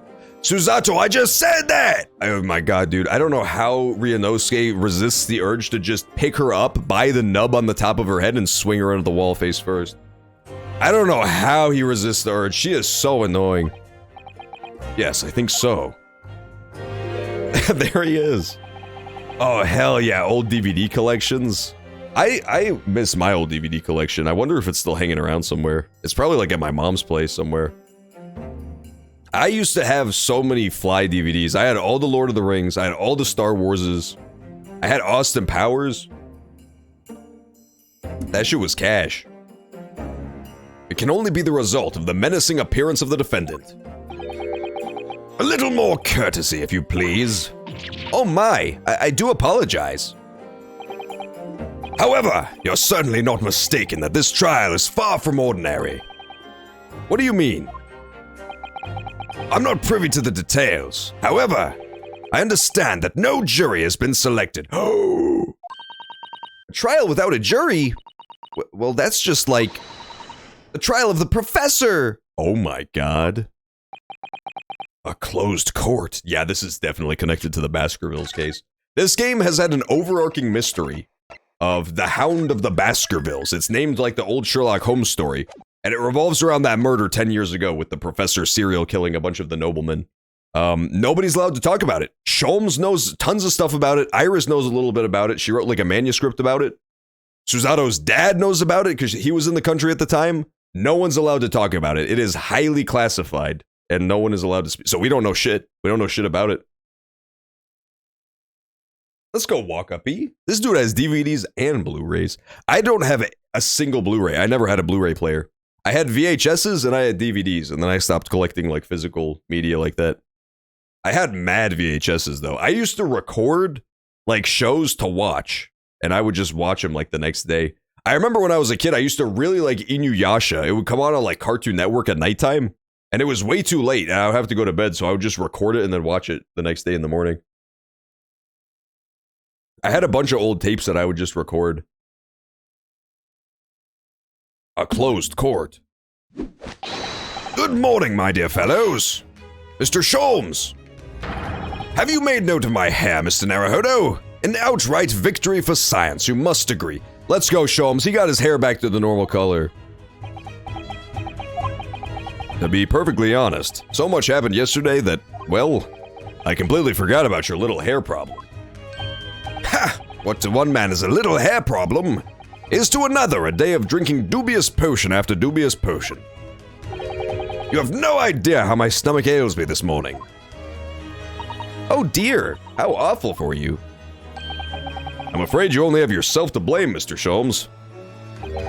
And good morning to you, Mr. Reaper. I'm delighted to see you looking so full of vim.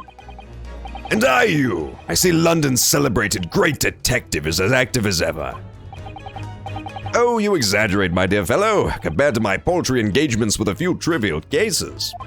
The Reaper's overbearing presence is a far greater deterrent to the black roots of crime in our capital. And whilst I may not agree with your methods, there is at least one point on which I would readily commend you. What an honor, and that would be your eye for a good lawyer, sir. Let's go, baby. Mr. Sholmes.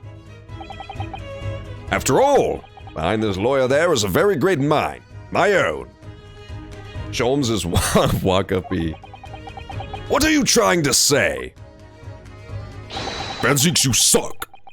I wish only to say that you should be prepared for quite a trial, Mr. Reaper. Sorry to barge in. I hope it's a barge. Damn it, it's not a barge, it's humans. That would have been fucking awesome if it was a talking barge like Thomas the Tank Engine, but for barges, basically. Gina! What's that on her arm? It's a morning band, I suppose. It's not a fucking morning band, you oaf, you ape! Shut up, Chimichanga.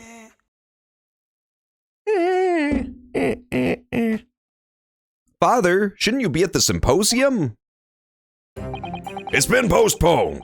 I have some free time. Now it's a postponium. Haha, just kicking. I'm just playing with you. I decided to come along with the police inspector to see our country's up-and-coming student in action. I shall be very interested to see the fruits of your studies over the past year. And pictures of Spider-Man.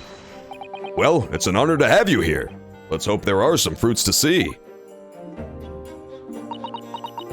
What's the matter, Gina? Still mad that your best friend got brutally murdered? Oh no. Oh, yes, Gina? Why do you agree to this, eh? Why do you take him on? This Reaper bloke.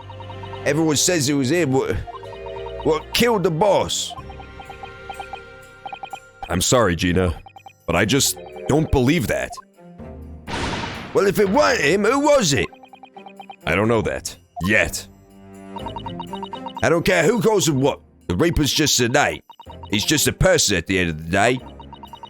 And if it turns out it was him what killed the boss, then God help him.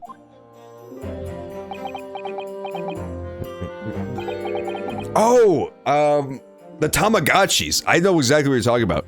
Yeah, the little Tamagotchis that would dangle off of people's bags. I never had one as a kid, but I knew about them.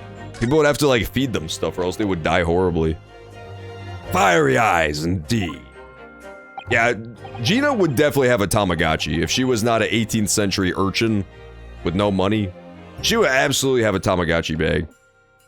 Yes, the culprit deserves every ounce of your loathing. Hey! At least, that may be some solace to the deceased. Oh, you found it? That's fucking awesome. I wonder if it'll still even turn on. Because it's been so damn long. Please, Odo. Get whoever did this. For the boss. Oh, Gina. Poor Mrs. Gina. I ain't feeling this useless, but there's nothing I can do. So you've got to find who done this and make the wretch pay. Let's go. The Tamagotchi was fucking resurrected back from the dead. Let's go. He was basically, you know when they find like the old woolly mammoth frozen in ice, perfectly preserved? That's the Tamagotchi right now. It's just been waiting to get thawed out. Counsel for the defense and the defendant. Court will be in session shortly. Make your way into the courtroom at once, please. All right then, here we go. It's time, Mr. Naruhodo. Lord Van Zeeks. What do you want, Susato? Fucking yelling and yapping in my ear, not even saying words. One who lost his treasured brother to a mass murderer. One who lost his treasured father in a foreign court of law. And one who lost the man who helped her escape destitution. How much destituted wham to add to the salvo? All that misfortune, all that pain, on course to collide headlong in this trial. It's time to shine a light on all of these dark events. Hi, Sholmes. Yeah, bring back the Tamagotchi trend. I don't think, like, Zoomers even have anything like that. I think they just go to school and they play like fucking GTA 5 on their laptops. There's no need for like weird Tamagotchis and trading card games anymore. It's a fucking bygone era. When I was a kid, I used to know a kid who had a poop pig. There was like a pig, and you would squeeze this little like rubbery pig, and then poop would come out of his butt. There was like a brown block that would come out of its butt, and then it would suck back in when you let him go. It was really weird. It was like just a little, it was like a little charm you would dangle on your bag. And when I was a kid, I used to have a promotional Guitar Hero guitar keychain that would like dangle off of your bag, but it was like a little Guitar Hero guitar, and you could press the like 4 little buttons like on the Guitar Hero controller, and it would play little like riffs. It would like it would just like play sweet guitar music. And there was one day when I was in like the lunchroom in middle school, and the principal was like pissed off for some reason. She was like coming in and just yelling at everybody. It was like after school when people were waiting for the bus to come, you would just wait in the lunchroom. And so this lady came in and started screaming because there was some kid who did something bad and she didn't know who it was. And this little deviant little rat at my table, who was my buddy, he grabbed the keychain and just started like playing sweet guitar riffs over her speech. And it was like the funniest shit. I had to try so hard not to laugh as a little kid because there was this like pissed off black lady just yelling at everyone. And then there was like sweet ass Purple Rain guitar music behind her the entire time. But it was too quiet for her to hear, so it was like she couldn't tell him to stop. It was exclusively just on our end, there was a soundtrack over her speech. That shit was iconic. I missed that thing. I wish I still had it, but I have no idea where it is these days. It was cool. It was like a little tiny red guitar with the like little Guitar Hero buttons. You couldn't actually play any songs. They were all just like preset little guitar riffs that would play when you pressed each button. But it was fun. I like that thing. Whatever truth is revealed, we're going to have to look it straight in the eye.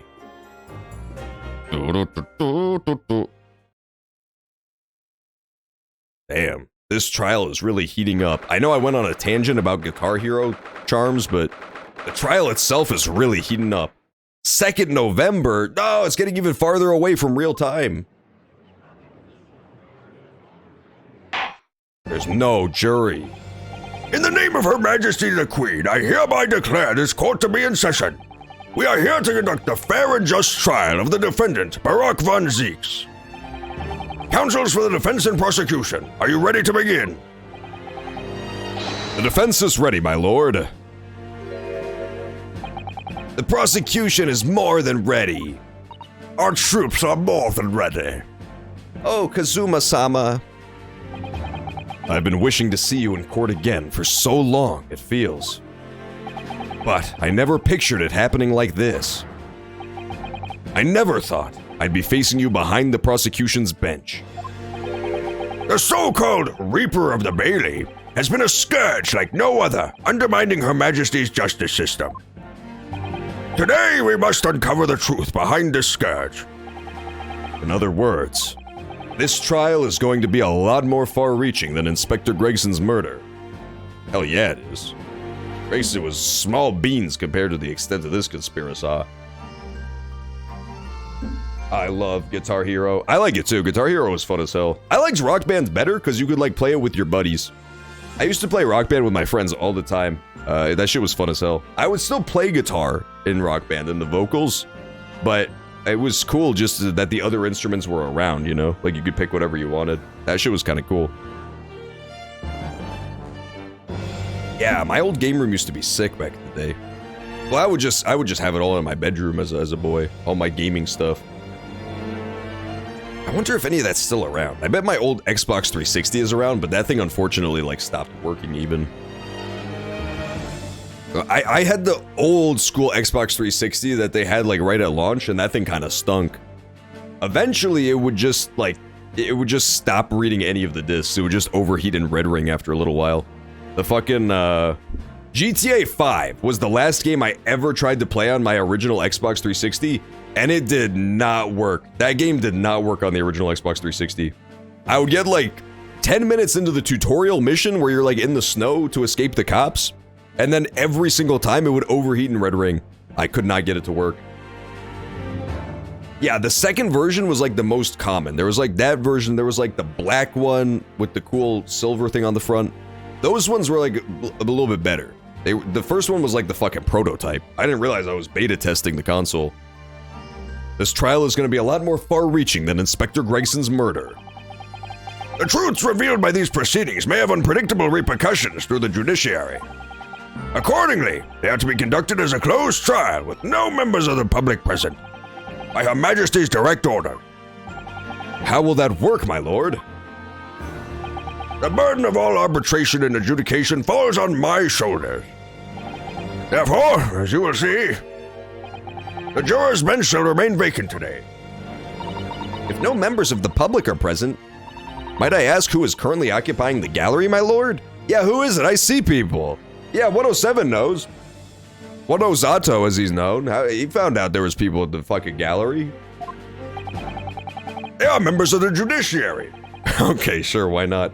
We didn't really want to change the background, to be honest. That shit would have taken effort for no reason, so we'll just throw in this line instead. They're members of the judiciary to witness the proceedings and ensure an equitable trial. Members of the judiciary? Oh my! This is a very unusual trial already. Ah, the Minecraft update nuked it. That sucks. I only ever had Minecraft on PC. My first experience with Minecraft ever was, there was just some dude in my high school who had a thumb drive. And he's like, here, you can fucking download Minecraft if you want. We had like little school laptops. And this was in the day way before any schools were concerned about cybersecurity whatsoever. So you could just download whatever the fuck onto your school laptop and they didn't know. So I had like Minecraft, I had GTA 3, all that shit just on my school laptop. It was the really original Minecraft though. It was the one where literally all you can do is mine and craft. Like you can dig blocks and then you could like build them into wood. That was about it. There is, of course, another unprecedented aspect of these proceedings on which I must elaborate. The counsels for the prosecution and the defense are both aliens. Yo, that's fucking crazy, dude. What a twist. Bebop rips off his head, reveals gray alien face staring back at me. That's crazy. Damn, this game knows how to keep making twists. Just when you think you know this game, busts out a fucking gray-ass alien. Abducting my shit. He does kind of look like an alien, I won't lie. His outfit looks like a spacesuit, and his face does not look like a human being. I believe it takes an outsider to see the truth sometimes. And as I stand here in this courtroom now, I'm quite certain. This is the reason why I had to come to Britain. Kazuma. Kazuma's so edgy, dude. He's so mysterious. He's so dreamy. You gotta go? Alright, peace out, Link Dog Hurdle. Appreciate you stopping by. Hope you enjoyed the stream. I'll catch you later. We're getting ready to wrap up here, too. We got about 50 minutes left in the stream, and then next week we'll have to finish this trial. 4 to 9 p.m. Central, like always. The Ace Attorney Chronicles will continue.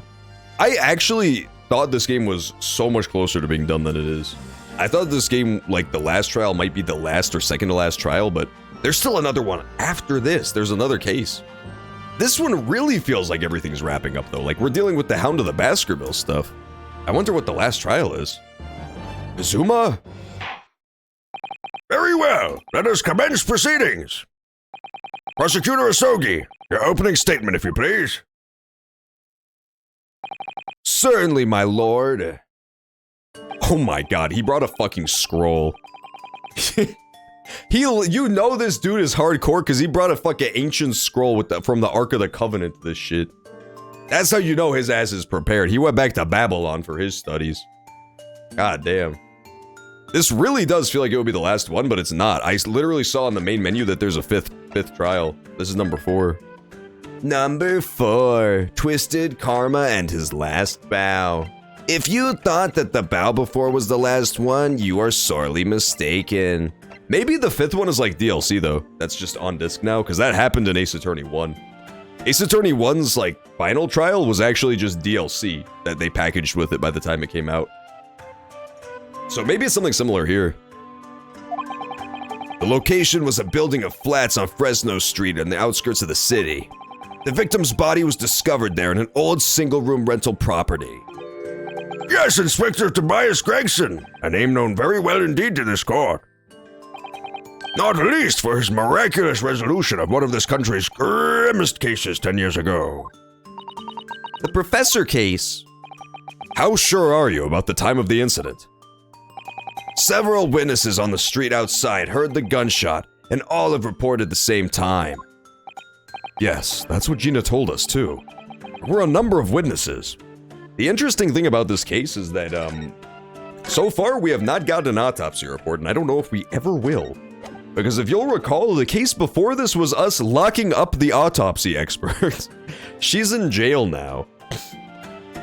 So maybe we just straight up won't get an autopsy report here. We'll just have to figure shit out. Because that would be a really easy way to figure out, like, what we're looking for here. Is if the time of death can be trusted. I'm assuming it can since we haven't gotten one. I guess we'll find out. I have here a plan of the room. The victim was found curled up in one corner. It's believed that he was shot from the front at point-blank range and died instantly. How was the range been determined? There were scorch marks around the entry wound. Ah, shit! He didn't get shot from the chimney like I thought. Gonker! That stinks. Meow, meow, meow, meow, meow, meow, meow, meow. Yeah, that was a big thing in the first case of the first Chronicles game. Attorney Chronicles 1. There was the burn marks around the gunshot wound or some shit to prove that it was point-blank range. Which makes sense. That would not happen if it was fired from far away. There's no muzzle flash. Huh. So, what that makes me think personally is that he shot himself with this thing. Remember how the little tube comes out of the bottom and it looks like a gun barrel? I think Gregson probably found this thing and accidentally fucking shot himself with it. Because we found this right next to the body. We found this literally directly next to the body. Which would be unfortunate, but I don't know. That's all I can think of now. Because we know nobody else was in the room for 100%, for 1000%. Because Van Zeeks was in there. He didn't see anybody. Such marks are caused by the gunpowder used to fire the bullet. But powder hot enough to leave scorch marks is only ejected a few inches beyond the end of the barrel. In other words, it only happens when the target is at point-blank range. I see, yes! Thank you for the detailed explanation, Counsel. Oh, we do have an autopsy, okay. The murder weapon was found lying beside the victim. Time of death. Huh? There's no time of death. Maria Gorey is the new prosecutor, or the new coroner, sorry. Nationality British. You know what? I forgot about that. Now I'm glad Gregson's dead. Victim was shot in the chest at close range from the front, resulting in instant death. Scorch marks at point of entry. The bullet exited the body from behind. The caliber of gun matches the standard issue firearms. Interesting, good to know. Caliber of gun is the same as the standard issue firearms.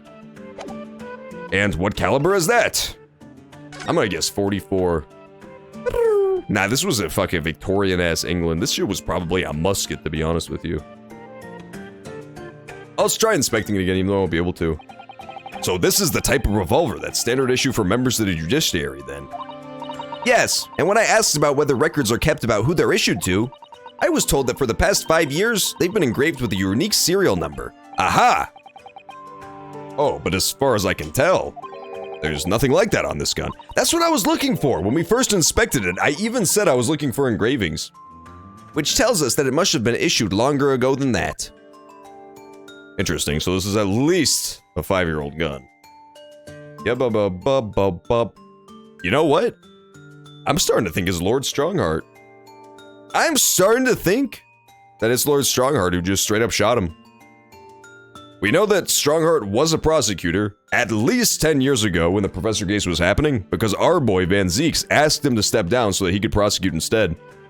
And so he would have a gun too. He would have a gun from older than 5 years ago, therefore no serial number. If we're to believe that this is the murder weapon. If we are to believe this is the murder weapon, then Strongheart is now instantly catapulted to #1 most suspicious slot, because we literally don't know any other prosecutors who would have a gun issued more than 5 years ago. The only other prosecutor we even know is Kazuma, who doesn't fucking have one. And he certainly wouldn't have one that's more than 5 years old. The murder weapon was found lying beside the victim. And have you managed to ascertain the owner of this firearm? No, my lord, not conclusively. Bravo, Kazuma-sama. We're not trying to use the gun as evidence when its provenance can't be proven. Furthermore, my lord, as I've explained, the revolver was fired at extremely close range. The bullet passed through the victim and struck the wall behind him. There's a candelabra mounted on that wall, and the tip of one of the candles in it was found to have been blown off by the projectile. We noticed that too, didn't we? Yes, that's right. Thank you for the thorough report, Counsel. The setting of the crime is clear to me. You will submit the plan of the crime scene as evidence, please. So the thing is, too, that I've noticed about this, plan, is that it very specifically shows a hiding place. If it's gonna be like dumb, there could have been a dude hiding in the room. Because look at this. Boom. This corner right here. It's not showing it here, but in that last picture, it even showed the trajectory the door would swing out. And it would like perfectly cover up. Like you could be hidden in this corner and be totally fine. That would be very fucking dumb. But I'm just saying that popped out to me a little bit. That pugged to me slightly. It's technically possible. Is this Fresno Street room Inspector Gregson's private abode? No, my lord. The room is rented to a Mr. Hugh Boone. But there is precious little furniture inside, and it is generally in a poor state of repair. So what on earth was Gregson even doing there? Presumably he was investigating some case or another. When a policeman was informed of the gunshot from the witnesses and rushed to the scene, he found only the deceased inspector and the accused standing alongside, holding the revolver. You would see the feet, but I could be wrong, but I think it showed that the door swings out this way, but that doesn't make sense because the knob is here. It should swing out this way. But I thought I saw it swinging out this way, but maybe not. If it swung out this way, then you'd be able to hide, but if it swung out this way, then no. If it swings out this direction, then there's no way to hide for sure. Except for in the fireplace. Bum bum bum, but it's all kind of a mum point now that we know he was shot point blank. But the thing is, we don't have a time of death, so like, who the fuck cares, you know? Like, we don't have time of death, so there's no reason to even assume that the death took place right as the gunshot that was heard went off. He found only the deceased inspector and the accused standing alongside holding the revolver. The attending officer arrested the accused on the spot. So, the details of the case are clear. In that case, the prosecution would like to call its first witness. A name, please, counsel. Naturally, the accused himself. Lord Van Zeeks? As a prosecutor, he believes in the oath of office he's taken and will be compelled to tell the truth. Very well, let the defendant take the witness stand. Da da da da da da da. So, witness, state your name and occupation for the court. Baroque Van Zeeks, Old Bailey prosecutor. I presume, Lord Van Zeeks, that you heard Prosecutor Asogi's opening précis? I did! This dude. Ah! I got freaking scared, dude. Just because it's not my fault that I'm being a bitch, it's because you keep playing fucking scary noises. You got me on the fucking edge of my seat. I thought Lord Van Zeeks was gonna talk in his normal voice, and instead he started making moans in my ear. Hey, what's up, Brockhor? Welcome back. Were you and Just Cuz we're up to no good? Were you causing a fucking ruckus? You crispy black critters? Telling the guy that there's a roach in the corner so you can steal a glazed donut to go? It is alleged that you were found at the scene of the crime, and that you were arrested by the arriving police officer. Can you confirm this? Yes, my lord. Then I'm sure the court would like to hear you explain some things away. Namely, why you were there in the room on Fresno Street at the time in question, and what exactly took place. I intend to explain away nothing. I will simply tell the truth. I must say, Lord Van Zeeks, I never imagined this day would come. Or rather, I didn't want to imagine it would come. But since you became known as the Reaper, a part of me has been dreading it. How's the Pokemon trading card game going, Brock? Or the online Pokemon TCG? I would simply choose to win using only a Trico card, but that's just me. Your formal testimony, then, witness.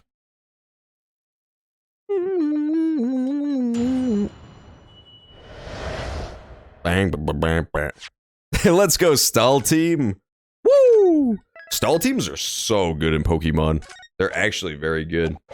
The thing is, I honestly think in Pokemon that they're not optimal, but they're so frustrating to play against that people fuck up.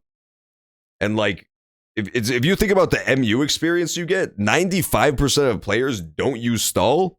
So the 5% of stall players get way more practice facing people who use aggressive teams than vice versa. It's a bad matchup. Dude, at least that's in the video game, though. I have no idea about the card game. In the card game, who knows what the fuck people do? The facts of the incident. I was investigating Gregson, and my inquiries had led me to that address. When I first entered the room that day, it was dark inside and I saw no one. A moment later, I heard the gunshot. I spun around and saw the revolver on the floor. Just as I picked the firearm up to examine it, the door flew open and I heard a man scream. That's what it sounded like. The crazy thing is, too, that remember how I kept talking about how Van Zeeks and the protagonist were gonna parallel? This is a pretty fucking big parallel. This is literally the first case of Ace Attorney Chronicles 1. This guy that I'm playing as protagonist, the exact same shit happened to him. A British guy got shot to death. I pick up the gun, the police come in, and they're like, you did it.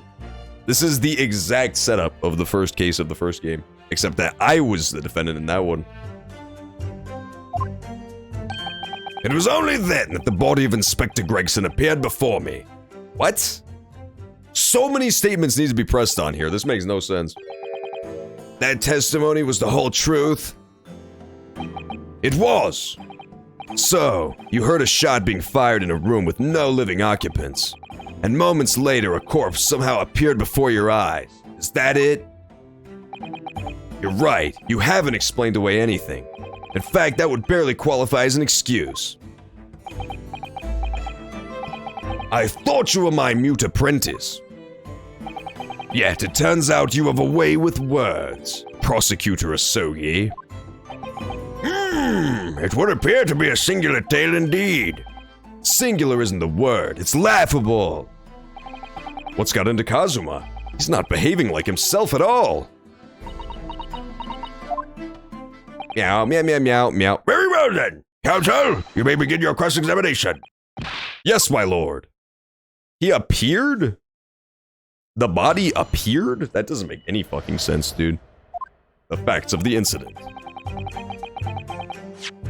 Yeah, we're gonna have to press on a lot of these things because none of this makes any sense. Let's take a look at the layout of the room, shall we? Let's get a big view of the room and see how that could make any sense whatsoever. He's curled up in a ball. So the dumbest thing that my brain thinks of right away is that he was launched as a human cannonball through the windows on this side, and he's coming in for a landing, baby. Tucked up perfectly. But two problems with that. Problem number one, no broken glass anywhere. Anywhere. There's no broken glass anywhere in the room. Problem number two is that it makes no sense. That's the other big problem. However, him magically appearing after the gunshot rings out also makes no sense either. So I'm honestly back at square one. If he was near the fireplace, that would be one thing. Or if he was like obscured by something, but he's just out in the middle of the open. I have no clue how he could have been hidden at all. But either way, we're gonna press on some of these statements to learn what he was talking about. The thing that honestly intrigued me the most about what he said more than anything was this very first statement. I was investigating Gregson. Why? What was he investigating? Dude. But either way, I'm gonna be right back. I'm gonna go grab some water for this last leg of the stream because I'm all out of water and I want to have some water for the end of it so I can keep my throat not dry. Kangaskhan is good? Fuck yeah, dude. Kangaskhan is the Chad because Kangaskhan was good in Gen 1 only and then it got good again. In the games, they gave him Mega Kangaskhan, which was fucking godlike. And I guess the card games made him good too. Kangaskhan is such a cool Pokemon. I love that one. I like Gen 1 Pokemon, man. Gen 1 through 3 were the goats. That shit had my boy Flygom, Kangaskhan, Jolteon. All the best Pokemon that end with Om were in Gen 1 to 3.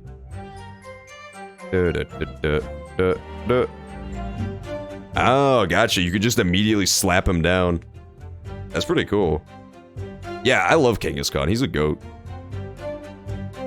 They need to bring fucking Megas back, pussies. He's gonna, if they even put him in this new game, Violet, which they probably won't, he's gonna suck balls because he doesn't have his Mega form. Shit sucks. All right, I'll be right back. I'll be back in 2 seconds and 2 shakes of a whistle.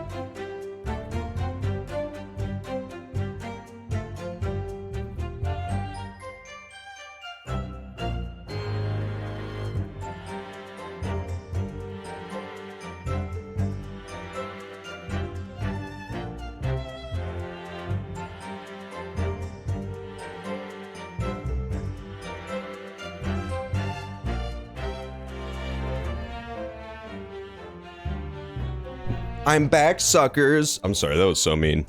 I really shouldn't be so fucking insulting and offensive sometimes. Oh, hell yeah, they got Mega Stangliscom. I like Mega Kangaskhan, he's cool. It did absolutely debunk the Reddit game theory that Kangaskhan was a grown-up Cubone. There was a game theory that Cubone was a Kangaskhan whose mother dies before it grows up. and it was like the baby Kangaskhan as Cubone wearing the Kangaskhan skull.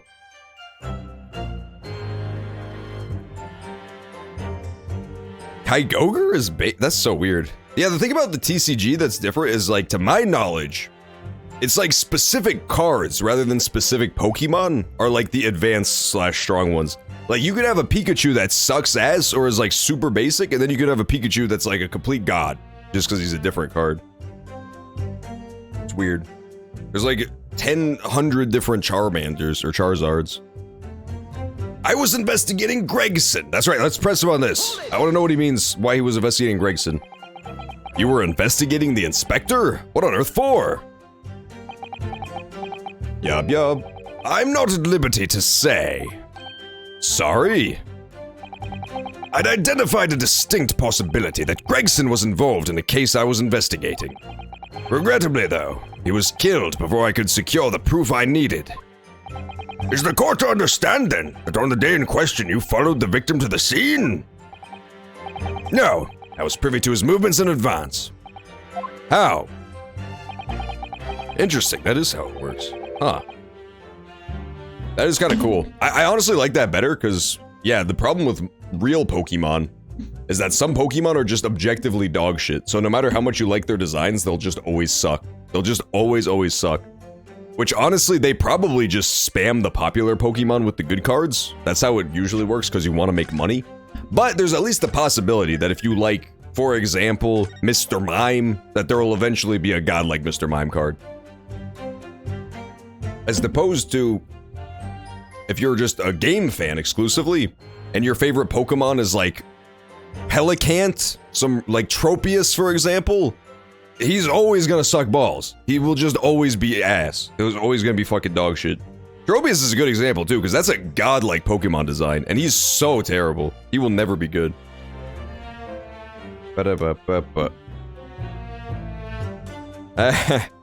That's awesome. Let's go Rattatas. Yeah, that's actually sick. I like that a lot. That's a good way to do it. I still, to this day, wish that Pokemon would adopt a system that they have in Fire Emblem Heroes.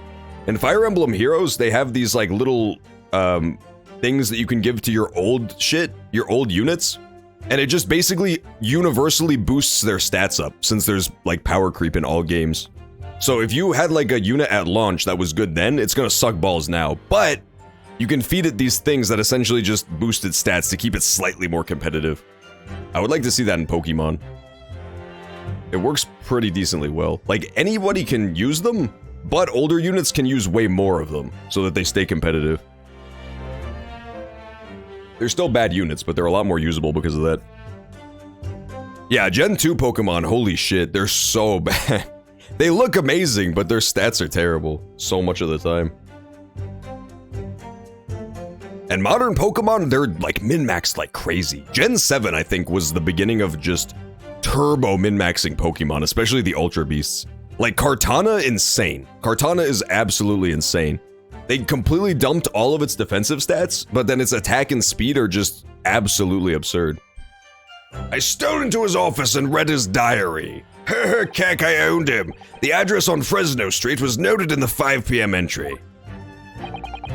You illegally entered the man's office. In Japan, that alone would constitute a very serious offense. As it does in Britain, I assure you. Is that not the case, Lord Van Zieks? I was aware of the possible consequences. So, in summary, you were investigating the victim, and yet, you refused to tell the court why. I didn't realize British prosecutors enjoyed such freedom to choose what to divulge under oath. Ugh, why did I ever think I could defend this man? Yup. Yeah, Gen 8 has the thing is though, I think Gen 8 has the strongest just because their stats are fucking crazy. The min-maxing was, I think, the craziest in Gen 7 just because some of those UBs were crazy min-maxed. Gen 8 though, yeah, it has shit like Zacian and Dragapult, where the base stats are just so fucking high. Dragapult has crazy stats, and it's like every single one of its stats is high. It's absurd. I love Dragapult design-wise, though, so I don't even mind.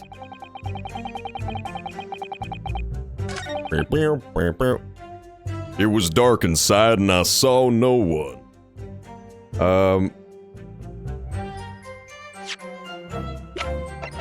But there was a candelabra. I guess we don't know that it was lit for sure. Meow, meow, meow. Ooh, doo, ooh, doo. Let's see what he says. Did he mention seeing anything else? No. I heard the gunshot. I spun around and saw the revolver on the floor. Yawn. Okay, yeah, we gotta press a couple of these. I'm gonna press the fact that it was dark inside and the fact that Professor Gregson appeared. Hey, what's up, Alulim? Alulim, what's your opinion on the, what do you call it? Oh, I almost threw up just now. What's your opinion on Pokemon, Alulim? Oh, on Gen 8 Pokemon specifically. You know what other Pokemon from Gen 8 was insane? You know what? It's this. I just put my finger on what it is in Gen 8.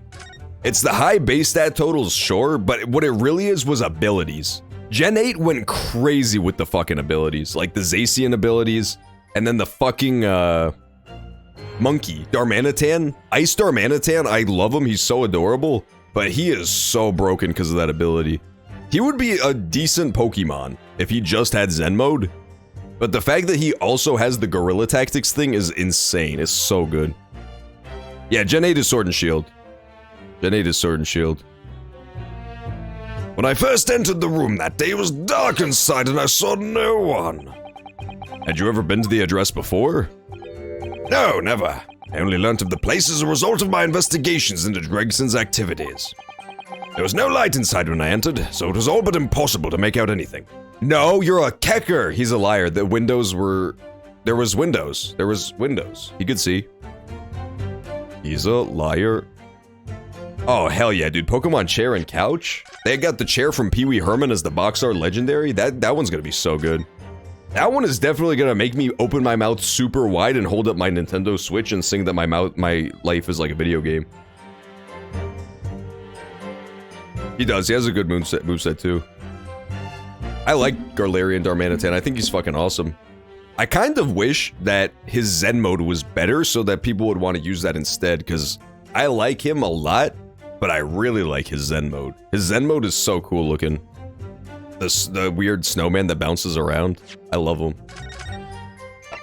He fucking rocks. He's not very good in Zen mode, but he's a lot cooler. You don't like Chandelure? Come on, Alulim! You gotta like Chandelure a little bit. Chandelure rocks. Chandelure is one of the very few Pokemon that's literally just an object with a stupid face on it that I actually like. There are a couple. Some of them they just literally don't try, like fucking Klefki and shit. But I like Chandelure a lot. I like Chandelure, I like Magnemite, I like Muck. I like a couple of the ones that are just objects with faces. Black and white too. Yeah, that's a pretty common one I see as a dropping off point, because that was the big shift. That was from straight up 2D to 3D. Yeah, Chandelure to me was like, it's one of the only designs I like from those gens. Gens 4 and 5 had dog shit designs in my opinion, like a lot of the time. But I liked Chandelure a lot, he was cute. He's like a chandelier, Alulim, but he's also a lure as well. Do you understand such things, Alulim, huh? Huh? Do you understand his deep intricacies? He's like a chandelier, but his flames are blue. Now, how crazy is that? There was no light inside when I entered, so it was all but impossible to make out anything. But at 5 p.m., the sun would only just have gone down. It would still have been reasonably light outside. The room has a window, but it was boarded shut. Very little light found its way into the room from outside, so it was extremely murky inside. I wouldn't have noticed if the victim was already lying on the floor. There was no artificial light in the room, you say? You're quite sure? I'm quite sure that's part of the room where the body was found was very dark. I have a feeling there was a small oil lamp burning on the desk, though I couldn't say for certain. Look, Mr. Naruhodo! Oh, shit! There's a small desk in the room just here. Yes, I remember. And there was an oil lamp on it, as well as the framed photograph. When I entered the room, I closed the door behind me and started towards the desk to investigate. And what did you find? Nothing. I had never actually reached the desk. You know what's... We were just talking about Chandelier, which reminded me of his first form, the little candle. Candlesmond. Candlesmond, to me, has completely ruined this new dog ghost Pokemon from the new game. I don't like this dog. I want to like this dog, but he's so boring for a ghost dog. He should have been way cooler. He literally just has Litwick on his head. It's the exact same fucking candle. It's such a, like, boring design to me because of that. It's the same exact candle. Literally the same exact fucking candle. And he's gonna evolve to have a chandelier on his head, too, is the worst part. I don't like him. I want to like him, but I don't like his teeth. He has, like, the crocodile mouth. And I don't like his candle on his head. That's the only problem to me. I like the concept of a ghost dog a lot. I love the concept of a ghost dog Pokemon. But I don't like his candle. I hate his candle. Pisses me the fuck off! Ba, ba, ba. Nothing. I never actually reached the desk. I do like most of the new designs from this new gen though. The Scarlet Violet designs in general, fucking sick. They're actually great. Ba, ba, ba, ba, doo, doo. I'm really liking Giraffe-a-Rig. Or Rig-a-Giraffe or whatever it's called. It's real! It's not real, Lulum. You made it up. You're a fucking liar. It would never be real. Pokemon acid tits. The body of Inspector Gregson appeared before me. Hold it! Okay, thanks a lot, Lulum. I fucking clicked that shit and it was just goatsy. Come on! Go far! Come on! That's my Hungry Bucks impression. What do you mean by that? In what way did the body appear? I honestly can't explain it, but it's the truth. As far as I was concerned, the body hadn't been there until that point, and then suddenly, there it was. Did you perhaps hear the sound of the victim falling to the ground just beforehand? At that moment, what I heard was the sound of the door flying open and the scream of the man who came inside first. Nothing more. Interesting.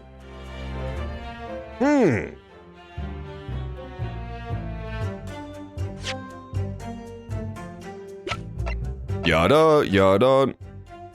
So the guy swung the door open, and all of a sudden, Grungson appeared. Maybe he was tied to the door. Maybe Gregson was literally smashed on the door like a flat Stanley because the guy closed the door and he ran into it like a wily coyote and died. You don't know. It's possible.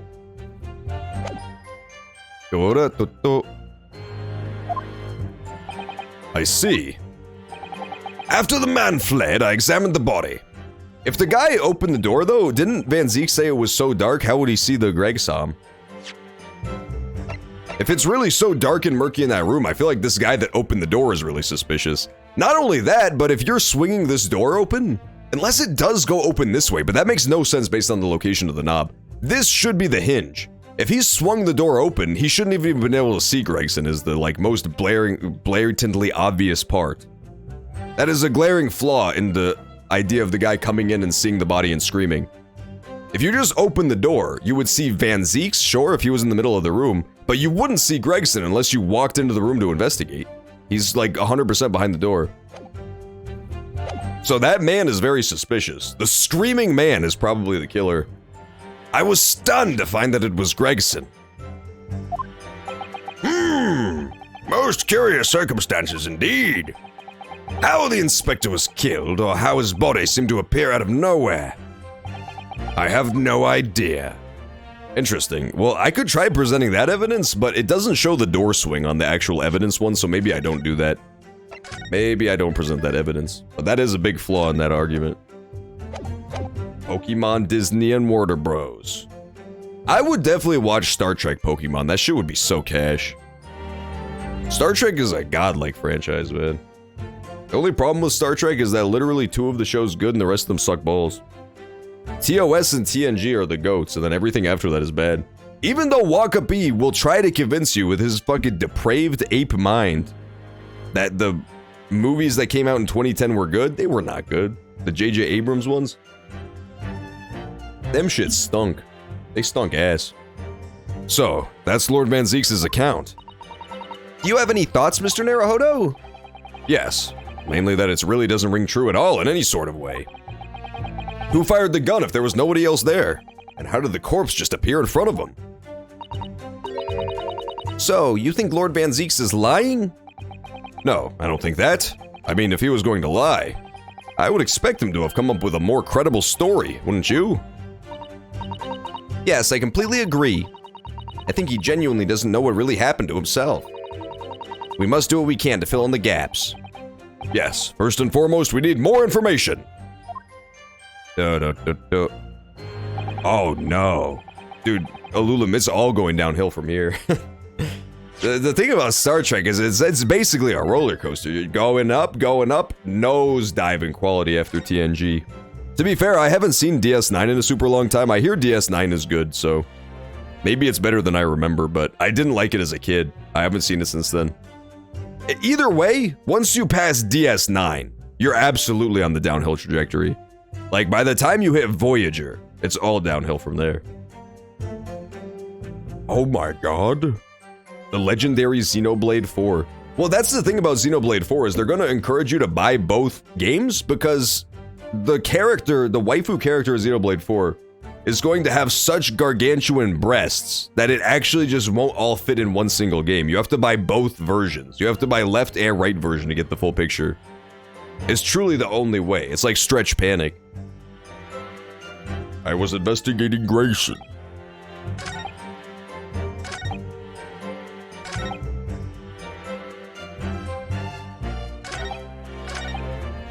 Okay, I'm gonna press this.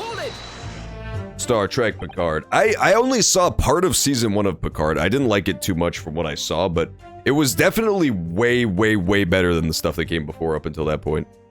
I can definitely agree there. Like, Picard was definitely a big step up from the earlier shit I had seen. So who fired the gun? Hey, welcome back, Lig Dog Hurdle. What happens? Basically, so far, we've just started the trial. We've called Van Zeeks up to testify, and he has told us, in his own words, that he was investigating Gregson because he suspected Gregson of committing a different crime. That's why he was following him that day. And he straight up just didn't know he was in the room. It was supposedly pitch black in the room, so Van Zeeks didn't know he was there.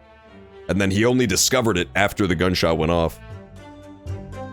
That's what he's saying. We're still on his first statement, trying to find holes in it, but... I have no idea. I didn't see anybody else in the room. But you say it was very dark in there? Yes, that's right. All I can tell you is I didn't sense another's presence. Aha! Then could it be that the gunshot actually originated from somewhere outside the room? No, that's out of the question. Oh. Without doubt, the sound emanated from inside the room. I could smell the gunpowder.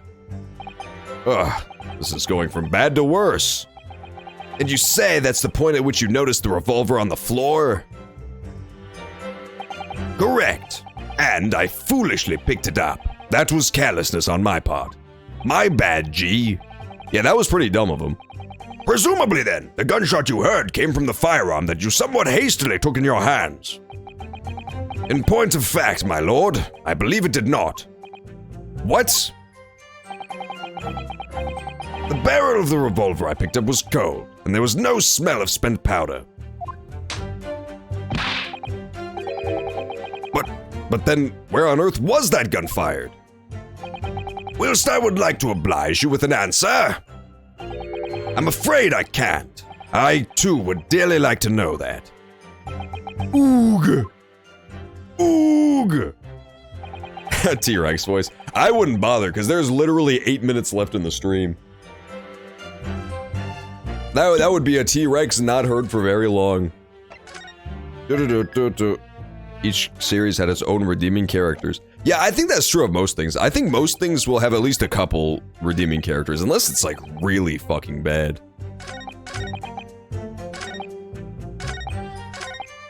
It was dark inside and I saw no one. So we could press the fact that it was only 5 p.m. against that, but he explained it. He said that, you know, it was just murky inside the room because it was all boarded up. Showrunner Michael Chabon said that he wanted to piss off or provoke people with the first season of Picard. I'd say it would work. It worked based on the general, like, reaction to that show. People made so many video essays. Enterprise. I need to check out Enterprise sometime.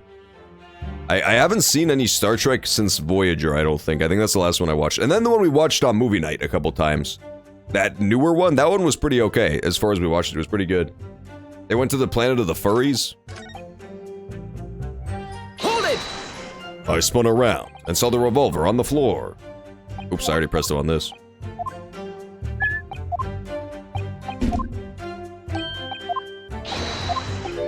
Yeah, we skipped through this. We already pressed this.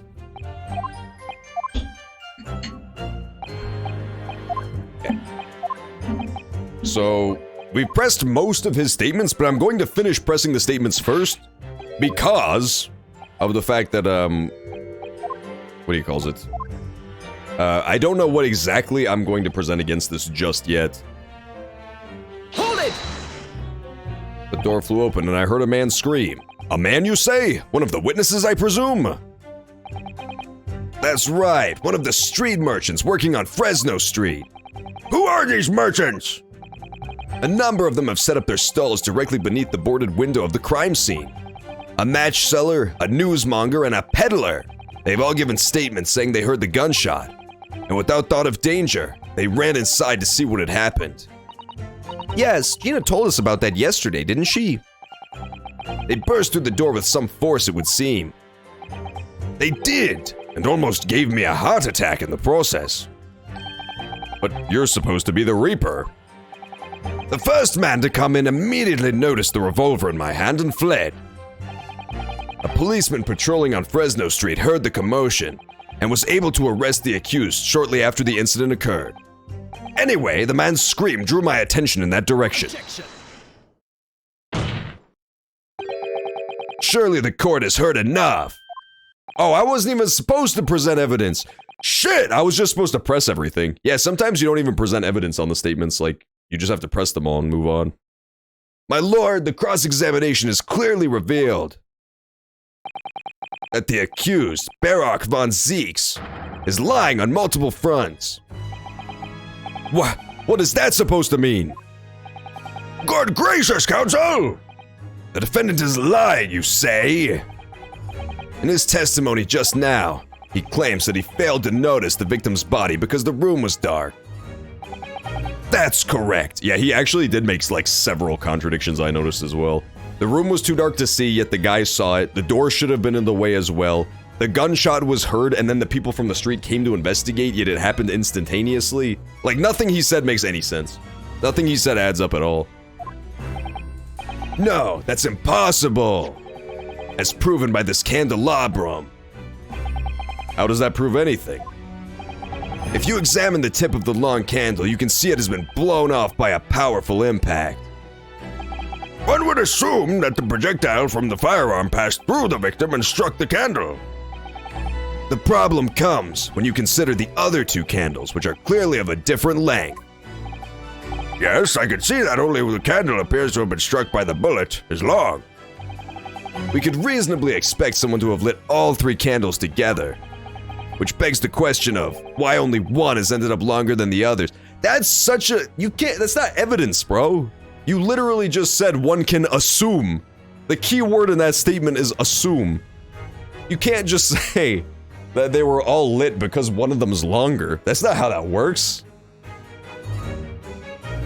I mean, it's a good gotcha, don't get me wrong, but it's not even close to being proof. Basically, well, if you don't get it, he's implying that all three candles were lit, and so therefore the one that got the tip shot off is long because the other two burnt down. Therefore, it was light in the room. But that's a huge assumption. That's a pretty big assumption. That must be because that particular candle was extinguished when the others were still burning. Ah! That's right! When the candle was hit by the bullet, it obviously went out. But the other 2 candles would still have been burning. So the fact is, the victim's body would have been illuminated by the light still thrown by the candelabrum. And the accused's claim that he couldn't see the body clearly contradicts those facts. And now, to the next lie! Oh my god, dude, he's going in on him! He got the dog in him! The accused also claims to have never visited the scene before. That's the truth! In that almost empty room, the police discovered something very unusual. A board covered from top to bottom in police documents and newspaper cuttings. Yes, that's right. We saw it too. It goes without saying that the contents of the police documents cannot be divulged.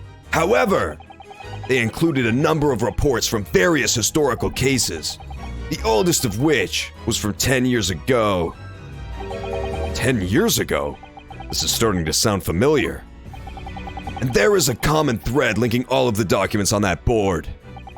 Indeed? What is this common thread, counsel?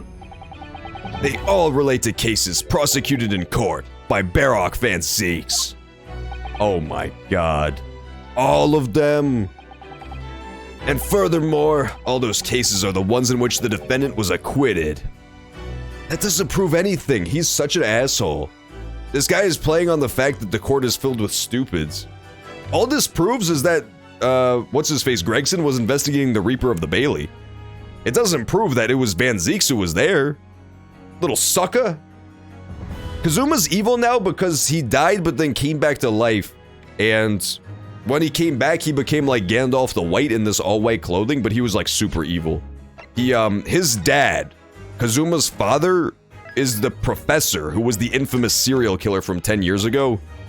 And so Van Zeeks prosecuted his dad. He's the reason his dad is dead. So he wants revengeance. That's what they told us anyway. Van Zeeks essentially sent this dude's dad to the gallows, so now he's trying to have his revenge. Yeah, he kind of did a Red Hood moment. He kind of had a Red Hood moment. He's become like very pissed off at evil. Good lord! Interestingly, none of those defendants are alive today. Because all of them have been sent to their graves by the Reaper. Oh! Oh no!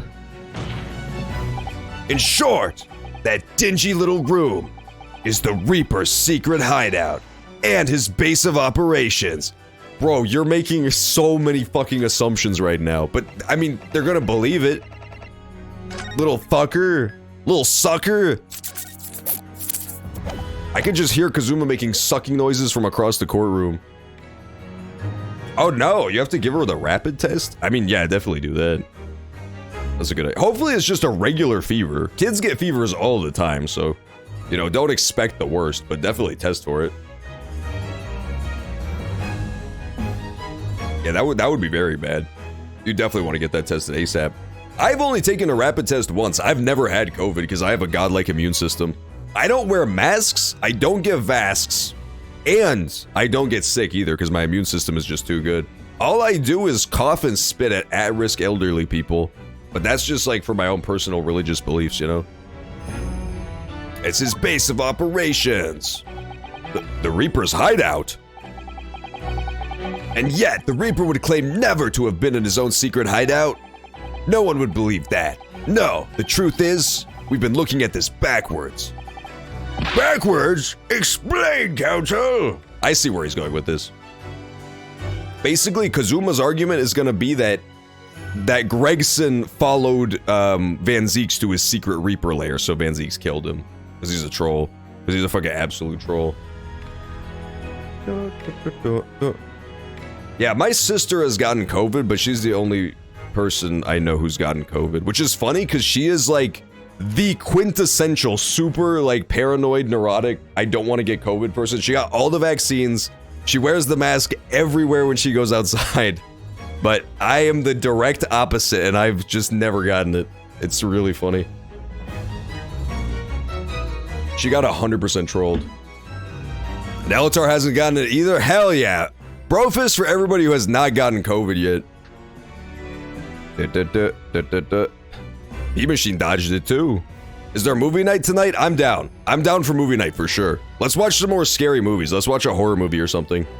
Explain, Council! We're actually out of time anyway, so this is gonna be the last thing for tonight. We're just gonna get to the end of this one testimony, and then next week, 4 p.m. sharp, we do Thursdays through Sundays, 4 to 9 p.m. Central. Saturday is gonna be, the conclusion of this trial. We're gonna finish it up. Explain, Council! Inspector Gregson was investigating the identity of the Reaper, but when he discovered the location of the man's secret hideout, he was killed. As I'm sure everyone can imagine, by the Reaper's hand. What? What?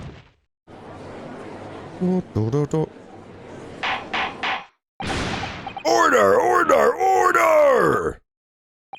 Very well. I hereby state the current opinion of the court. Barok Van Zeeks is an outstanding prosecutor who has rendered great service to his country. However, it is with deep regret that I must concur with Prosecutor Asogi's contention that the defendant's testimony exhibits a number of stark inconsistencies with the known facts. All I have done is state the truth as I know it. Kazuma's done a brilliant job as ever. He's drawing on his experience as a defense attorney to build his prosecution case, and it's formidable. Counsel, you will submit the board that you just showed the court as evidence. I believe it to be fundamental in establishing the facts surrounding the Reaper's existence. Thank you, my lord. And now the prosecution would like to call new witnesses to the stand. Witnesses who saw events unfold on the day in question. They were mentioned in the previous testimony too, if you remember. Yes, the street sellers who heard the gunshot and went running into the room. Very well. Lead the witnesses in. The defendant may step down from the witness stand. Certainly, my lord. Hell yeah, okay, we beat that first part by doing nothing. What the fuck are these characters? That one in the middle is just remix. It's Beppo! Beppo's back, baby! What the fuck? So, witnesses, state your names and occupations for the... Beppo is the old man on the right. He used to be a carriage driver in the first game's first case. Bro, Beppo is a complete Chad. Names? We don't need no names. Far too fancy for the likes of us. We're just free and easy. Sell what we like, live where we want to live. I could give them all a vacant stare as they walk down Fresno and spin a few words into a verse for them. Ah, would I be right in assuming that all three of you make your living by selling wares? Hey, everyone calls me Gossip. I sell jaunty little tidbits to passers-by, you know. Jaunty little tidbits? Got an absolute smasher for you, sir. Right up your ginnel it is. Do we have them in our record yet? Oh, give us to the record. I'm gonna end the stream once they get added to the record. Because I want to see if I'm right in that this guy's Beppo. 6 is the price, not a penny less. Wait, you're actually trying to sell to me now? Ah, come on, sir, don't tell me you're not interested. Try the man. Give him money and see what it is. Pay the man, counsel, jeez. All right, 6 it is. You won't regret it, sir. Now I got your listening ears on. Just between us, a young couple on Slate Street just had twins. That was the fucking gossip? That was the gossip? Is that it? I like how he slapped his big-ass fucking gumbo lips. No, that's not it. It's gossip, innit? It wants to spread. But that bit's up to you and your mouth, of course. I got more, you know. Oh my god!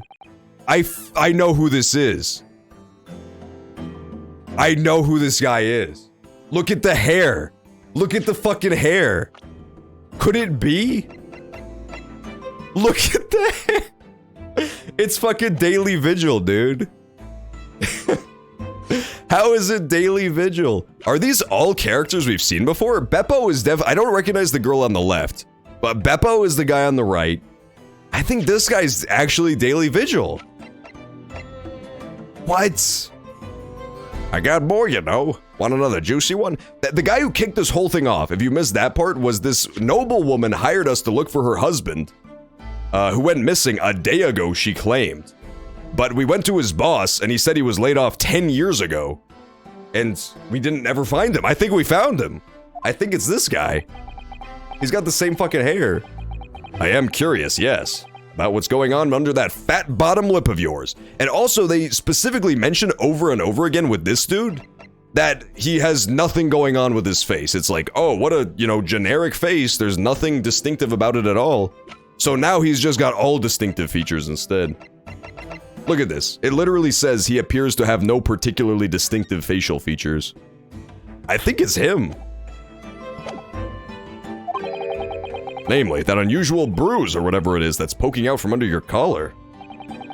What about the next witness then? What name do you go by? Me, I'm Venus. That's what everyone calls me. Funny, innit? What the? Is that firecrackers? I sell these lovely little fireworks to all the local school kids. What? Did she just light a match on her fucking peach emoji? That makes no sense. Wakabi says, Madam, may I please light one up for you? 6 pence a pop. What do you say? That was fucking epic. You weren't exaggerating with little. Do they actually sell? Oh yeah, the second years can't get enough of my Venus firecrackers. Especially when I tell them that if they get 100, it could blow up the school. Not the most savory of ideas, young lady. What do you say then, eh? Want a pie with 6 pence a pop? Wait, what? You want me to buy one? Tell you what, I'll let you in on a little secret. If you get 100 of them, you could blow up the whole courtroom. I'm not giving her the money. Don't pay her. Why? All right, I'll buy one. Lovely stuff. Right then, this is something a bit extra just for you. The Venus Special. Only 600 pence. 600? It's 100 of my regular fireworks. Nothing little about that, is there? And there'd be nothing little about the punishment if I blew up the Old Bailey either. What sort of a bang could it make? Oh, I see where they're going with this. The Venus firecracker could have been the gunshot that was heard. By the full 100. They definitely want me to. They definitely wanted me to, for sure. Interesting. So maybe the Venus firecracker is the gunshot that everybody heard. Possibly. And the last witness, what name do you go by? It's Beppo, baby. I'm a thinker, me. Think all sorts of thoughts. I think, therefore I am. I am, therefore I think. I think. That's a good line. That's actually an amazing line. Because I stand there on the street, watching the world go on about me. They call me the Observator. Get out of it, old man. Everyone calls you Sandwich and you know it. So, you don't actually sell anything? A problem shared is a problem halved, as they say. I give advice, I do. And I think that's what it means. I don't actually sell anything, no, come to think of it. Pity. No more purchases today, please. Well, we have quite a cast here, seems. They conduct their business on Fresno Street from morning until night, my lord. And always in the same place, directly adjacent to the crime scene. I see! And thus they heard the gunshot, I suppose. Not only that, but they very bravely ran inside to see what was going on and witness the crime. I'll be begging, I thought, just between us. Mr. Milo, what am I to do? What a terrible thing I saw. Well, what I think is, if all what we see is light and shadow playing with our eyes, is any of it real? Oh my god. This dude just saw the fucking Matrix for the first time. Like a college freshman just took Philosophy 101. Beppo would 1000% be into simulation theory. 1000%. Very well. The court will hear the formal testimony of these three witnesses now. You will describe in detail what you witnessed and heard. Okay, so this, we'll cut it off. We'll cut it off on the witness testimony, and next week, we'll check out the witnesses. We'll try to finish this case. I gotta check out this guy's profile, though. There he is, okay. Gossip. Huh. They're all just mystery men. Interesting. It doesn't say that she looks familiar. It says that the rest of the two look familiar, but not her, so she's immediately incredibly suspicious. Yeah, I don't know. I guess that's it for today, though. We got no more time, so we'll have to pick up the rest next week. Tomorrow, we'll also be back 4 p.m. for Smash Sunday. But other than that, I'm gonna run out of here. Again, we are doing movie night in the Discord, so if you want to watch some horror movies with us, feel free to drop by. I'll be in like 5 or 10 minutes after I feed my dog, and we'll check out some horror movies. What I'll do is, I'll do the same thing as yesterday. I'll jump in the voice channel, I'll drum up a straw poll, and then while I'm gone feeding my dog, just vote on the poll for whichever movies you want to watch. And, we will watch whichever ones are the most wanted.